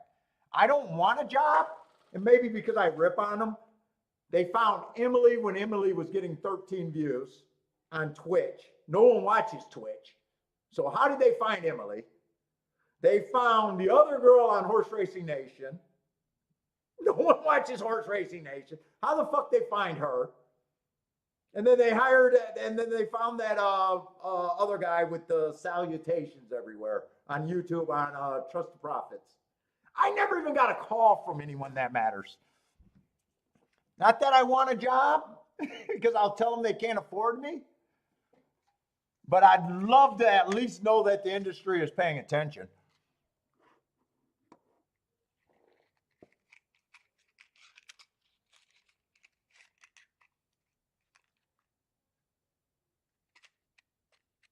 And versus, no, I want that phone call because I am fucking petty.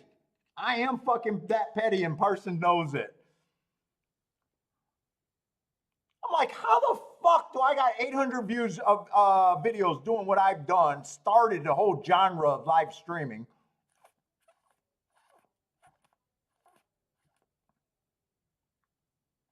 Yeah, I'm a petty motherfucker.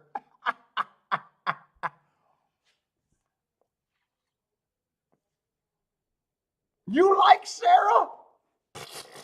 That's the one that I always take a shot at when I say, "Oh, if you follow all my picks, we'll all have a 10 cents ROI at the end of the year." No, bitch. No, you won't. You don't have a 10 cents ROI.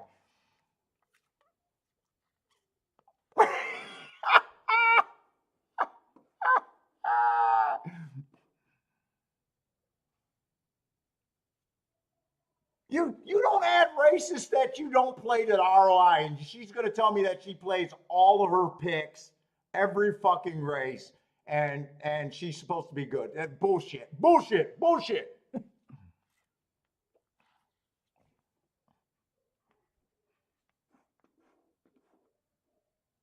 All right, Greg. Honestly, I've been doing the show so long, I'm not sure because you always got that 80% wrong. You know what I'm saying? You always got, I'm wrong. Dude, I was wrong 100% of the time today before that race. 100% of the time I was burying you. You know what I'm saying? And you're going to have those people that are looking for picks going, well, it's chalky. Why does he say that he'd rather lose than win? Everybody else is making money. But they don't realize that when I hit, you know what I'm saying? That's why people just will never and should never follow somebody.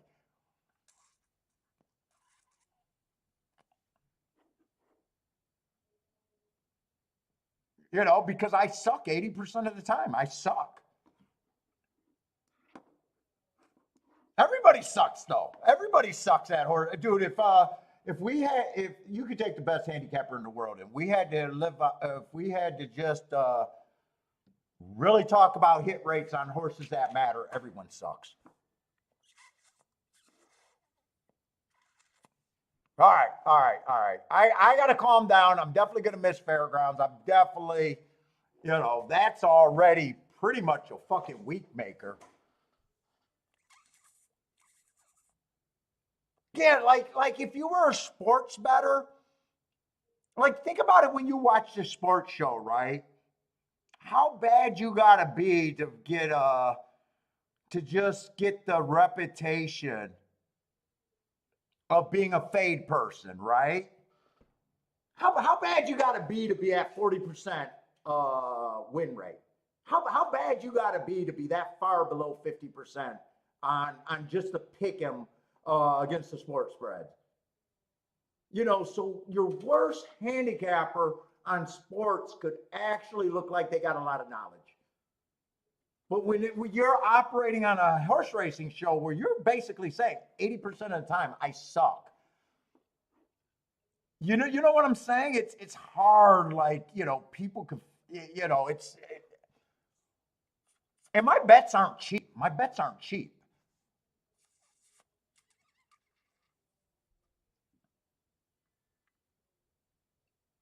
By the way, did I have any shot at that double or no?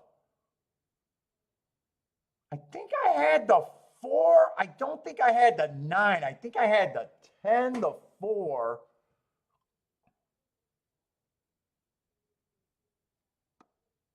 I think that was a race where I was trying to get alive to the double and I got beat by the one.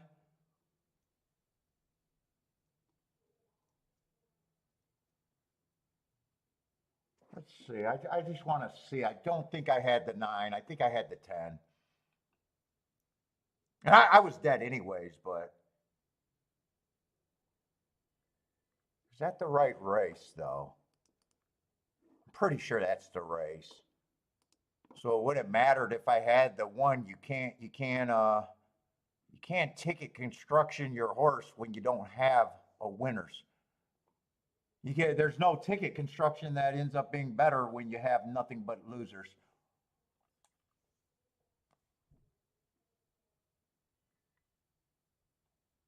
Yeah, I was using the six, the two, the two, four, six, 10, 2, 4, 6, 10.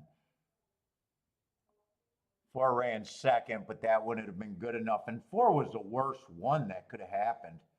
31 to 1.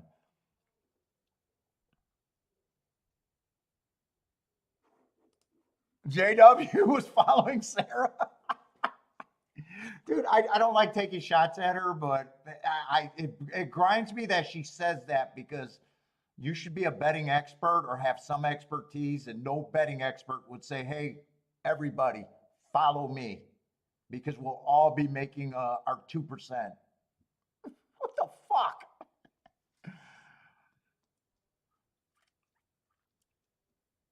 Like a betting expert would never say that. I mean, they might say, "Hey, my top picks are doing well and they're showing a profit." No one would say, "Hey, if everybody followed my picks, get the fuck out of here." You'd be a bigger loser than you end up being. Like, even if someone was good, if too many people followed their picks, they'll end up being bad. Because when they needed that 20 to 1 horse, he's now 16 to 1. He's paying 16 or worse. You needed that whole $20.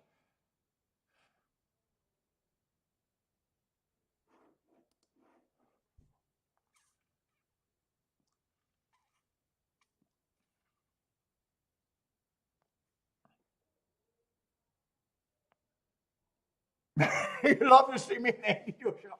I couldn't take Andy.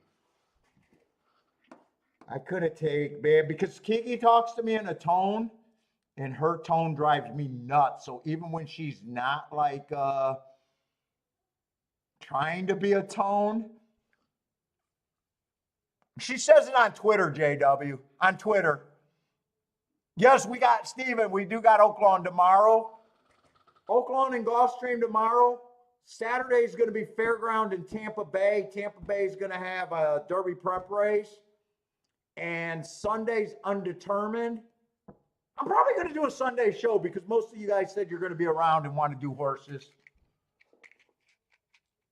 I might see between Fairgrounds. I might play whoever starts earlier. I'd like to either do Fairgrounds or Oaklawn probably. I've been enjoying Oaklawn. But they got that later start time. I'm hoping on Super Bowl Sunday they start earlier. But that hasn't quite been decided yet.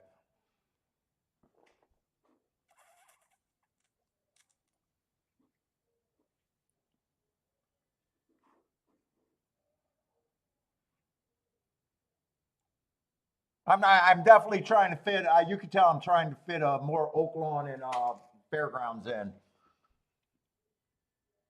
Although Gulfstream, they keep bringing me back in. I'm even still pissed that I messed up that 19 to 1 earlier. But if I hit that, I don't hit this. If I hit that race, that 89 to 1 exact, which I think I could have hit, I'd probably sit out that race. I'd probably be like, I'm up, and right now I can tell I'm not interested in doing any more handicapping right now.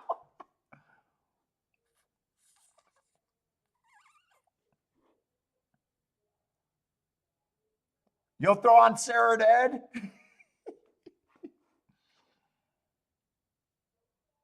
Yeah, I used to watch them.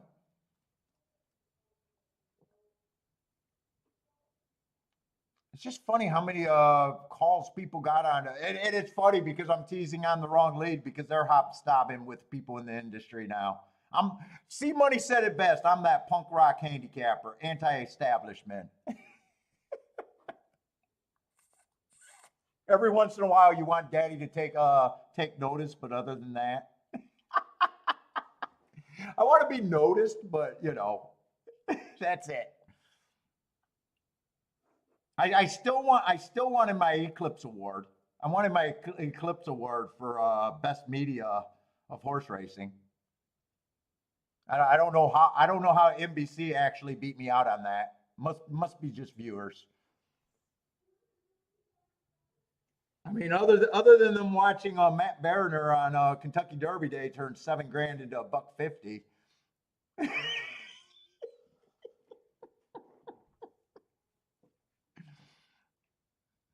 They've done nothing but just televised races.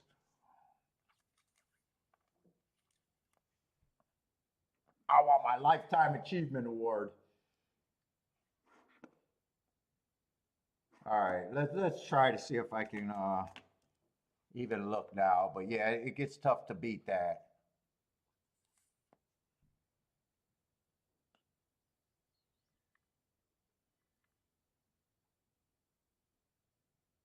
Let's see, we got a single favorite.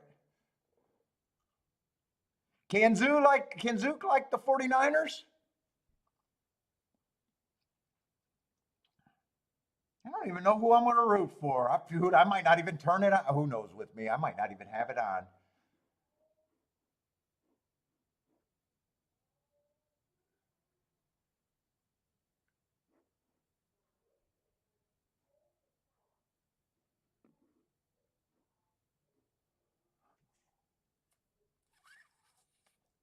Bill's record disqualifies me from the Eclipse Awards. Hey, hey, Garth, what about best analyst? I'd be willing to win about best analyst too out there.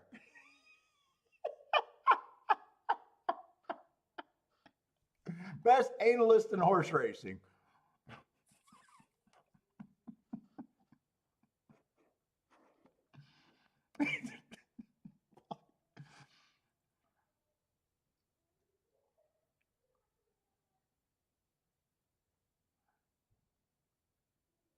This actually looks like a fairly competitive race, really.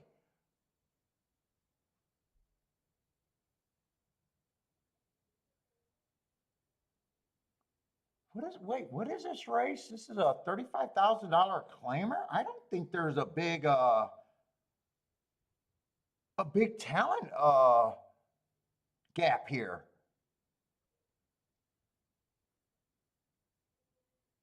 I mean, 5 is the favorite. I probably got no problem with that. You know, I got him running against the inside, stalking closing day, 2 back, going too fast to win. So I do like his progression. And then he wins the next race. But that was a speed favoring track. If I'm right about that speed favoring track, he would have had a bit of an advantage there, getting the lead, establishing a lead, and being able to hold on there.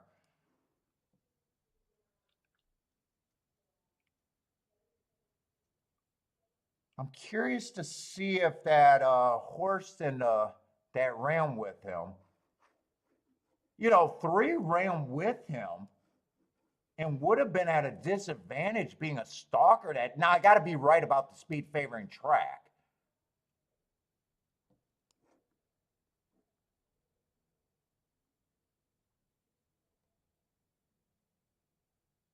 And it says there's another horse, or did that horse get scratched? Okay, that would have been the 4 horse. Okay, so the 4 horse got scratched.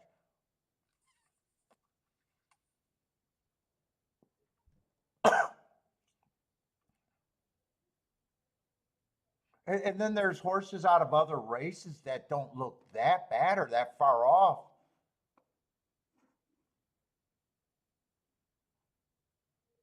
I got the one not running well on the Tapeta on an early pressing day, but then that next race on the turf, that was a stalking closing day. He was running with the right running style, but what catches my eye is that at the 6 furlong mark, it looks like he made a move and was going too fast to win at that time.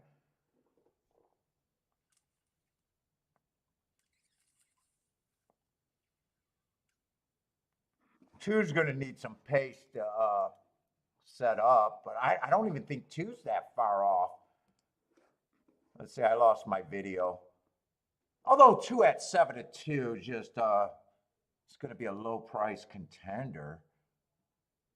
It would be nice to see some other speed in this race where it would feel more comfortable if you knew someone was going to challenge the 5.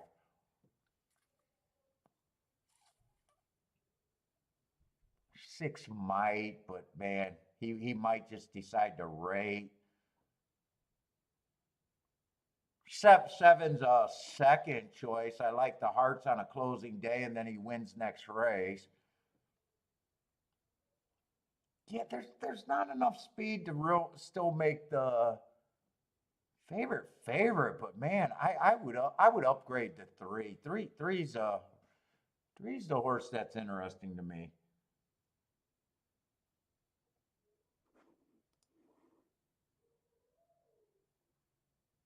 Oh, thank you, buy stocks. Yeah, we had some new people. I don't know if they stuck around after watching me get buried by favorites, but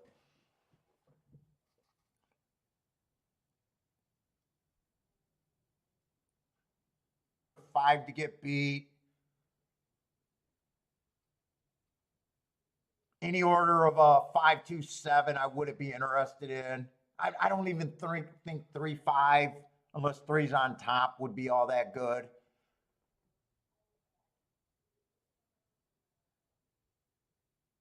Dude, eight's not that bad either. He ran a hard 3 races ago, then ran on stalking day, although that 3 race ago was October. I just think this is a fairly competitive field. Right now, I'm not sure there's any throwout. Five might still have a pretty decent advantage if no one challenges him.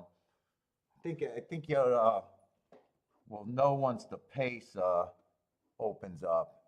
Five five right now, not even getting the lead right now.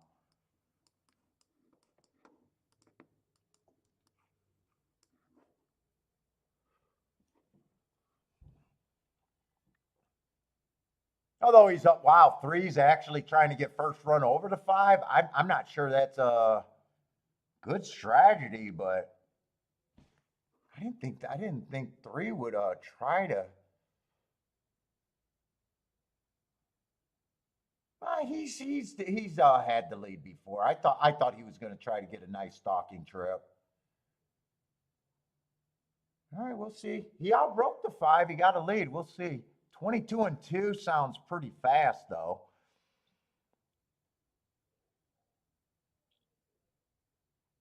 45-4 sounds pretty fast. We'll see if he holds up. I'm not sure I like this run, but he's trying to give the horse a chance to win, I guess. I guess I can't be completely mad, and he has went to the lead before.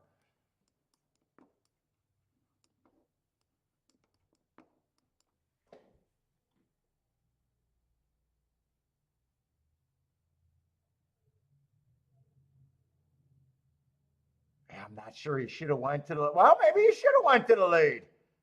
And here comes the one, the other hard horse. Two's gonna beat it. Three ran a pretty good race and still ran good. Five did get beat. Two ends up being close second choice.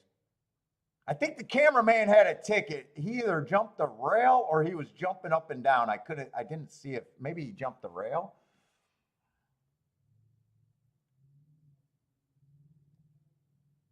2, 3, 1.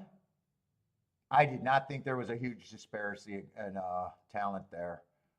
Oh no, 2, 3, 1 it came. 2, 3, 1. I think I said 3, 2, 1.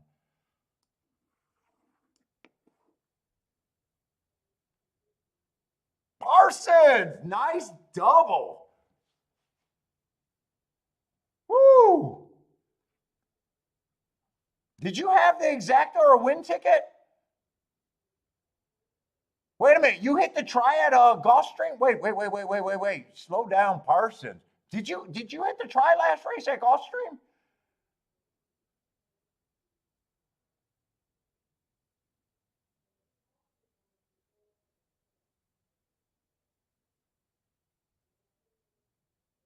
Holy shit, nice handicapping. I didn't realize you had to try.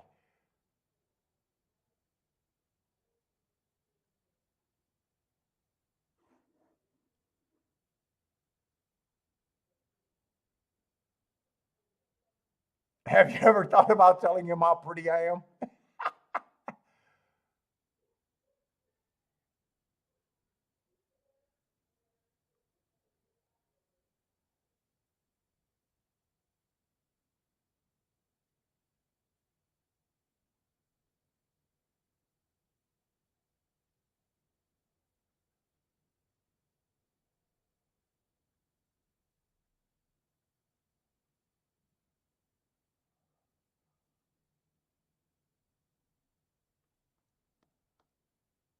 Oh, you did hit that try. Congratulations, man. Holy shit, I didn't realize you hit that try. Nicely done, man. Nicely done. Did you hit the exacta too? If you hit the try, you should hit everything. And you hit the double here too, and the try again. Oh, you're having a nice day.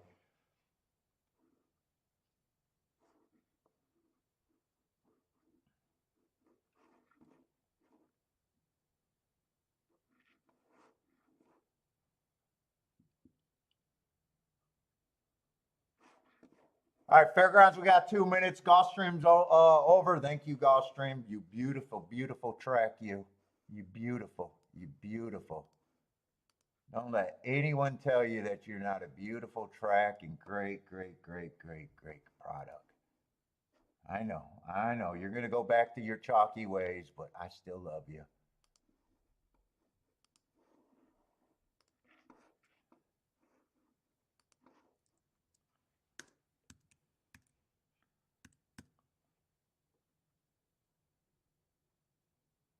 Oh, nice. Oh, you hit the exacta in the eighth. I thought you hit the try in the eighth. Okay, you hit the exacta in the eighth and the try 2 times in the ninth. Nice, nice, nice.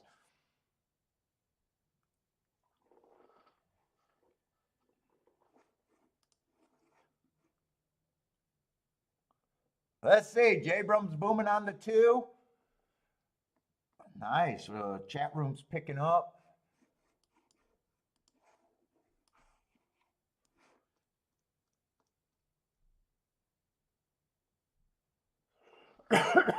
Let's see. We're going in the 6th race.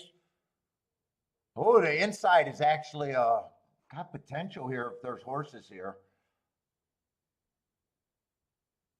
Let's see, 7's taking action off a year layoff. What is this a giant drop or something? Why would he be taking action?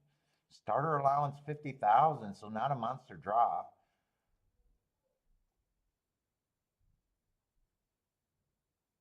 Man, I'm not at 3-1 on the 7. 7, I have to win from the outside. 6 has done nothing wrong in his career. But the outside, to me, does matter. And I feel like the inside's been great today.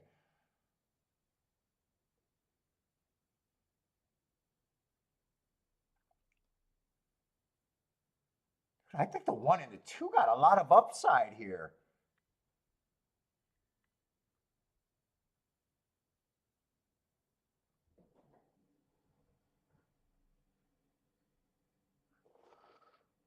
Let's see.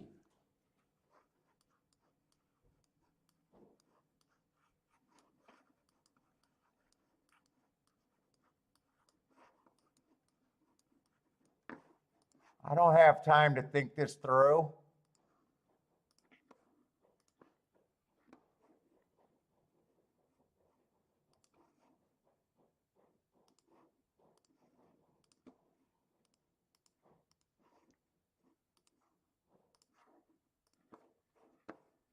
That's a key box.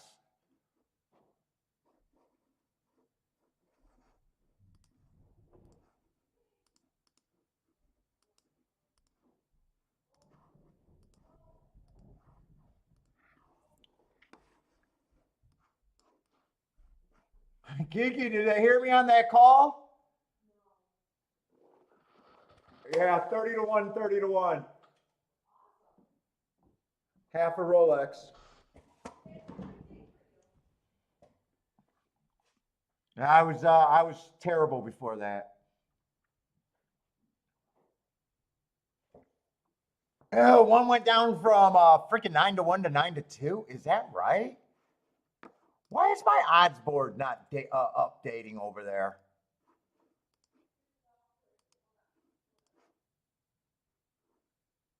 Oh, there it is.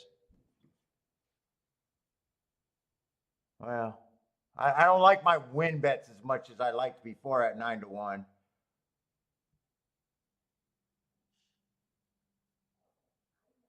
think I better just root for the 1-6, I guess.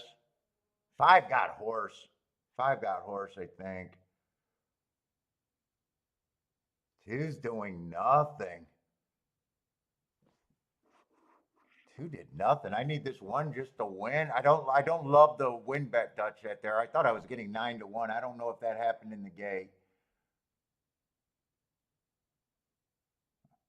Everything depends on this one to keep going. Shut off the four on the rail. Don't let this four come up. They're coming all around him.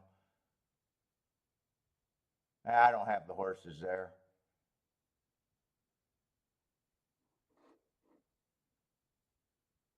Ooh, four even got steadied. Four got steadied on the rail. One interfered with the four. Four ran. And four was rallied off of that. Nice price on the four.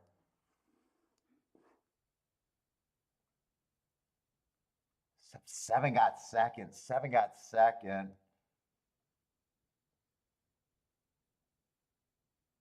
Yeah, off that year layoff and the outside seven. Seven's going to beat me out of every exact I could play there.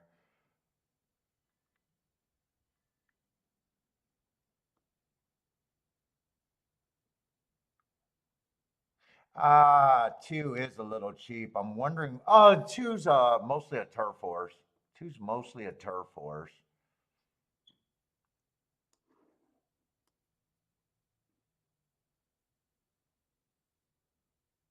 Oh no, turf and Tapeta, I guess. He's won on the dirt, but that was at Fort Erie. Oh, yeah, that's what happens when I handicap really quick, though.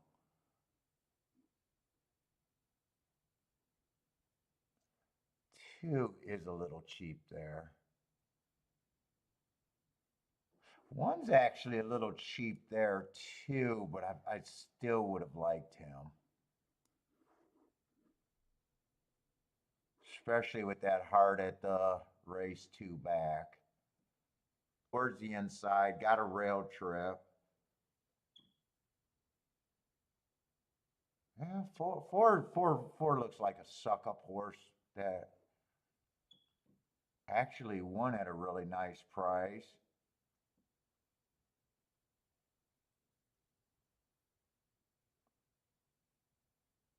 And seven just ended up being better than the six. Seven, you can make two arguments. Off the year layoff, off the year layoff, needed last race without a doubt.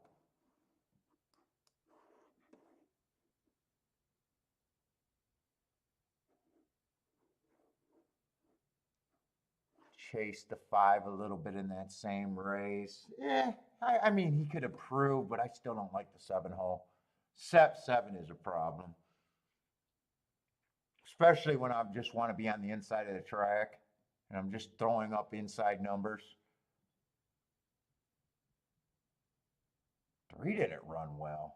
Three actually, three and two ran.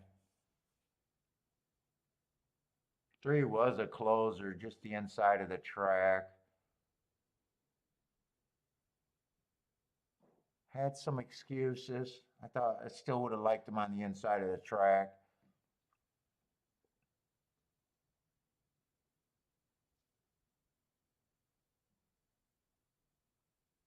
Boy, three was on the Derby Trail at one time.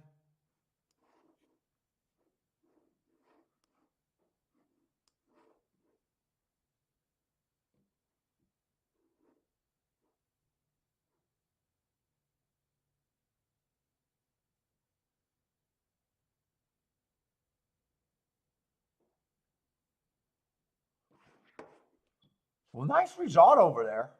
I don't mind nice results, but I know I'm going to get beat probably 100% of that time. Even if I get to the four, I don't get the four with the seven. Even if I get to the four, I know I don't get to the seven.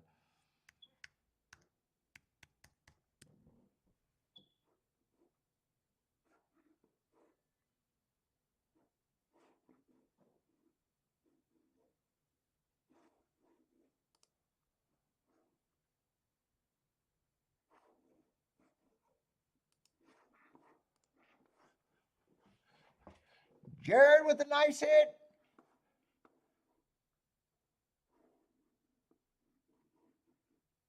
What did that tri-pay you hit over there? Well, I think that was a $30 exacta probably over at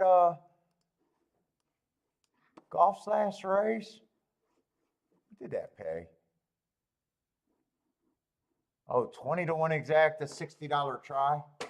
Well, I thought that try might have paid a little bit better. Or that exacta. Well, I thought the try and the exacta might have been a bit better.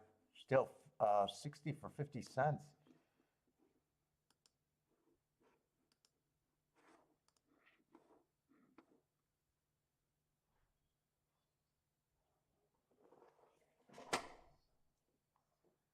Let's see, I missed the start of the race. So one got the lead. And that is what I would have wanted out of the one.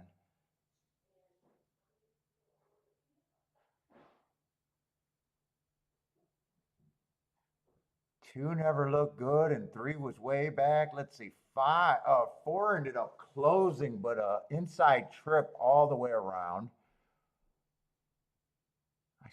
I still think the inside's good there.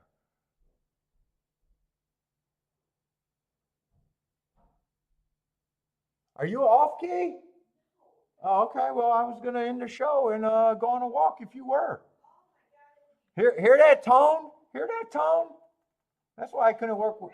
That's why I couldn't work with Andy because all I do is take offense. The ghetto comes out when I hear tone.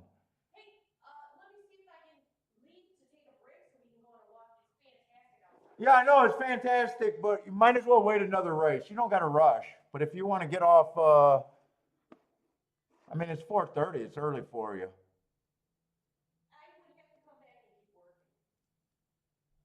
Well, you know what? Next race is a turf race. I'm not that interested, and I already had a huge hit. So, if you want to get off, we'll go for a walk. It is nice. But if if you got some stuff you want to tie up, take your time. I'll just hang out on the show. But it's got to be in 20-minute blocks though. Don't come back in 10 minutes and be like because we're going to watch the race. No, I don't think I'm going to a Hawthorne contest.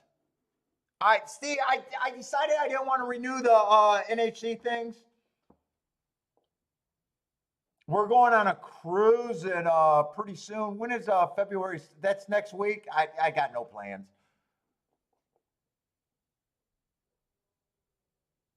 I got no. Yeah, Ryan. She got to give us 20-minute blocks because if I get started on a race, we're hanging out for the race.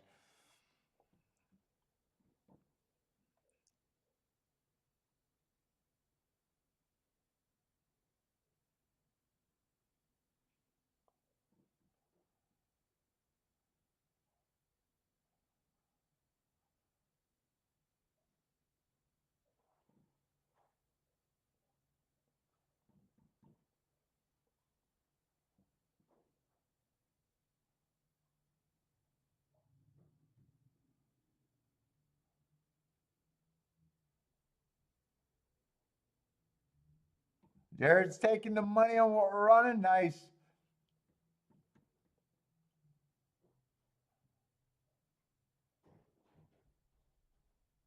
Yeah, I don't think three really had an excuse if four was able to close.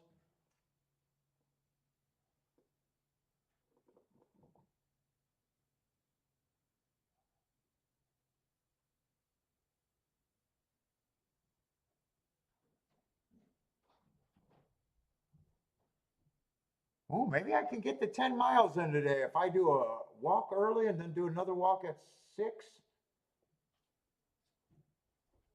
God, man, trying to cut weight just sucks.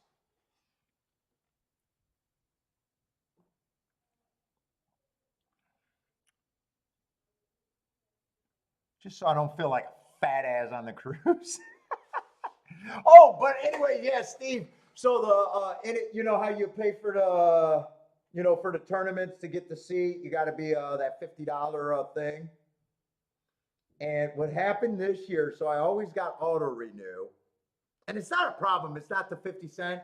Well, they sent me an email saying there's you got a credit card that they were taking it for years, and then credit card, expires.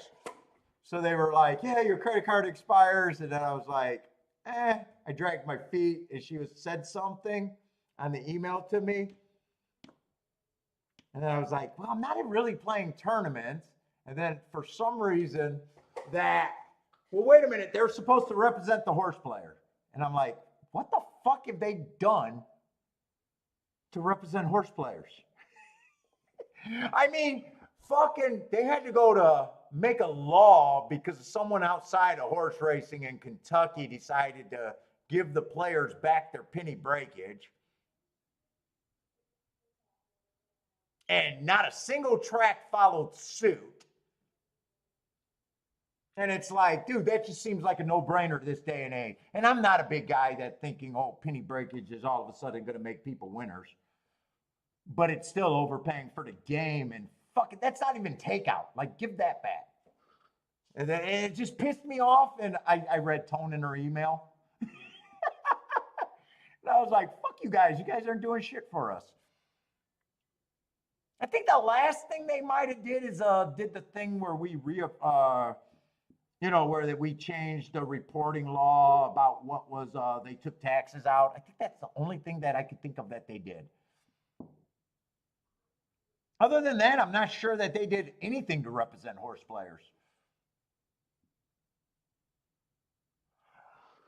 Oh, you're going on a cruise the same day? We're going, I don't know where we're going. I think we're going around Mexico.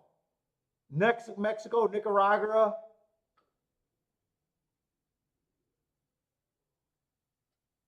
We're going with, I don't have my phone down here.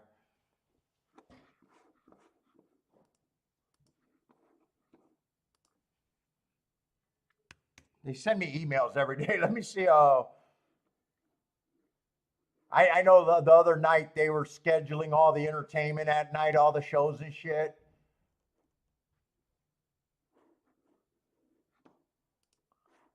I know we got a big group going. I don't know. I think we got like 30 people.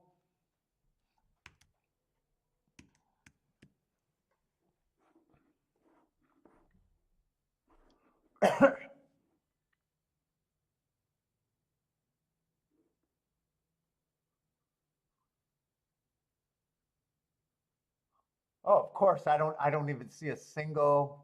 Royal Caribbean we're going with. But I think they just, dude, they are aggressive with the emails. I'm telling you, every day I wake up with a new email. Wonder of the Seas is where we're going. Wonder of the Seas is the boat we're taking. With the Royal Caribbean. I think it's their second newest boat or the newest boat or something like that. I don't know.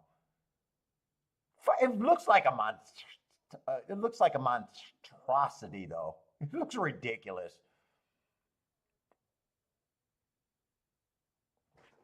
Looks fucking insane.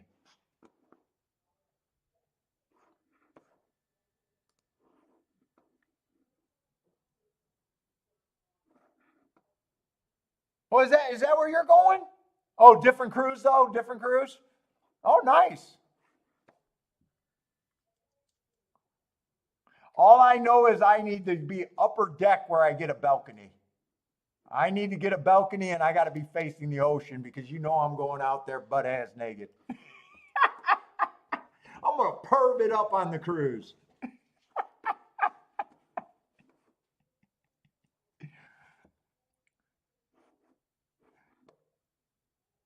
Yeah, it's one of the new huge ones. It's either the newest one or the second newest one.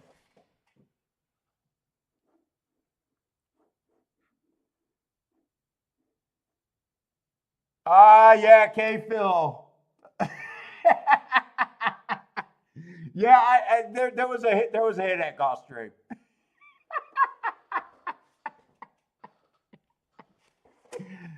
Oh boy, there was a hit at Gulfstream.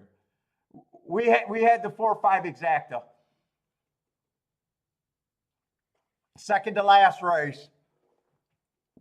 Fish will be jumping out the water to commit suicide.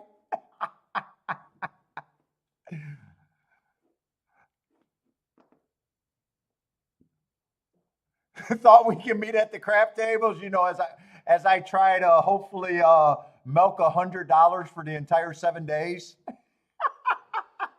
I'm hoping they got $2 or $3 table minimums.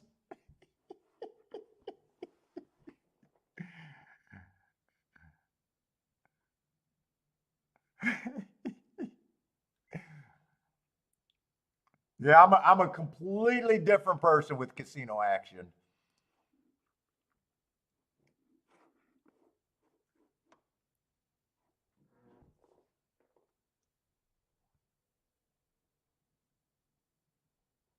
Although we'll dress up. I mean, I'm more likely to go to the casino and I know my uncle and his or Kiki's uncle and aunt are going, so I know they're gonna want to go dress up and like we got all the shows scheduled at night. That's usually when they get in international water. That's usually when the casinos are open, at least from the cruises that I've been on before.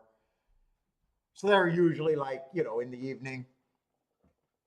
We're gonna we're gonna do the shows. We're gonna smoke a cigar every night probably.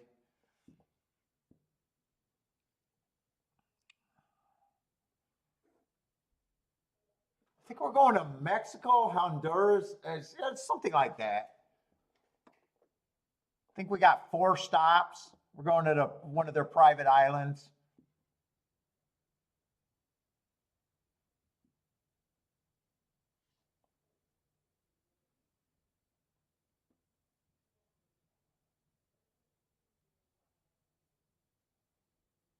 So,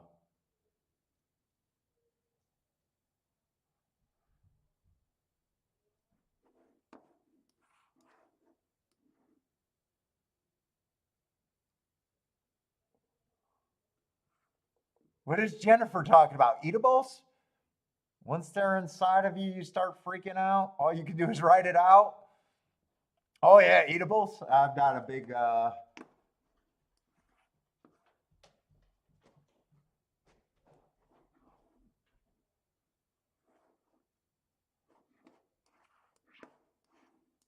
Yeah, yeah, but I just realized that we're gonna miss. So I'm gonna miss I guess the Florida Derby.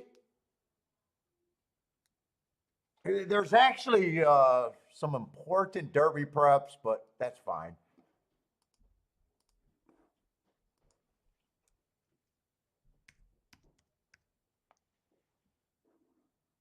And because it's Saturday, I think we missed 2 weeks of good Derby preps. And I think they are the Derby preps that I generally like too.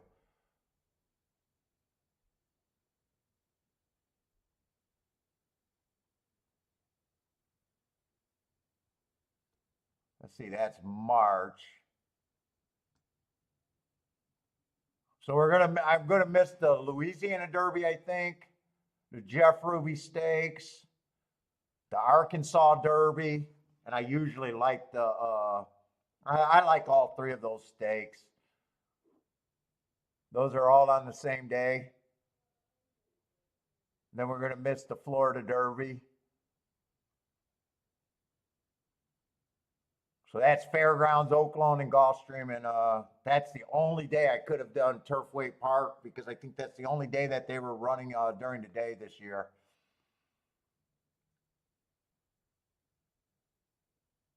And then after that, all I got is the Bluegrass, the Wood, and the Lexington, huh?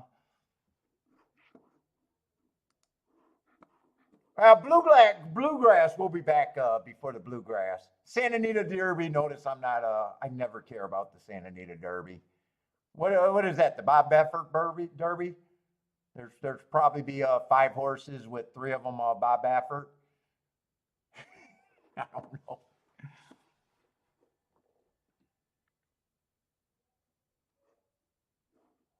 Yeah, you're right by where my wife grew up. You said Dearborn Heights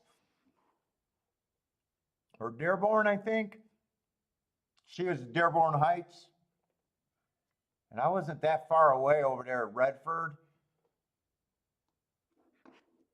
All right, let's look at this race, but I already know it's a turf sprint. Turf routes I'm willing to play. Turf sprints, there's just not enough data. Plus, I got lightly raced horses. I probably don't care right now, anyways.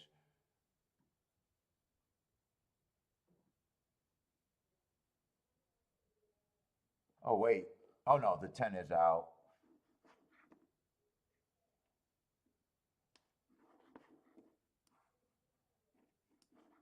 Although, shit, I don't get a big bump out of those big shows, anyways.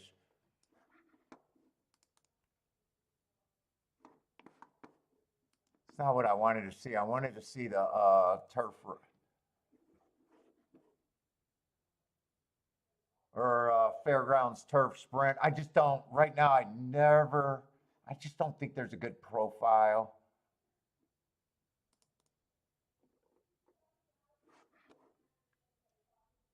They've only ran 26 so far. And post position's been pretty fair. And running style, speed and stalkers, but closers aren't dead at 23%. Yeah, that's too fair for me to get excited about.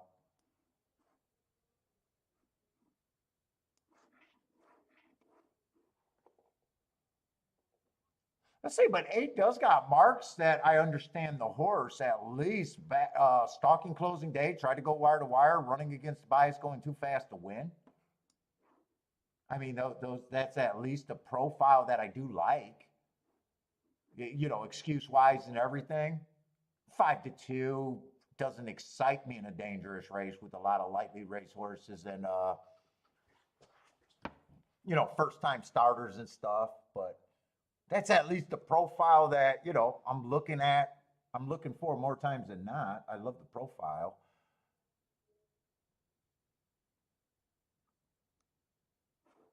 But he's taking action.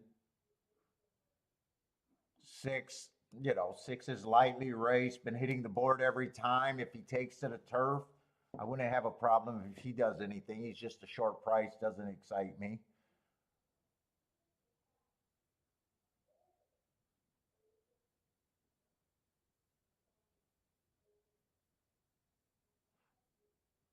To me, the 2 horse, although I can excuse anything first time out, you know, but I do have him on a stalking closing day, and he was a closer and probably got a nice trip.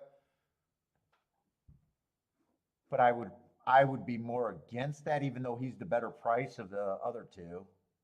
But I'm not playing the race, so it really doesn't matter.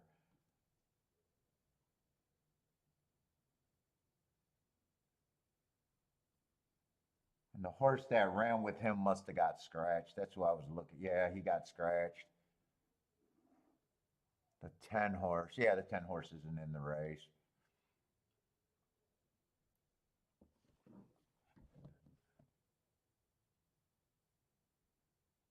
Let's see. K Phil's going to look at Turfway Park tonight. Good luck over there, man.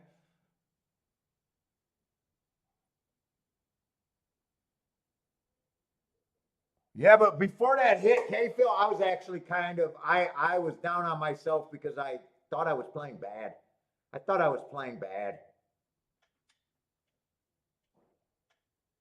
Sat out early races and then trying to make too much happen for a while. I was on pace to have a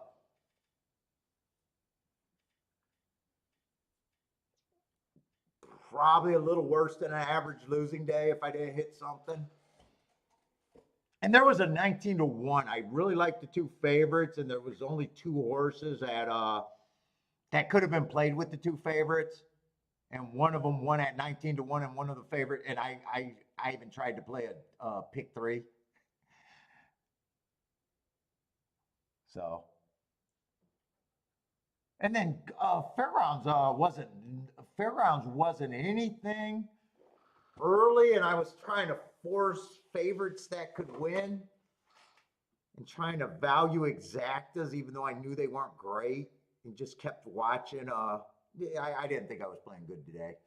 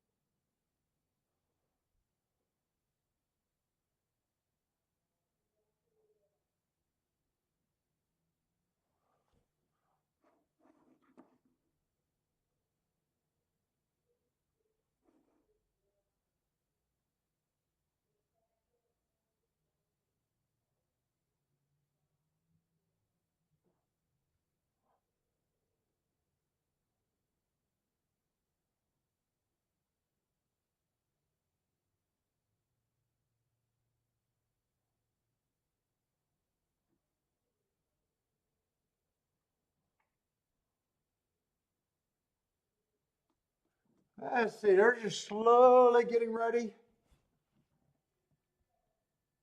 And then just depending on if Kiki gets off, if we got time, we'll do the next race, but I'm just playing it by ear. Let's see, Ada went up to 7-2. That's still not tempting enough, but yeah, that's the horse that I guess from the running lines and my excuses I would have is the horse that I think should be the favorite.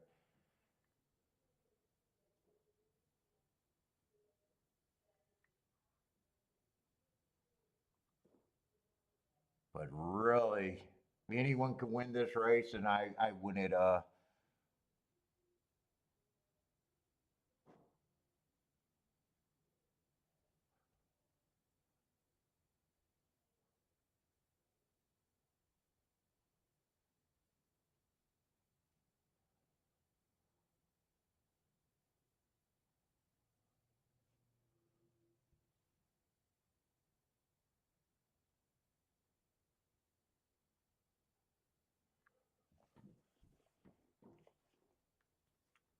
Anyone playing this race here? Eight's now 3-1.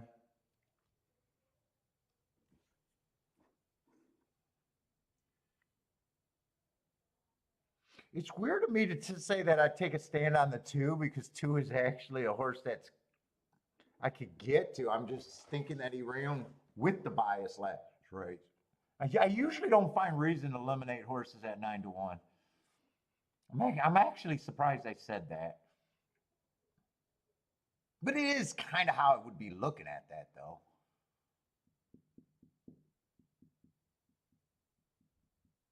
If I think a horse ran against the bias and a horse ran with the bias, to me, it makes perfect sense. I'm just going to root for an 8-6 2 exacta box, something like that. Or even 8 with the 4 added in there, if 8 was the key, but I'm definitely not doing anything here.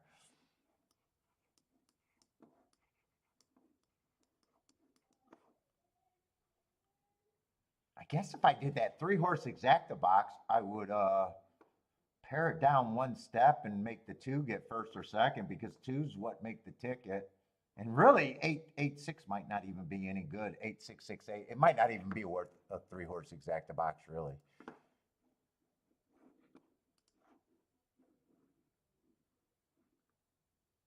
Yeah, 8-6 is 17-1. Yeah, I think if I did anything, I'd have to force the 2 to get first or second. Or not box.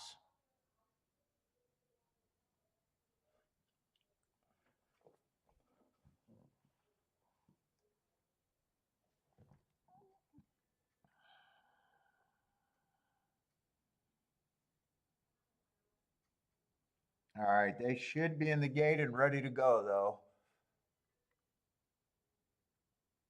Take it easy, Steve. Yep, Oaklawn and Gulfstream tomorrow.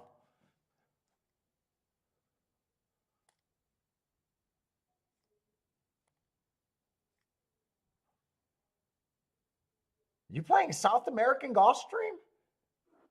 8-1 exacta box at Gulfstream? Or is that South American racing? Or are you at Fairgrounds and just out of habit put Gulfstream?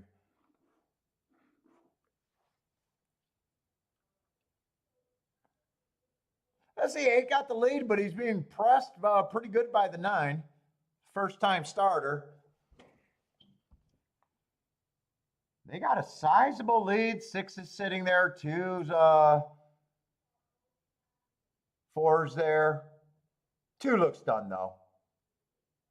8 looks like he's fighting and might have the advantage. 4 looks like he might win the war though. And 5 is gearing up late. Wait a minute. 5's got a shot to win this. It's going to be 4-5 or 5-4. And right now I'd put my money on 5-4. Five's a first time starter, so got no problem, but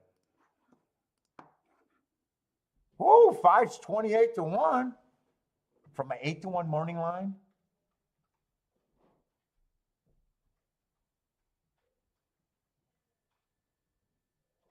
Yeah, there's a bomb.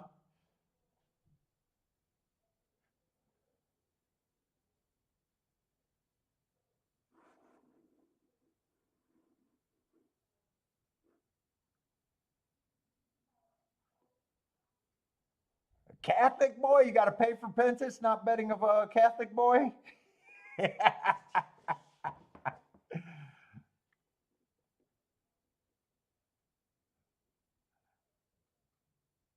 Well, I was right about saying I would should have used the two, and then I backdoored and said I'm using the two if I bet.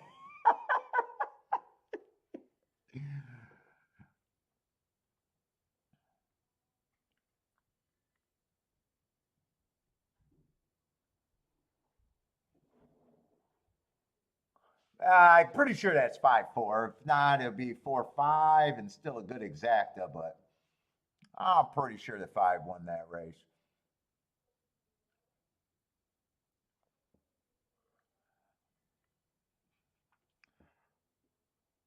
Oh.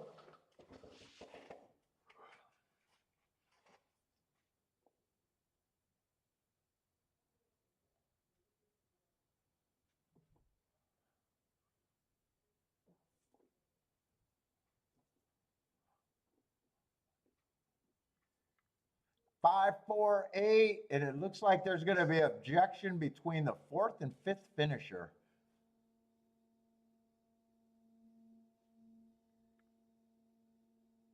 Jennifer says Catholic boy is a great turf sire.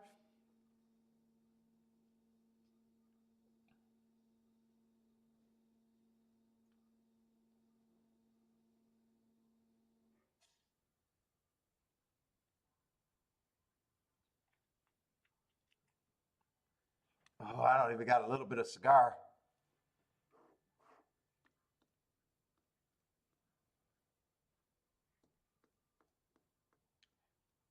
You know, next race is going to be the last race, anyways. I didn't even handicap the 9th and the 10th, so.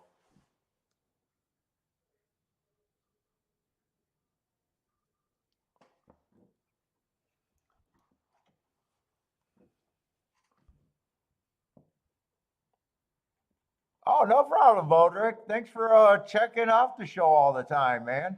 Always appreciate your guys' support. Oh, that's a dead heat for fourth. Oh, dead heat for fourth, not an objection.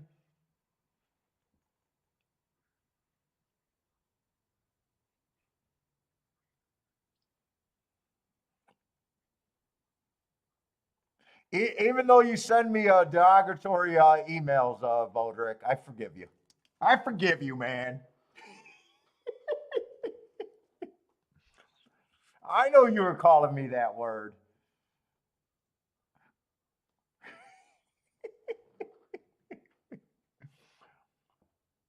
I want one more shot on the inside. As long as Kiki doesn't say she's done right now.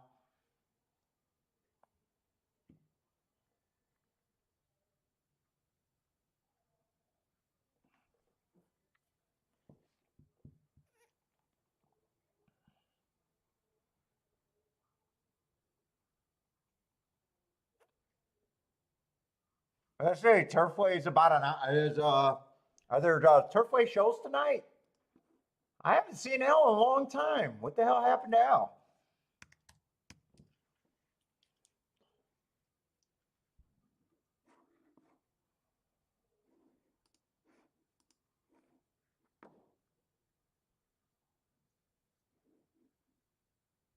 Well, he did a joke today.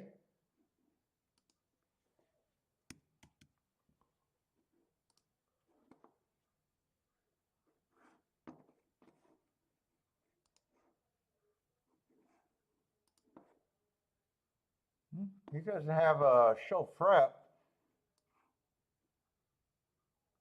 What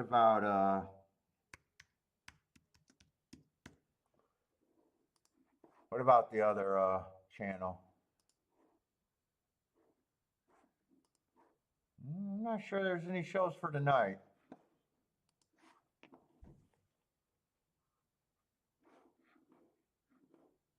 Oh, did Alan Rex get at it again?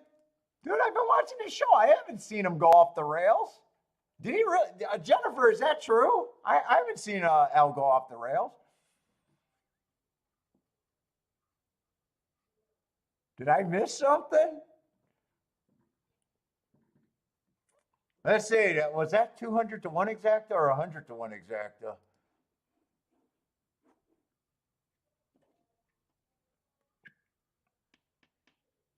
100 to 1 exacta.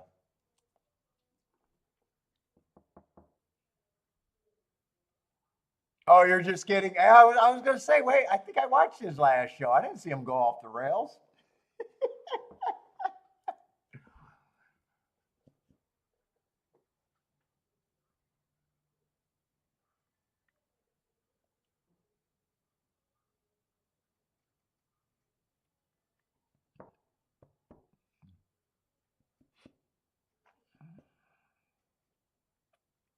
I got to go to bed at 10 o'clock so I don't snack too much. I'm already thinking about what's for dinner. I'm so fucking hungry.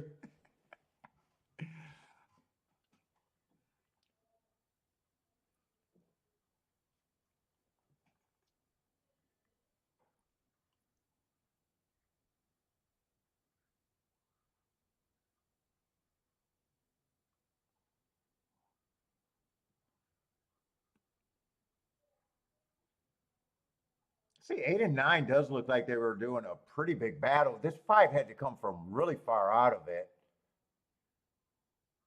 I'm guessing he's about 8 or 9 lengths behind right now.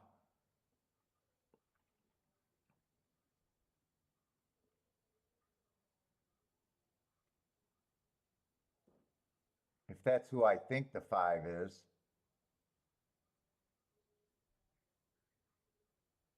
Boy, he even altered course pretty hard to get to the outside. Boy, he still looked like he had no shot. That's a long stretch, isn't it? It feels like a long stretch, or they're just tired as fuck.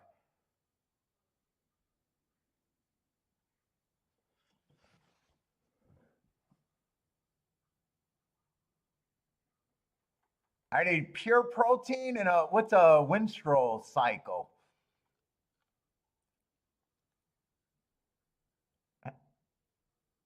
Oh, is that your theory, Lloyd?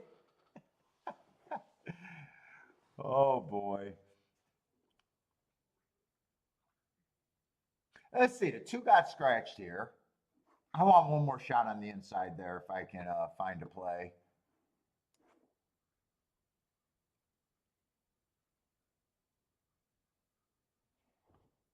Ooh, 5's already done nothing wrong. Broke his maiden first time out, fastest winner of the day, and then didn't run bad in a little stakes race. Yeah, 5 probably will be the favorite. It probably should, just on those 2 races, not doing anything wrong.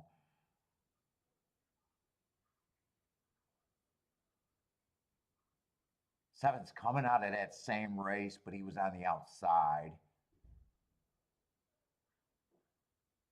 Does feel like off the pace. Although I don't think the 7's going to break real good where he might find himself on the rail. I think 8's going to have a hard time if I believe the inside's good. 8 I would have 8 I wish was on the inside at that price. I think he'll have a hard time. I don't see how he outbreaks the. He'll have to outbreak the 6. He'll have to outbreak the 5. And they got to outbreak the 4, might have enough speed. And if the 4 doesn't have enough speed, they still got to outbreak the 3.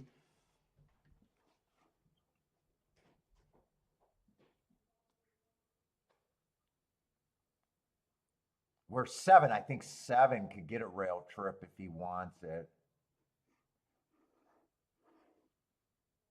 Although 7 at 7 to 2 is probably not a good enough price to hope that works out.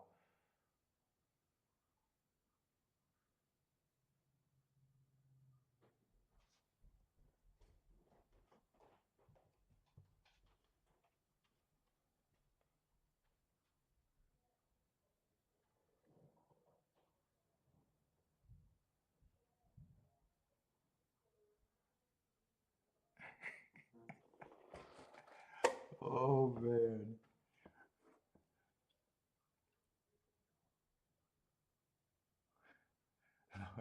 You guys. Oh boy. I'm sorry, I can't. I can't. I'm staying out of there.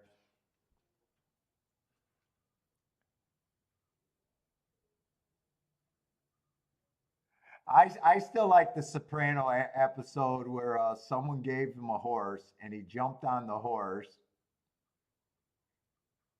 and then the horse didn't run, and he goes, "Thanks a lot for fucking nothing," and the show goes dead black. that's my that's my all time favorite episode.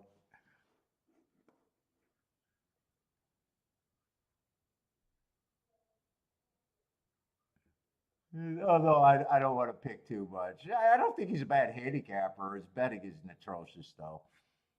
He could, if he learned betting, everybody, if everybody learned some proper betting things, it'd be instantly better. I could say that about almost everybody.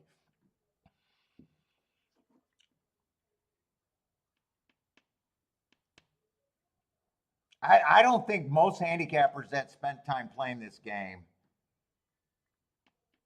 are have that bad of opinion where they couldn't be better just by betting better.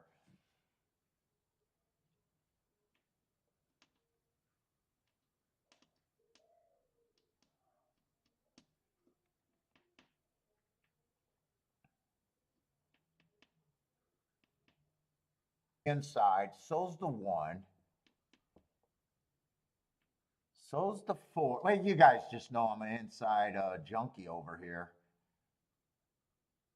If you guys are new to the show and wondering why I keep talking about the inside at fairgrounds, some days it's all that matters.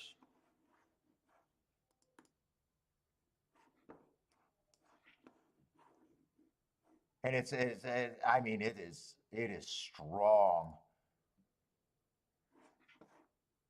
51% of the sprints are won from post 1 through 3 so far this year after 188 races.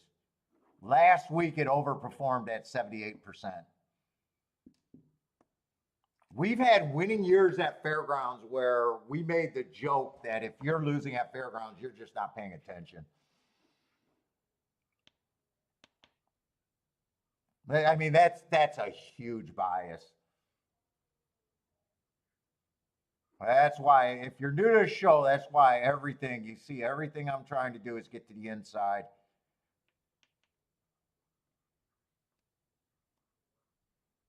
And speed and stalkers, closers aren't doing well, but speed and stalkers towards the inside is just everything.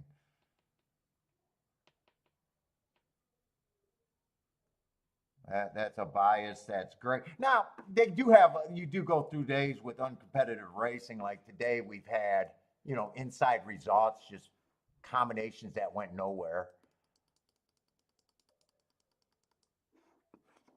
God, I don't think I've seen anything to make me think that it's not inside. First race was 5-8 or 1-8-5.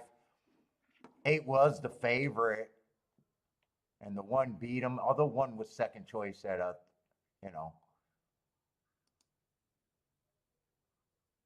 next race comes in 1 4-3, but one paid 280. That was a turf race, so that inside doesn't matter. Then another 1-2 exacta that paid 22 to 1. 1-2-4 try paid 53 for 50 cents.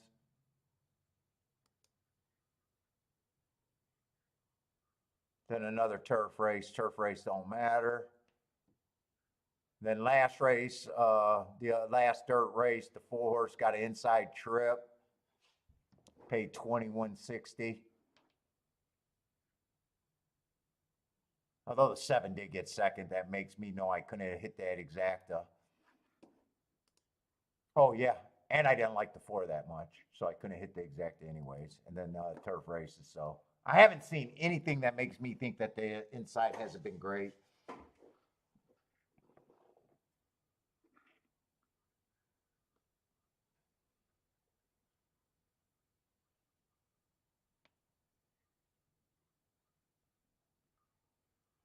Let's say long shot Louis likes the 1. trying to decide because I think the 1 or the 4 has to run here, especially if the 5 wins. And I'm not even sure if 5-4 could be played. 1 at 16-1 is probably, I don't even have to see the 1 all that much. I probably just automatically think he's at least 10%.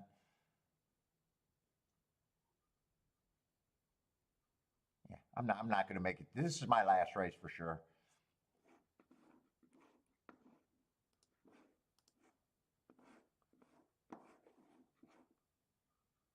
And that running line is not that bad first time out. It's just a race at Delta. The time looks terrible, but I'm not really watching that many Delta races to know how bad that looks. He won the race. Oh, he reared at the start. So depending on how bad what does a rear at the start look like? How bad was that? He's at least going to be 10-1 in my head. I think you automatically get that just by being on the inside with those numbers that I just talked about.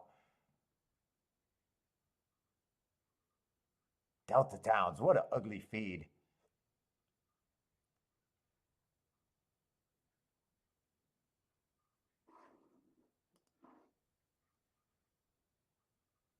Dude, that does look like some hole in the wall track right there.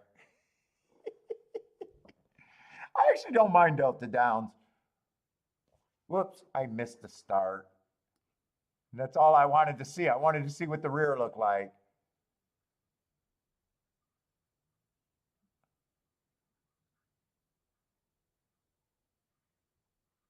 Oh yeah, he did a high ho silver. He did a high ho silver right there at the gate. That's actually like a fucking a cartoon. A cartoon would draw a winning horse at a race. That's actually a cartoon race. Horse rears at the start and then just dominates. That's like a Tom and Jerry replay right there. Yeah, so he can actually have more speed. Oh, really, Gas? You just watch for the. Oh, come on. You guys are beating up on L. I like rooting for L.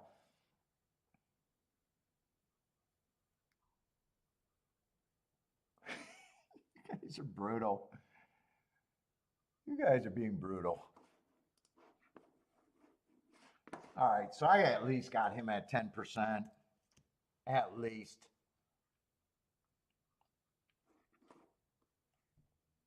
3, I probably think is an overlay at 9-2.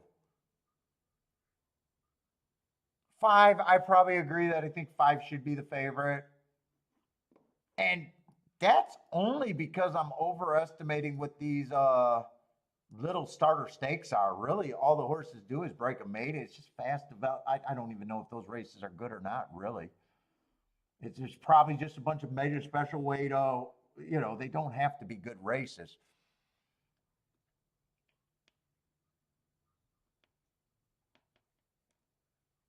8, with 8 being on the outside, even though he got speed, I just don't think he's going to be able to clear as many horses to end up on the inside. I think that forces him to be much the best. 7, even though I think he could get to the inside, getting a slow break, and I think he's dangerous, there's no way I take 5-2, 5-2 in that situation.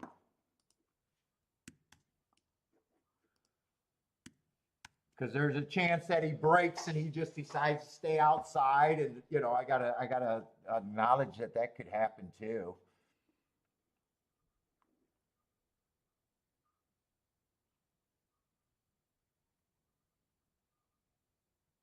6, honestly, I don't think 6 should be that price. 6 is kind of blah.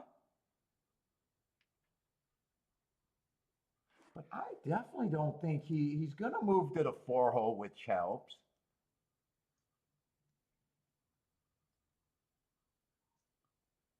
I think he offers a bit of value here if he stays at around 16-1.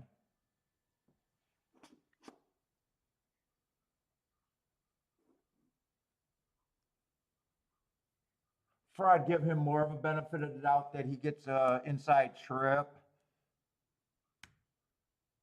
No, no, no. I got the wrong horse scratched here. I think I'm in the wrong thing, but it doesn't matter. Let's see, two is scratched.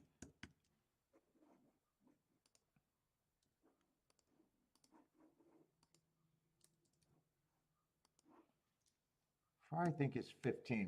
And that leaves me with 31%. I don't think I got to separate these two horses that much. I don't think I got to, I don't think I got to separate these horses at all, really.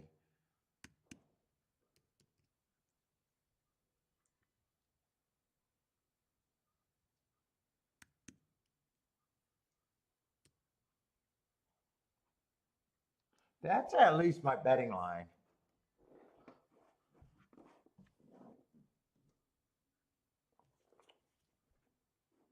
Let's see.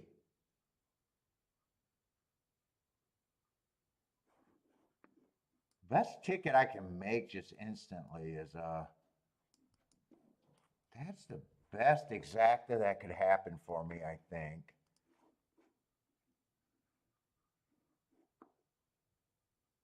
Boy, I'm shocked 3-5 is paying 19 to 1 actually. Although 5-3 can't be played. 3-5 maybe, but I think there's better hits there.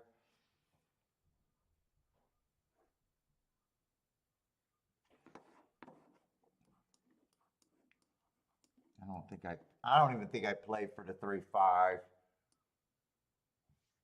Oh, it's not 1 and 3, it's 1 and 4.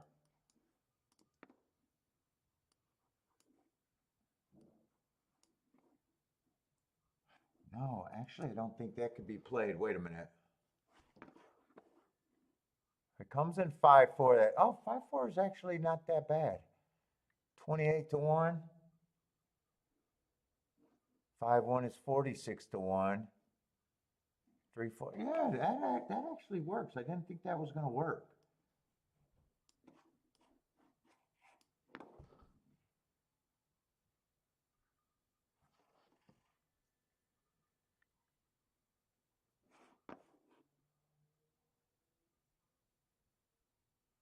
Boy, and actually 5-6 and 3-6. Wow, actually, there's way more spot.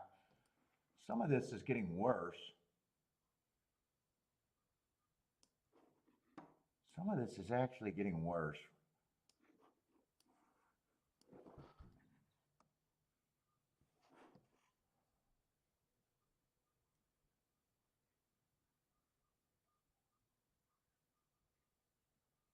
Man, I'm just surprised everything is paying so good other than you got to avoid 3-5, 5-3.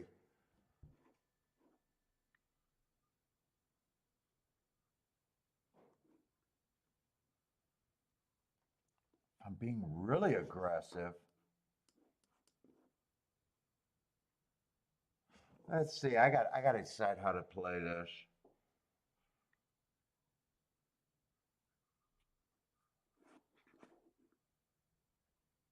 Cuz I don't want to be separating my shit too much. I even think the 6 should be played here. Which sucks because that gives me 3 horses that I think are overlays.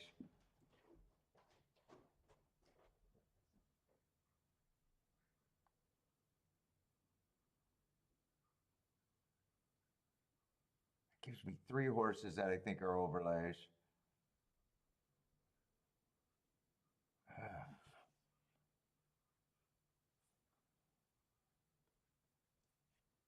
So I go with the safe ticket or do I go with the most?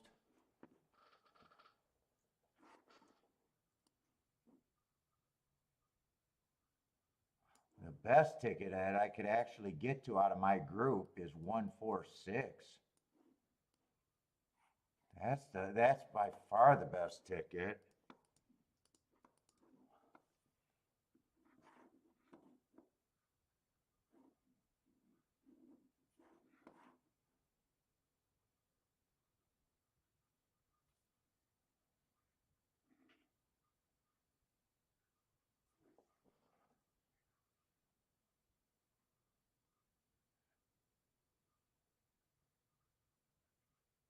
That's a very nice first run, but man.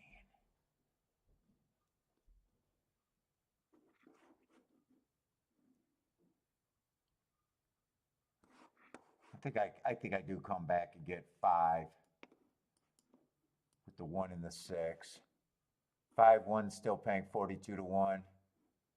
5-6 is still paying 43 to 1.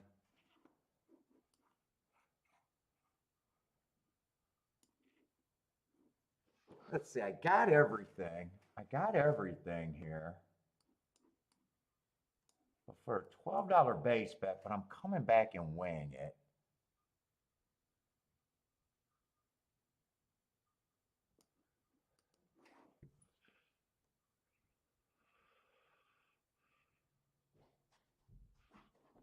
I got the 1-4 press there, 1-4 press there.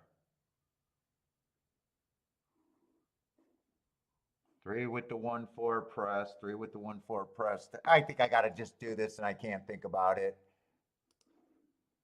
God, they get in the gate quick.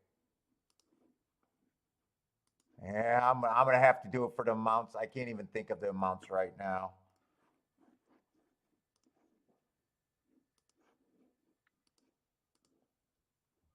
One, 3, 4.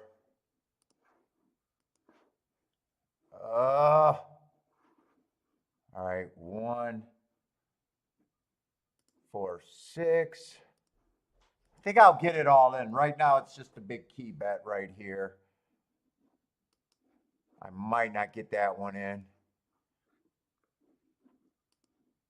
1, 4, 6 with the 3, 5. I'm not going to even get that one in. All right.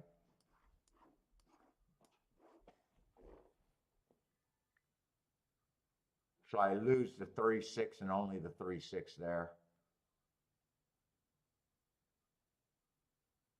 And the one's going to have to come from behind.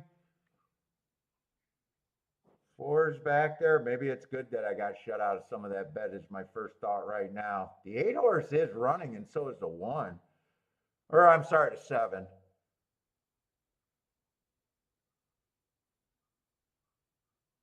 Three's still alive. But where are my horses that I need? Yeah, 1's.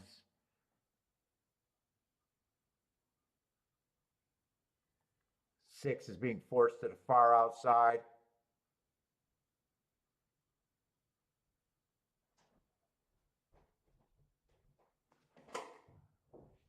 Yeah.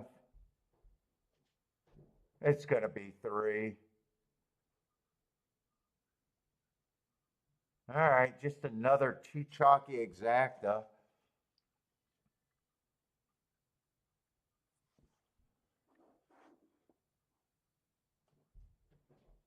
There's no order of that I could have, and 7 was still third best. 7 might have even been better.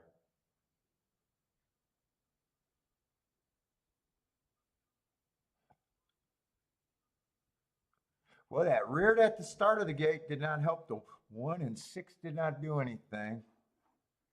And 4 did not do anything. Oh, I lost some of the combinations. So I didn't even have a 3, 6. I didn't even have a 3, 6, and I only had the little 3, 4.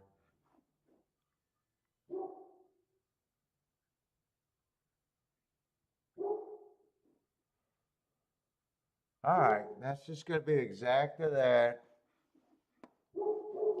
I don't mind the betting line there, but I can't have that exacta.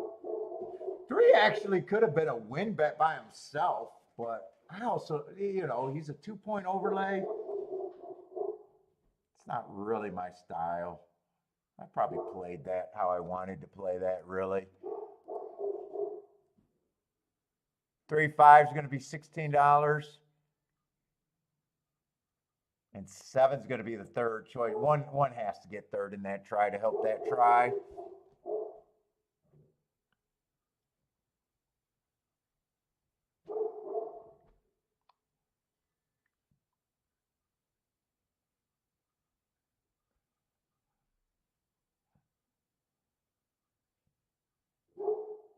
Okay, this race is going to be official. This is definitely my last race. I just want to see if the 3 got breakage. Yeah, 3 could have been a win bet there. Probably the safest bet I could have made there with that betting line. In fact, He's almost a 2-point overlay, depending on the breakage.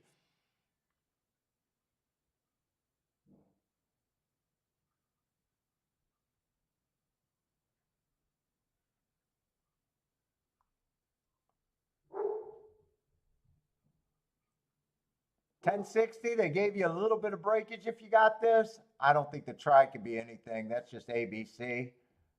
The one would have got third. I would have been interested in what that try would have paid.